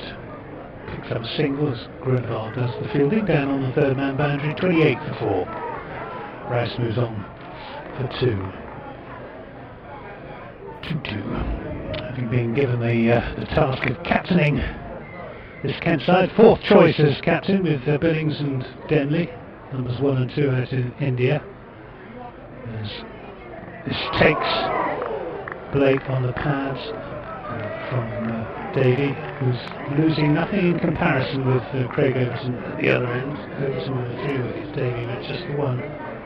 But a very important wicket, that of the best of the Kent batsmen, judging by his performances so far this season, Zach Crawley, fresh off 100 up at Edgbaston. Last ball of the 9th. Davey to the left-handed Blake. He's there, he bowls, and Blake shoulders arms. You don't see that very often in a one-day game, but that is the parlous state, or a reflection of the parlous state in which Kent find themselves 28 for 4, still 331 runs short of their target of 359. The required rate has gone up to 8.07. Gates will open at 11. And Rob Scanlon just giving the details of Somerset's next game, home game in this competition, which will be against Essex on Friday.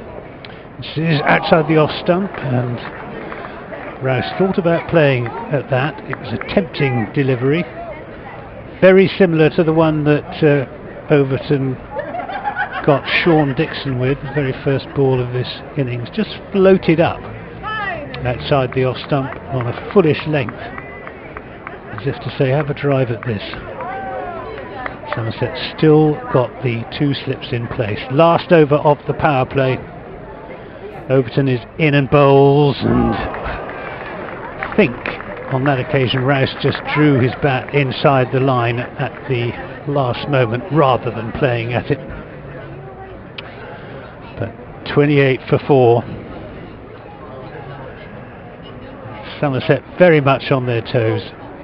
Magnificent innings for Somerset from Tom Banton, 107, his first century in any form of cricket for Somerset, but surely the first of many. 3 slips now as Overton is in and bowls to Rouse, who defends into the offside. They go for a quick single. There's a shy at the stumps. If he'd hit, he was gone. It was Don Bess doing the fielding, and he's on his back. A valiant effort. Just didn't miss by very much. We had a very good sight of that. It was a risky single, especially to a fielder of Don Bess's quality. And Billy Taylor would have had a decision to make if that had hit the stumps. But it didn't. They come through for a single. It's 29 for 4, and the 3 slips become 2. That's Craig Overton in his 5th over. He's there now, bowls, and forcing Blake back onto his stumps, just plays it defensively out into the offside. We're listening to commentary on this Royal London One Day Cup 50 over match between Somerset and Kent. From myself, Anthony Gibson, on behalf of BBC Somerset for the BBC Sports website. As Overton bowls to Blake, and Blake will get a run this time. There's a big gap on the onside. Tim Gruneval picks the ball up 30 for 4, and with me, BBC Radio Kent's Ben Watts. And Ben, I mean, if you're Alex Blake and Adam Rouse, how do you play it from here? Do you just, gosh, what's the what is the plan? That is a good question. Here's Overton in and bowls to Rouse, who drops that down in front of him. Solid looking defensive shot. End of that over, the 10th over. That is the power play. Somerset at the end of their 10 over power play were 50 for 1, and Kent at the end of theirs 30 for 4. I think now obviously the dynamic is going to change slightly, because there will be more fielders outside the 30-yard circle, although Somerset may choose to keep them in and keep it a really attacking field, because there's no reason for them to go defensive just yet. These two batsmen need to find themselves maybe a couple of boundary scoring options just to push that field back, and then from that point of view they can go about rebuilding the innings and start getting the 1s and 2s. And I think they've probably got to just think about playing Craig Overton out and seeing if they can target maybe Don Bess, maybe one of the change bowlers, as Davey comes in from the far end and bowls, and Blake forward playing defensively down the pitch. So we haven't seen Lewis Gregory yet, who's been in the form of his life with the ball in the county championship. Alex Blake, we mentioned those previous high scoring games. Here in 2017 he got a 46 ball 100 on this same ground. Admittedly that was later on in the summer, maybe the pitch was doing slightly less on that day, as Davey is in and bowling to him. At the moment he's very much not playing his natural game as he drives into the leg side, but he is capable if he goes hard, and I think that day he was pretty much just trying to whack every ball to the boundary. So perhaps if he can just get his eye in a bit more, he can start to go through the gears and look to play his more natural attacking game. Adam Rouse will look to accumulate, that is what he would do naturally. But the problem for Kent is that the required run rate is going up and up with every over that goes by, every dot ball. This is another one from Davey as it's turned away straight to the fielder on the onside. 8.33 the required rate. 30 for 4 Kent in the 11th over here. BBC Sport Online, BBC Radio Kent DAB, hosted by BBC Radio Bristol and BBC Somerset. Trying to chase down 359, which 300 looked possible if they batted well at the start and left wickets in hand, but that has just, any plan would have been completely ripped up and thrown out the window by the coaches, as this one, Blake is forward, pushing this into the offside. Yeah, a penny for the thoughts of Matt Walker. Alan Donald, batting coach Jonathan Trott, who's been brought in for the One Day Cup, has got some work to do. He's going to be earning his money. Although I would say, I think Kent, given a full strength Kent batting side, Kent's problems are more with the bowling than the batting.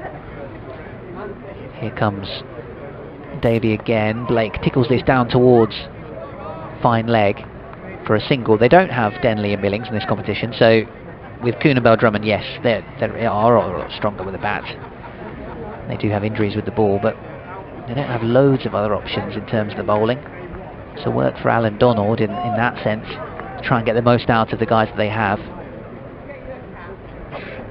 Power play didn't do too badly, there weren't too many bad balls. Middle overs, times Somerset got on top of the guys. Late death bowling was improved, but still Craig Overton's knock at the end as Rouse tucks this away out to square leg for a single. Certainly really put the gloss on the Somerset innings, gave him and the team momentum. going into the bowling, and it looks as if Craig Overton is going to be replaced. Yeah, I mean, the Somerset innings, Tom Banton was the main man in the first part of the innings, leading the way. And then when there was a danger they might lose a little bit of momentum after he was out and then Hildreth was out, Lewis Gregory batted very sensibly and well for 50, and then after he was out, Craig Overton kept the momentum going through the closing overs. So those were, you know, three innings at three different stages of the Somerset innings that accounted for that in the end. Very impressive total. Somerset never, despite almost losing their way at several stages, they never did. Lewis Gregory coming into the attack for the first time from the Somerset Pavilion, and he's bowling to Rouse, who hits that away in the air between mid-wicket at mid-on. It was short from Gregory. It rather sat up, invited the hit, but it was in the air for a long time. I thought for a moment it might go straight to Craig Overton, but well directed. Yeah, I think from our commentary position, it looked close to the field of the net. Actually, was pretty convincing stroke from Adam Rouse. So Gregory concedes a boundary with his first ball, 36 for 4. Adam Rouse doubles his score.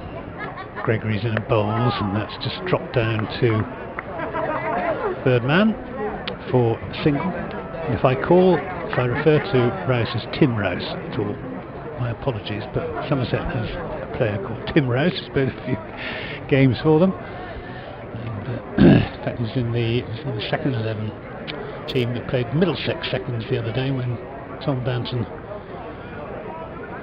gave strong indications of what was to come when he made 150 from 92 deliveries. Gregory then to the left-handed Blake, 37 for 4, Kent.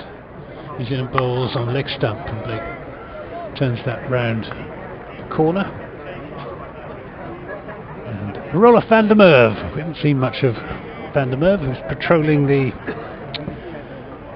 deep mid-wicket boundaries to the left-hander. Does the fielding, 38 for 4, not quite at his best, van der Merwe, but a very useful one-day cricketer, brilliant fielder. Gregory in and bowls to Rouse, full-length delivery, upish, and van der Merwe showing just how good he is with a beautiful stop to a well-struck off-drive at a shortish extra cover. Gets a congratulatory low 5 from Tom Abel, who's at mid-off. Best at backward point, van der Merwe at extra cover, and Abel at mid-off. 3 top-class fielders. Gregory is in and bowls to Rouse. Oh, takes him on the pad, must be very close! Given out. Goodness me. That one didn't bounce too much. I think maybe, Ben, just going down. It wasn't going down by 4. Goodness me. Did he get bat on it? I don't know. I must admit, I thought it looked out. I thought it looked plumb. So, for whatever reason, the umpire has seen something that we haven't from our position. Just a little bit of extra pace there from Gregory. Maybe it was just missing leg stump. Maybe he's just got a little tickle on it. I don't know. But he survives. He survives. Just. There's Gregory into Rouse and bowls, and Rouse defends into the onside. Ben goes off to file another report for FM listeners on BBC Radio Kent, who probably won't be absolutely delighted with the tidings that he'll be bringing them. Kent on 38 for 4 after 12 overs, needing 359. The required rate is going up in leaps and bounds at the moment, 8.45. We're going to have another bowling change at the river end. Tim Groneval coming into the attack. Official communications partner. Change of bowling at the river end, wearing number 5. Rob Scanlon doing the public address. Rob, who's one of the BBC's third voices. Be hearing him in the course of some county championship commentaries from around the country during the course of the season. And I've worked with him many times here for BBC Somerset, BBC Radio Bristol. Tim Groneval then, who will be anxious to impress. Not included in the team for the first 2 championship matches. Played 4 games in this competition last season. He's in there bowling to Blake, who flashes that rather past backward point. That was short and wide. Not a good delivery.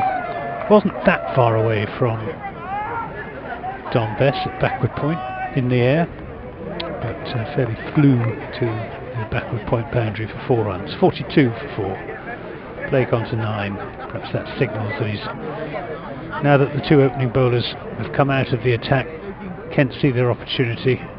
Grunwald is in and bowls and forces Blake into a defensive shot. Yeah, going back to Tim Grunwald, he took 9 wickets in those 4 matches in this competition last season at 5.82 runs per wicket. He's coming in now from the river end. He's bowling to Blake, who's down the pitch driving back over the bowler's head for 4 runs. Signs of aggression now from Alex Blake. This could be exciting. The counter-attack is on, and there's no better batsman to prosecute it than this tall, strong, powerful left-hander Alex Blake.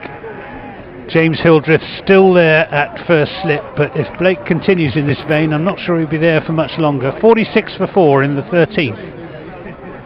Alex Blake counter-attacking against the medium pace of Tim Grunwald, who's in and bowls, and this is turned around the corner with a flick of the wrist. They're going to think about a second run, but Van der Merwe quickly onto it, and they settle for the single. 47 for 4 in the 13th.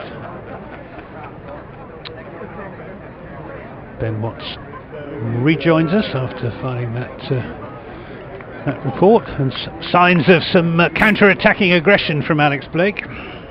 Maybe that's the way to go from his style of play. Just play your natural game, be attacking. Rouse will do his thing and play the supporting role. Grunwald then from the river end. He's in, bowls to Rouse, who drives up Seabrint. No, it's not the catch. Into the ground. Into the ground. It's Tom Abel, didn't claim the catch. He took it cleanly, but it had hit the ground. He just took it on the half volley. And good piece of fielding in the end, because he had to dive forward. It was well hit. Crisply so from Rouse. 47 for 4 then as Grunwald bowls to Rouse, who plays that up to mid-off, and a very good diving stop up there by Josh Davey saves his side a couple of runs. So good fielding there from Tom Abel first, Josh Davey subsequently. Good over though for Kent. 48 for 4 at the end of it, and they've held the run rate. It hasn't gone up, it remains at 8.4. Alex Blake 14, Adam Rouse 10. We've already seen in this game from Tom Banton that if you do back yourself, boundaries can be had. At the moment though, Kent struggling to find them. Rouse the man on strike, 2 slips still in play as Gregory bowls. Oh, and he almost chops onto his own stumps. It manages to eke it out towards kind of a short leg position. Gets a run, gets away with it, the Kent captain for the day. He's living dangerously though, isn't he? Certainly is. Boundary riders out at third man and long leg. Deep cover as well. Field swaps over for Alex Blake, so it's deep square rather than deep cover as Gregory bowls with 2 slips in play. Blake just pushes and runs to mid-off, and that would have been tight if it was picked up cleanly by Abel, but he misfields. Just maybe took his eye off the ball, watching the batsman rather than the ball. I think they would have got home comfortably enough, even if he'd picked it up cleanly. Set off straight away, Alex Blake, running to the danger end, with Rouse backing up well. Scampered through. 50 brought up with that run for Kent in the 14th over. 50 for 4 in reply to 3, 5, 8 for 9, and Rouse defends his next one from Gregory back down the pitch. Yeah, the 50 greeted with a ripple of applause. Not sure there was too much to applaud from Kent's batting in the early stages of this run chase. with, thus far, Dixon out for 0, Crawley out for 5, Renshaw 10 and Robinson 7. Short ball, attempted hook shot from Rouse, Banton misses it. I think that's going to be byes, or just the one bye, is indeed signalled by the umpire. Well, Banton would be disappointed to have... Short ball from Gregory. Yeah, built through his hands. He's got the black wicket-keeping gloves to go with the black sleeves of the Somerset shirt. Gregory takes a slip out, puts a one in. A man at mid-wicket as he bowls to Blake, and this one's off his hip. May well go for 4 leg byes. Can't be cut off in front of the 3 in Botham stand. Did he get bat on it, or was it leg byes? Maybe even off the glove. I don't think I saw a signal. No, I don't think he did. I think it wasn't a very good delivery from Gregory. Blake's been awarded the runs then.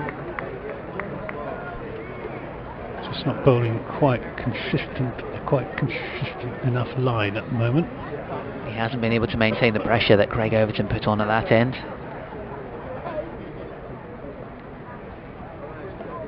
Here comes Gregory again, Yorker length, and this one's pushed away through extra cover. Abel does the fielding. End of the over, 14 gone. Kent 56 for 4, Rouse 11, Blake 20. Graham on the email expressing his feelings about the fact that with Denley and Billings away at the IPL, this is leaving Kent somewhat short when they've had the injury problems as well. Just had the attendance figures here today, 5,038 people. Pretty good crowd, isn't it, for an opening game in the 50 over cup on Good Friday. Over 5,000. I doubt there'll be a better crowd at any game around the country. Another over. It's Tim Grunewald to bowl to Alex Blake. He's there at bowls, and Blake would think about a single, but decides against it as ball runs straight up to Azhar Ali at mid-on. I fancy that Alex Blake is going to have a bit of a go at Mr. Grunewald. That's what we were saying earlier, wasn't it? When we're thinking that they need 8.5 and over, Craig Overton's been so good, you therefore have to target somebody else. Grunewald to Blake, taken on the pad, half-hearted appeal from keeper Banton, not supported by the bowler, clearly got his pad outside the line of off stump. It was well forward. Two good deliveries from Grunewald. No slip for the first time in this innings. We're in the 15th over. Somerset responding to the counter-attacking of Alex Blake. Grunewald's in a bowls, and that's gone. That's beaten the bowler, and it's beaten Tom Abel. It was fiercely hit, and it's gone for 4. Just to the straight side of mid-off. Tom Abel would be disappointed. It really did middle that Alex Blake. How far was it away from being a caught and bowled charge? Not far, but it was going like a ball. It was going, really. I mean, I have seen Tim Grunewald take those, but would have been a remarkable catch. He's in there again now and bowls to Blake, who pushes this into the offside, and a brilliant diving stop by Van der Merwe there at excellent stop. Extra cover. Diving away to his left, his stronger side, admittedly, but really good fielding. Cricket has an air of real excitement about it at the moment. Well, real feel-good factor here. Taunton. Blake waits. Grunewald bowls down the leg side, and that will be given as nothing. I think it was just the pad, the pad. Yeah, and it wasn't taken cleanly by Banton, but nothing done in the end. It wasn't actually a particularly good delivery from Tim Grunewald. Blake looking to impose himself on the bowler here. Grunewald looking to respond. He's there and bowls, and that's a good straight delivery, forcing the defensive shot out of Alex Blake. And that mini battle in that over, despite the fiercely driven off-drive boundary, was won by Tim Grunewald. 60 for 4 at the end of the 15th. I was talking about this Kent team missing some very key players, almost resembling the potential side that they'll have out in this competition when the 100's on next year, and Alex Blake would be the only one in this side that you would perhaps suggest that might get picked up because of his explosive batting. He's actually played in some of the trial games, him and Imran Kayum, for that tournament. Have you seen any of the trial games? I haven't actually, no. I think they were played up at Trent Bridge, possibly at Hove as well. Gregory continues into bowl to Rouse, who's just had some fresh gloves brought out. He drives up towards Tom Abel, dot ball. 60 for 4 Kent at the 15 over mark. And a major rebuilding job needs to be done. They still need 299 more runs to win the game. After Somerset made 358 for 9 thanks to a century from 20-year-old opener Tom Banton and half centuries from Craig Overton and Lewis Gregory. Here comes Gregory.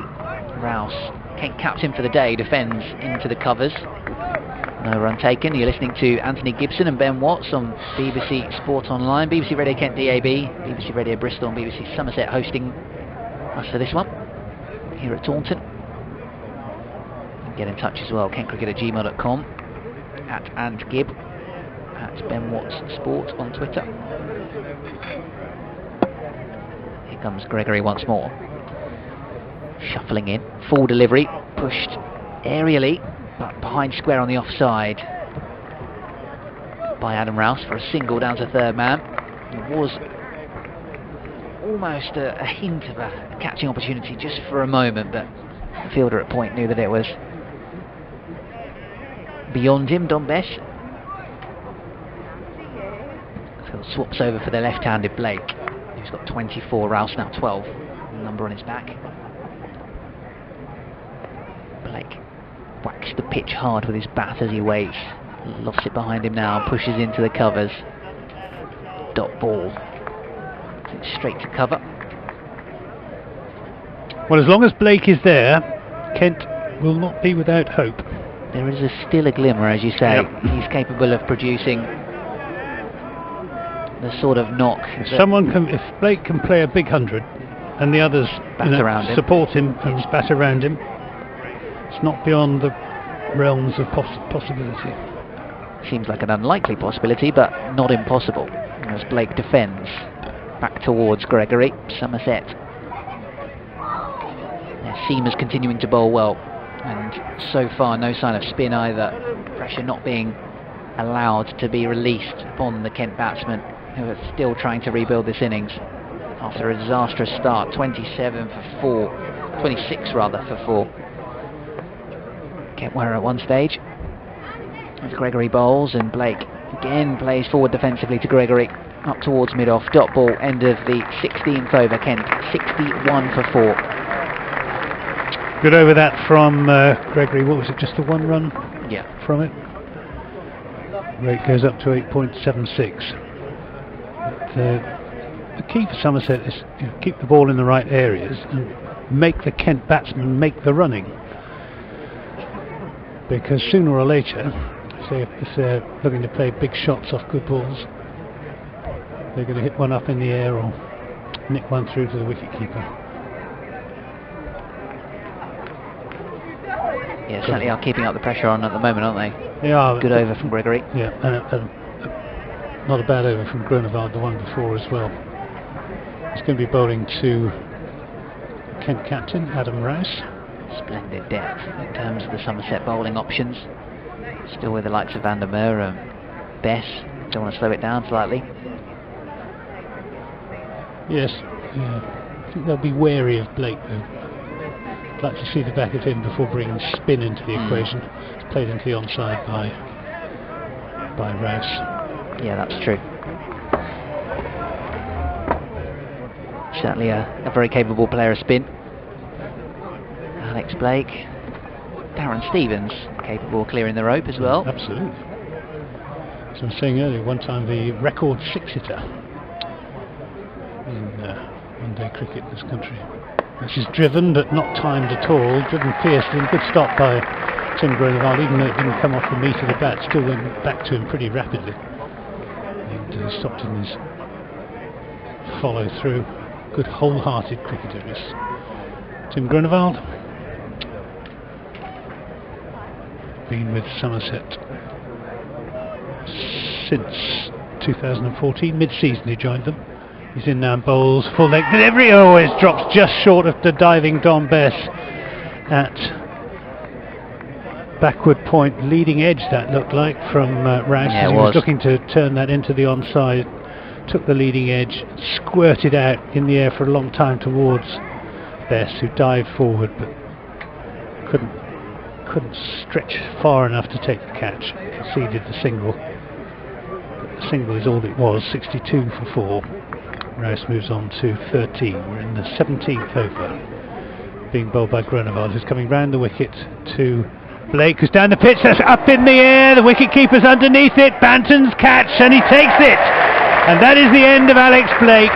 And one would have thought that that is the end of Kentish hopes of chasing down Somerset's 358. And as I was saying just now, if you keep the ball in the right areas and the batsmen carry on playing their shots, sooner or later they're going to hit one up in the air. And in Alex Blake's case, it was sooner rather than later. He's gone, caught Banton, bowled Grunewald for 24, Kent 62 for 5. That was the problem with the run rate creeping up for Blake. He knew he was going to have to target a bowler, and that shot just wasn't there. He's forcing it, trying to play it away leg side, tops it up in the air, easy catch for the wicketkeeper. Grunewald creating a good angle from bowling around the wicket to the left-hander, and Blake just having to force the issue because of the mess that the top order have left this Kent innings in, and the fact that Craig Overton and Gregory have bowled so tightly that he's looked to just block those guys out and attack someone else, and there won't be another miraculous or extraordinary 100 for Blake on this ground here at Taunton today. And Kent is slowly running out of options. Darren Stevens comes out to bat at number 7 with a score at 62 for 5 here on BBC Radio Kent DAB, BBC Sport Online. And here he comes, 42 years old, Darren Stevens. He's one of 3 21st century cricketers aged 42 or over who have played List A cricket, courtesy of Steve Pittard, and I'm giving it now just in case Darren Stevens doesn't hang around for too long. The others being Graham Hick, who was 42 and 114 days, and Paul Collingwood, 42 years and 6 days. Grunewald is in and bowls and takes Rouse on the pad. They crossed while that ball was in the air. It was in the air for a long time, and Grunewald advanced down the pitch. Almost looks as if he was going to try and claim the catch himself rather than leaving it to Banton. In the end, wiser counsels prevailed. Banton took the catch. Grunewald to Rouse. He's there and bowls, full length delivery, which another very good piece of fielding by Tim Grunewald in his follow through. A very, very good over. It included the wicket of Alex Blake, the important wicket of Alex Blake. And at the end of it, Kent needing 359 in their 50 overs, a 62 for 5, and that was the 17th over. Just a reminder to everyone that Kent got to the final in this competition last year after losing their opening 2 games. It looks like they're going to do that again today, and some serious improvement is going to have to be made if they're going to get to Lord's. Well, it really would require a Roloff van der Merwe style miracle for them to win this game. This game from here. It would require something like a Darren Stevens 150. I saw him get 147 at Swansea, and probably one of the favourite innings I've ever seen to watch. He's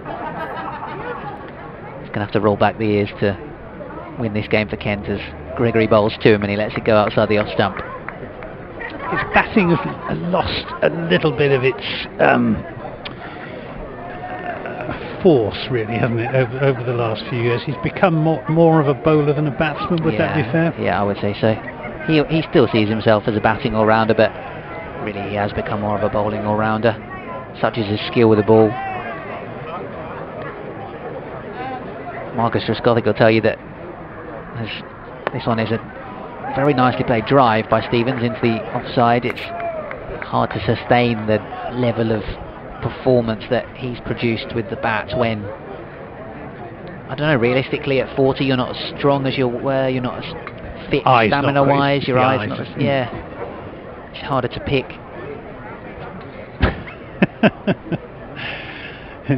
Next man out of the Kent dressing room is the coach driver to start the engine. That's the Kent scorer's contribution. Short ball ducks underneath this one, Darren Stevens. What's your scorer's name? I hope to know. It's Lorne Hart. Lorne Hart. Glad to see he's got a bit of a sense of humour, despite the fact that his team are very much Taunton second best at the been moment. A happy hunting ground for Lorne and for Kent. He's so far in the 2019 season. Has not indeed. For Sean Dixon, 2 first balls in his last 2 innings, after getting 43 in the first innings in the Championship. Stevens off the mark with a tuck into the leg side. 64 for 5. Or is it 63 for 5? Trying to give Kent runs here now. 63, I think. Somerset, though, just not letting the pressure up at all. It's been an outstanding performance from them thus far. All in good areas. Gregory pulled away by Rouse down towards long leg for a single. That's a nice shot, wasn't it? Was magnificent earlier on, and they kept the pressure up. Admittedly, it's perhaps not so difficult to keep the pressure up when you've got 350 on the board and the opposition are 26 for 4. But it was a good opening burst. Davy bowled well as well. I mean, they didn't give Kent anything in those early overs. No, and credit to them for the way that they've continued that and not just brought spin on. And Gregory's bowling bounces here to Darren Stevens, which he's swaying out the way of. They're refusing to let Kent have a grip on the game. And 18 overs gone, 64 for 5 the Spitfires score in reply to Somerset's 358 for 9 earlier on, with Tom Banton getting 100 half centuries for Craig Overton and also for Lewis Gregory here at Taunton. You're listening to BBC Radio Kent DAB. Commentary of Gillingham's game against Plymouth Argyle is on FM, and the Sports Hub 2 till 6 today. Commentary of the cricket until the close on DAB. How are Gillingham getting on against Argyle? They are losing when I last looked. Good. They were 1-0 down. I don't think our Radio Kent listeners will agree with that sentiment. Plymouth boy. It's Gregory in, Grunewald in. There's push into the offside. He'll retrieve his... They were 1-0 down at half time. That became 1-1, and Gillingham now 2-1 up. So apologies to... Boo. I was actually born in Totnes, but lived just outside Plymouth for a good many years. Lovely part of the world. And Lewis Gregory was at school at Plimpton, just outside Plymouth. This is played square of the wicket. Brilliant stop by Don Bess, diving away to his right to cover point. Oh, he enjoyed that. Gets a low 5 from his good mate Tom Banton. Perhaps if you are listening on in the county of Kent and you're a football fan, I might suggest that you listen to FM rather than DAB, because this one's a tough listen at the moment. No. You never know. Adam Rouse 14, Stevens at the crease, 64 for 5. Grunewald is bowling to Rouse. He's there, he bowls full length delivery, appeal for LBW, given out. Alex Wharf raises the finger. It was a full toss, and Rouse not particularly impressed with the decision, I don't think. He felt it was going down. Alex Wharf thought otherwise, and that is the 6th Kent wicket. It's their captain, Adam Rouse, who's gone LBW to Tim Grunewald for how many did he make? 14, and the score 64 for 6 in the 19th over. Must admit there was an LBW to Adam Rouse earlier on, which I thought looked more out than that. Looked like it was potentially sliding down. That's what Adam Rouse was suggesting to the umpire. Doesn't look overly great when your captain for the day is giving a bit of dissent to the umpire. I mean, it's not dissent, but showing your disapproval with the umpire. It kind of sums up the frustration, though, for him, that players around him have not performed. 64 for 6. If you were being harsh, you would say, well, he shouldn't have missed a full toss in any case. that would also apply. Hit the ball and then you can't get given out LBW. Harry Podmore got 40 on Wednesday against Hampshire. He's going to have to get 140 for them to win this game. But again, freedom and licence for him to hit because the top order have failed. Yes, so far it's been rather. It's like Kent versus Somerset in T20 cricket with roles reversed. This must be what it feels like to be a Somerset supporter, watching them play Kent in T20 cricket the last however many years. Last 6 years. This one will feel sweet for those Somerset fans that have travelled or had to watch. Always good encounters matches between these counties, though. The cider county against the hop county. I liked that. That was very good. Harry Podmore scratching out his guard, getting ready to face. Tim Grunewald, the successful bowler, halfway through the 19th. He's in there to Podmore. He's there in bowls and fires one into the leg stump, and Podmore gets it away off something down to fine leg. In fact, it's a leg by. Came off his pad. Currently, if you're searching for positives from this performance from Kent, it's that supporters are going to be home earlier than planned and might get a bit more sleep. 65 for 6 then. Tim Grunewald. 1 for 15. Sorry, 2 for 15. As this is pushed up to Tom Abel at mid-off. The thing is, when you have a 90-run defeat at home in your first game and you go, your reaction is, okay, we didn't create enough pressure, we didn't create enough partnerships, wasn't our day, to then repeat that 2 days later says that there's not enough learning being done, and, well, short boundaries here as well. Grunewald in and bowls, and it's played square of the wicket by Darren Stevens. It's not going for anything too extravagant at this stage in proceedings. End of that over from Tim Grunewald, and Kent 65 for 6. That was the 19th over. The required rate almost 9.5, 9.48, and Kent with just 4 wickets standing. And we're going to see some spin, and it's going to be Roelof van der Merwe rather than Don Bess, which will disappoint Don Bess. I'm sure he'll get a chance in a moment. Well, I don't know. Trouble with what we're worried about here in Somerset about Don Bess is he doesn't get enough first team cricket. He won't be with us for very long. Yeah, of course with Jack Leach as well. Yeah. I do wonder if perhaps, having lost to Hampshire the other day batting second, whether Kent should have said we'll have a bat first today. Well, we did say earlier on, didn't we, that, that first round of matches in this competition, every single one was won by the side batting first. Yeah. Perhaps with the missing so many key batsmen, they decided against that. Van der Merwe bowls, and Harry Podmore tries to cut away into the offside, and there wasn't a lot of room for a cut shot. It was a bit straight for that. Banton takes it up to the stumps. Here he comes again, Van der Merwe, left arm spinner. Slow bowler, but he does fizz it in. Push it through at a good pace. Podmore goes back and defends the next one.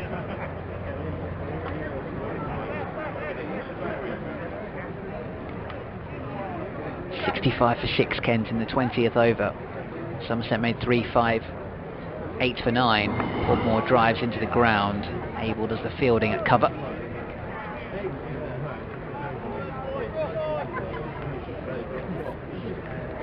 Listening to BBC Radio Kent DAB, BBC Sport Online, BBC Radio Bristol and BBC Somerset are hosts for this match. Here he comes again. Oh, attempted cut shot. And a play and a miss from Podmore. Can't be far away to edging that through to the slips. Fabian Cowder is listening in. It's a real shame this, but as you say, Ben, we did enjoy years of success in those T20s. Bring them on this year for the boys. It's going to be Kent's only opportunity to get their own back on Somerset. Here at least. This one's pushed away defensively by Podmore. Still, where does Somerset play? Does Somerset come to Canterbury? Presumably. I can't remember, actually. Notts are at Tunbridge Wells, and then think it's Surrey at Beckenham, so I'm presuming it is Canterbury in Division 1 of the Championship. Oh, there's a shout for LBW. That can't have been too far away, but maybe sliding down the leg side.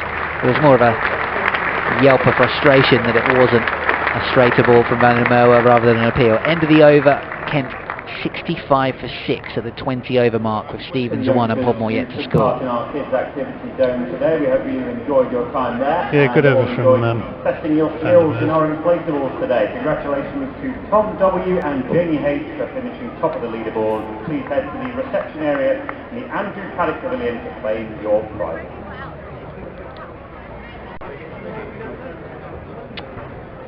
Another over starts from Tim Groenewald, bowling to Darren Stevens, who plays it square of the wicket, picked up by Don Bess.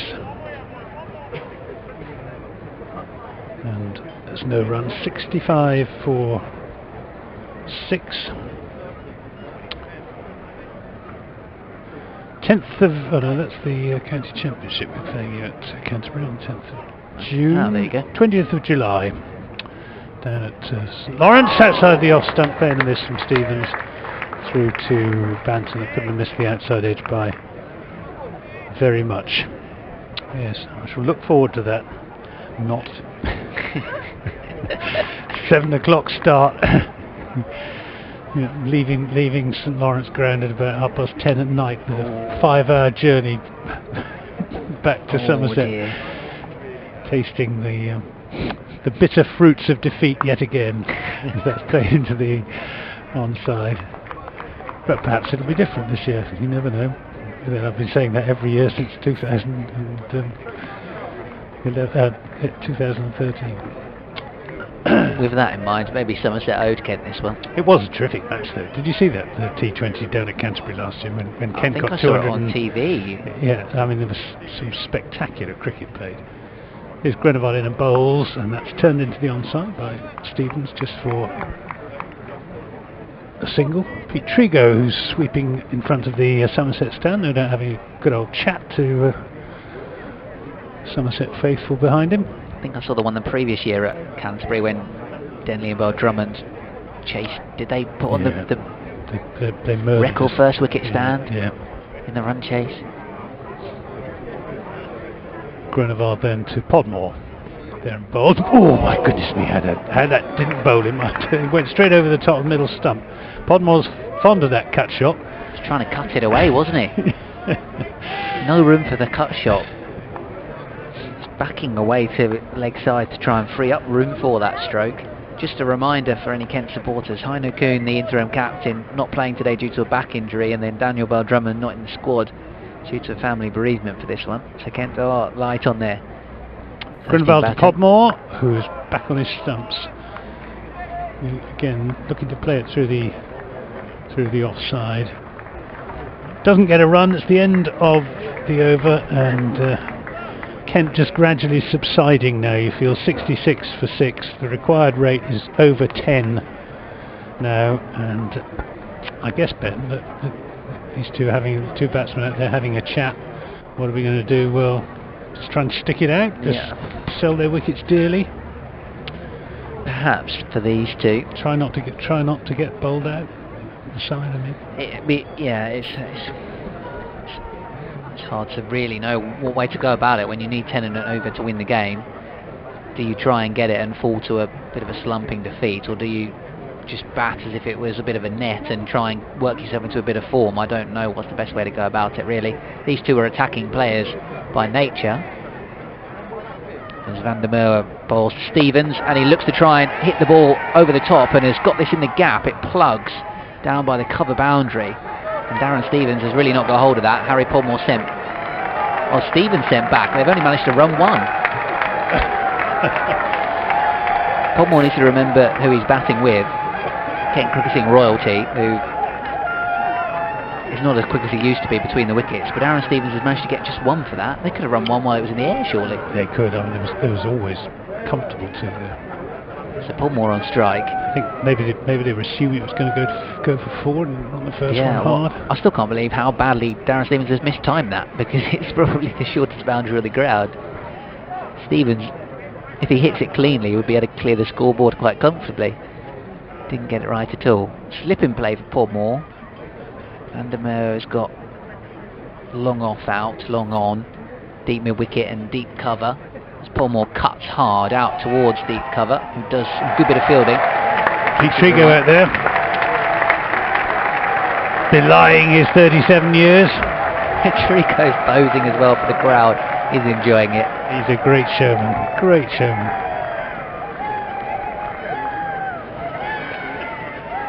Some enthusiastic Somerset supporters behind him as well. And they're rather enjoying their day out here at Taunton. Who'd blame them? Stevens defends, or pushes really into the covers. Kent 68 for 6. Still needing a further 291 runs to win. I'm sure I looked about 10-15 minutes ago, and that was 299 to win. Not making fast progress, it must be said. This is a hard stroke. Smacked into the ground. Trigo does the fielding again. 1 run for Stevens. There's clearly some sort of some banter going on between the crowd and Trigo. He'd be having a chat with them all. Yeah. He probably knows half of them. That was fairly straightforward fielding. It wasn't as if it was a classy bit of play. That's cut away. That's 4 runs. He won't be stopping that one. There's a boo from the crowd because Trigo can't stop that. Podmore smashes it away 3 points from the cut shot for the boundary. Poor delivery. Got what it deserved. Too much width. Already know that Podmore likes that shot from the plays and misses he's had a go at. And then with a slow left armour again. Tosses this one up a bit. Oh, and a little bit of turn as well. That was a beauty. Great comeback. Banton took the bails off. No appeal for a stumping. Podmore's back leg was firmly in the crease. End of the over. Kent 73 for 6 after 22.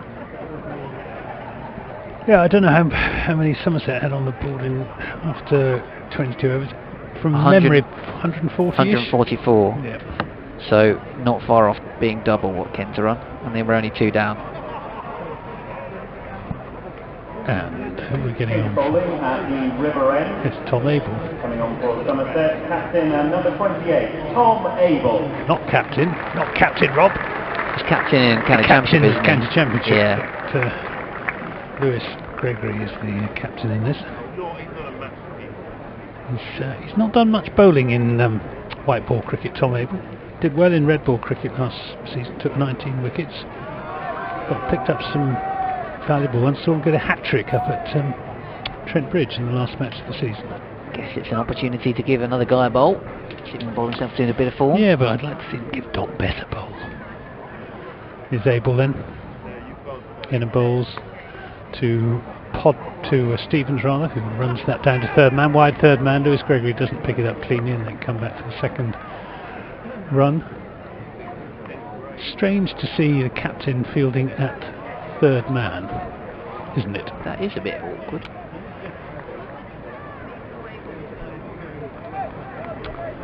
Well, it kind of shows how one-sided the game is, and the captain doesn't feel like he needs to be in the thick of the action. 75 for 6. Abel is in and bowls to Podmore. Covers up, advances half a pace down the pitch towards the ball, but offered no room to free his arms by Tom Abel. Halfway through looking up to see whether Tom Abel bowled at all, and he didn't. He only played 2 games in this competition last season, didn't bowl in either of them. He's there now, bowls to Podmore, who looks to swing that away.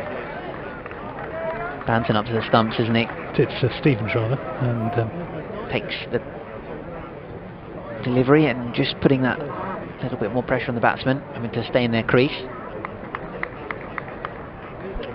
Yeah, he's quite lively paced, Tom Abel as well. Bowling to the veteran, Darren Stevens. There bowls, and Stevens hits that up in the air. Trigo is underneath it. He's not underneath it, he just can't get underneath it. He takes it first bounce. It was a complete mishit from Darren Stevens. Thought for a moment it might just carry to Pete Trigo out on the deep mid-wicket boundary. There's no doubt that this Kent batting display has been poor, but it does beg the question, what on earth pitch was Tom Banton batting on earlier? Yeah. Just completely otherworldly compared to the rest of the batting performances we've seen. He's able to Podmore, who slashes that away square of the wicket, and then will pick up 4 runs. But he likes the square cut, and when he middles it, he hits it well. Ken's favourite shot with that delivery from Abel. Craig Overton did bat well, Lewis Gregory as well. Some very aggressive innings. But even the likes of Azarali, Hildreth, Trigo, Abel looked to accumulate on this pitch because they didn't find it particularly easy. Well, Trigo and Hildreth were both overshadowed by Banton. Abel is in and bowls and draws this time a defensive shot from Harry Podmore. 80 for 6 at 4 square of the wicket from Podmore. Took him on to 9. We're in the 23rd over. The required rate is 10.33.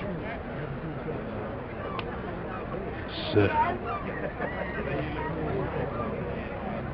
Darren Stevens just giving Harry Podmore a pat on the head, I thought there. Breaking proceedings. Well, a couple of the Somerset fielders have a drink of water from George Bartlett, that is. Van der Merwe is going to continue. 12th man for Somerset. Sharing the 12th man duties with Jack Leach. I think Kent have only got one 12th man on the basis that they don't have anyone else fit in the squad. Maybe except Jordan Cox, their 4th choice wicketkeeper. Van der Merwe bowls, watchfully played by Stevens, out to point, no run, sends back Podmore. Yes, because Ollie Robinson kept wicket in the championship match here. Yeah. That did pretty well, I thought. Yeah, he's pretty tidy. Rouse is keeping, made some good stops up to the stumps. Sam Billingsley the IPL, of course. Edge from Stevens. Tempted run, and this could run out. Darren Stevens goes. That is a mess. And Kent 80 for 7 as Darren Stevens has been called through by Harry Podmore for a single. He tried to go over the top of cover, got it all wrong, edged it to short third man. Tim Groneveld that was. Scampered through, and Groneveld with a throw to the bowler's end, and Stevens is quite comfortably out. I think Podmore's called it. Stevens has hesitated, and the umpire sends him on his way. And Kent's miserable day gets even more so. Intelligent cricket from Groneveld as well, because Podmore would have been home quite comfortably. But Groneveld threw it at the non-striker's end, threw it very accurately, and Van der Merwe was there to whip the bails off. Was run out by Tim Grunewald for 7. It's the 7th wicket. The end is nigh. Who have we got now? Matt Milnes? Yep. He'll be in number 9. Incoming batsman for Kent Spitfires, wearing 29, Matt Milnes. These two may well just decide to try and have a go. They did the other day when it all seemed lost against Hampshire and got themselves 40 and 26 each. With Kyam and Clafton to come, that's not a lot of batting. Kent are in trouble at the moment. Well, in danger of being bowled out for less than 100 on a pitch that the first team got 358 for 9 on. It's been a one-way traffic for much of the game here at Taunton. Here on BBC Sport 9, BBC Radio Kent DAB, BBC Radio Bristol and BBC Somerset are hosts. Anthony Gibson and Ben Watts watching on as Van der Merwe bowls. Oh, it's a cordon bowled, and Harry Podmore has played a pretty average cricket shot and has just pushed the ball straight back to the bowler, and Kent lose 2 wickets and 2 balls, and they're 80 for 8. And this desperately poor day gets worse for the Spitfires. Somerset are waltzing towards victory here at Taunton. Yep, well, I did say the end was nigh. I wasn't expecting Podmore to give it away quite so quickly, but it was almost as if he was caught in two minds. Part of him was saying, this is a half volley, I'll smash it through the offside, and the other part of him was saying, well, I'd better be careful because I'm the last batting hope, and maybe he just didn't commit to the shot properly. So, the penultimate Kent batsman comes to the crease, who's Freddie Klassen, presumably. Oh no, it's not. Kyam, yes. It's Kyum. Wearing number 11, Imran Kyam. Would I be correct in saying that doesn't say much for Freddie Klassen's batting if Imran Kyum is coming in front of him? Quite possibly so. I don't know enough about Freddie Clatten's batting at the moment, but I would make the same assumption.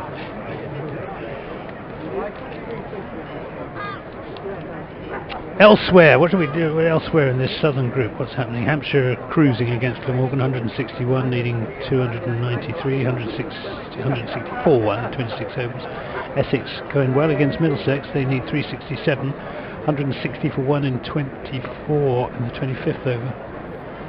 And Surrey have made 274 for 9 against Sussex down at Hove.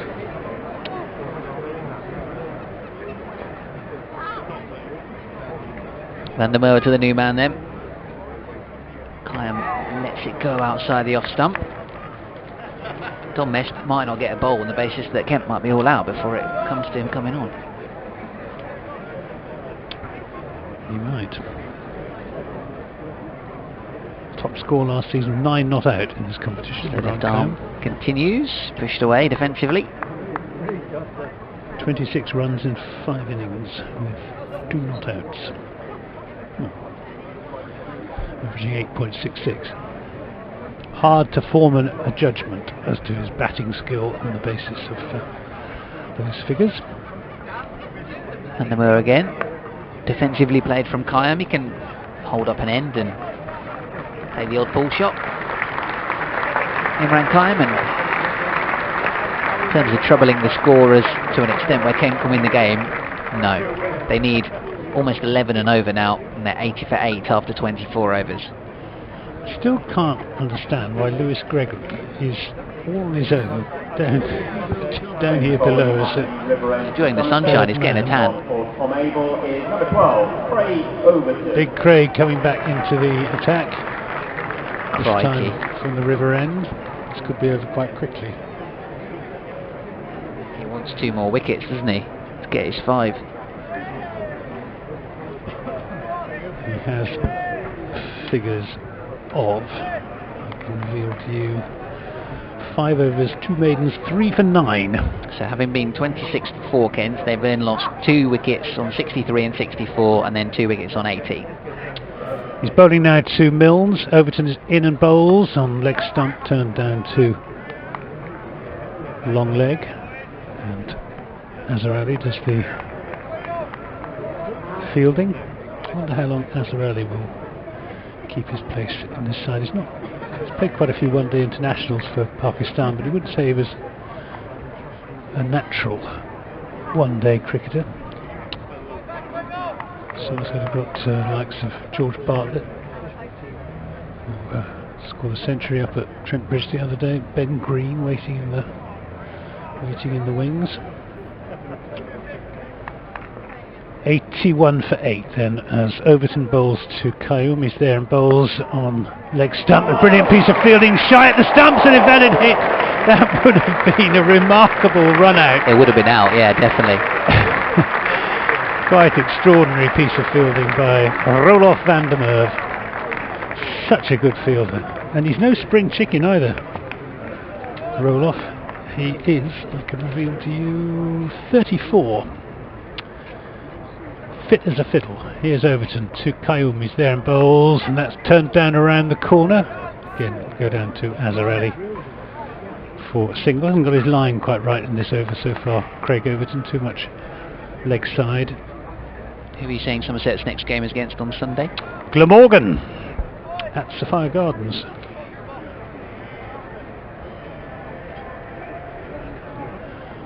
Here's Overton.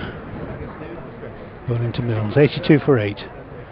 In bowls and played square of the wicket, fielded by Don Bess, enthusiastic as ever, despite not having been given a bowl. Can't play Sussex at Beckenham on Sunday, and I'm just wondering whether I should take my kit with me. They can't be that desperate, surely.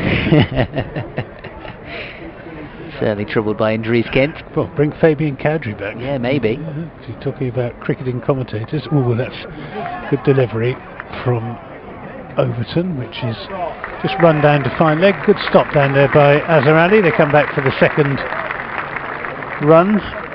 84 for 8. Just got asked who I'd like to speak to at the end of this game. I think coach Matt Walker. Probably. Yeah, there weren't too many options in terms of players that have had a great day. Who's the best one? I'll ask you that after this delivery from Craig Overton in and bowls to Imran Qayyum, to Milnes rather, and he wafts at that. Fortunately for him, it misses his off stump. End of the over, 84 for 8. That was the 25th. Can't imagine there'll be too many volunteers. Who's the go-to man in the Kent side when they've had a bad day? Matt Walker will be honest. What about the cricketers? Oh, I tell you who Somerset's is. It's Pete Trigo. Is it? Yeah. Who is always, if they've had a bad day, he'll say they've had a bad day. Yeah. But he'll always be positive about the next day. Yeah. and he's he's a very, very good talker. In fact, he's a broadcaster in his own right, Pete Trigo. And Somerset have had a bad day. There's no one better to interview. I find myself one of those individuals, don't I? If I'm pressed forward defensively by Qayyum. No run. Kent's players and coaching staff are normally pretty fair in truth. See it how it is. They'll be very disappointed. They'll be as disappointed as anyone. And this one's an attempted chance at slip. As Imran Qayyum's gone for a reverse sweep and hasn't got hold of it at all and has almost gloved it straight to first slip, and it was an attempted one-hander, left hand for James Hildreth. Yeah, Hildreth. Couldn't catch it. Qayyum gets up the other end and Kent at 85 for 8. This must be incredibly difficult now because it's completely unsighted by the batsman. You can't see the ball until it's emerged from behind the batsman. So one pushed away into the offside. No run.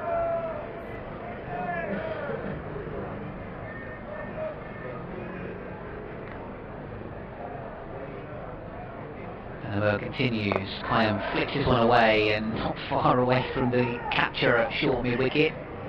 Going to get 2. This is quick and can get back for the second. Lewis Gregory, the captain, at long on. I don't know what's going on out there.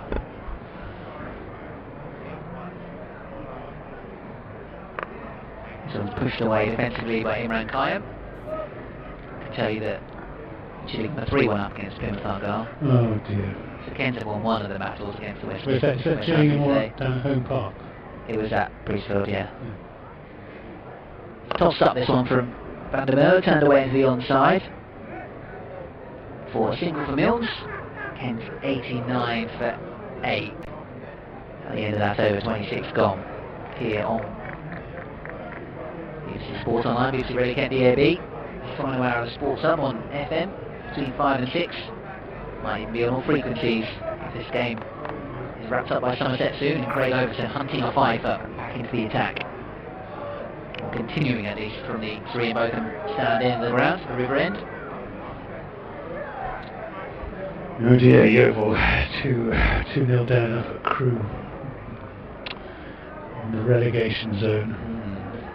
Going to remain in the relegation zone. Here's Overton in bowls to Imran Qayyum, who's caught by Royal Van der Merwe at mid-wicket, looking to swing it away over the top of mid-wicket, didn't get hold of it at all, and a comfortable catch to Royal Van der Merwe, who two-handed above his head, moving to his left, and that is the 9th Kent wicket go down with the score on 89, and the 4th wicket for Craig Overton, who's had a tremendous day, having made his highest score in this day cricket in that Somerset innings of 358 for 9.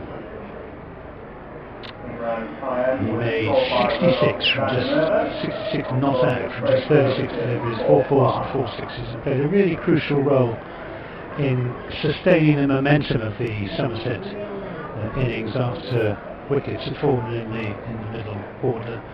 And then he came out in the Kent innings, all guns blazing. He got Sean Dixon with the very first delivery that he bowled at him, second successive golden duck, luckless Sean Dixon. And he's now in his 7th over and he has 4 for 13. just check what his best figures are.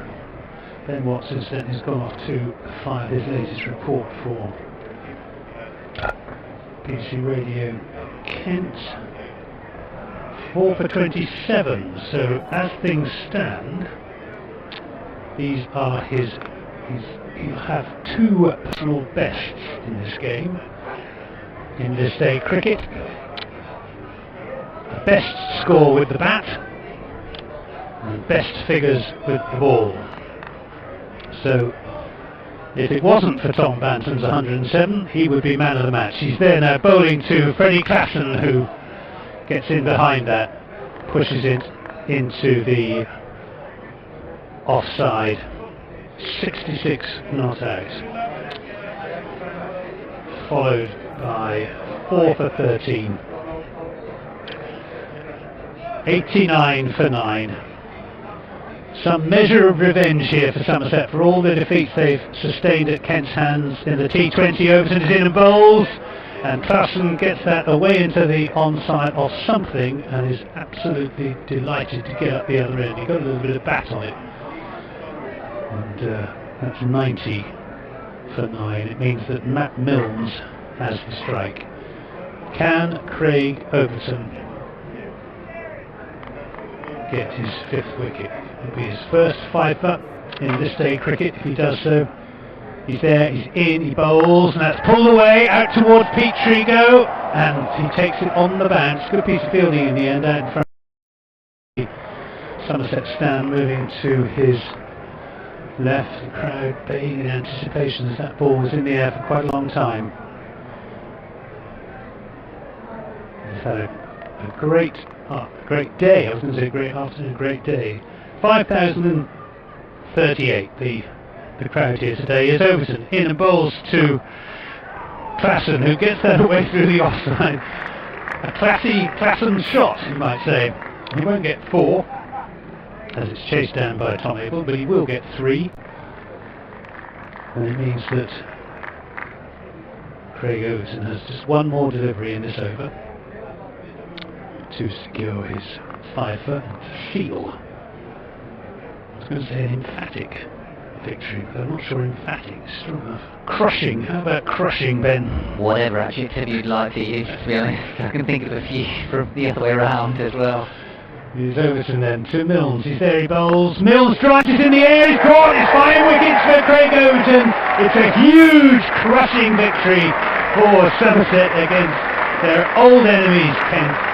They have won by, it's going to be hard to work it out, 258 plus 6, 264 runs is the winning margin for Somerset.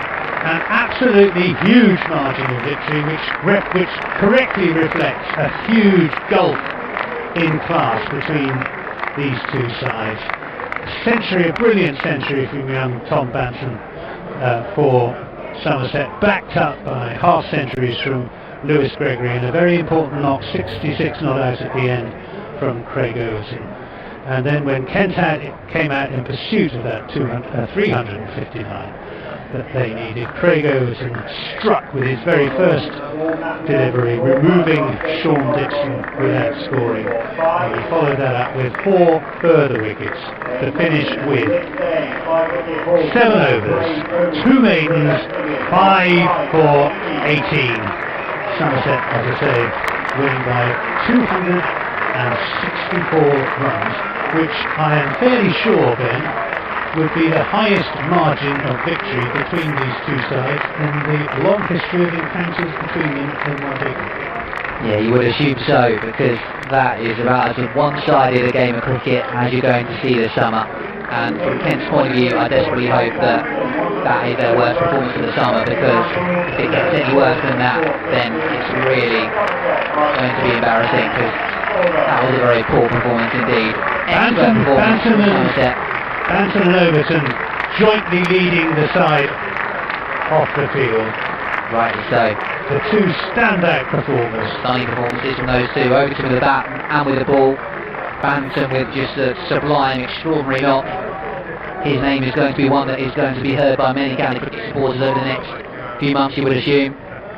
From Kent's point of view, it's back to the drawing board, and back to Beckenham very quickly and hope that Beckenham, a ground that they've had much one-day success on, can bring them a victory against Sussex on Sunday, and hope that they can get players back in the team as well. For Somerset, it's on to Sophia Gardens in Cardiff for the game against the Overton on Sunday, and they'll go in the highest of spirits.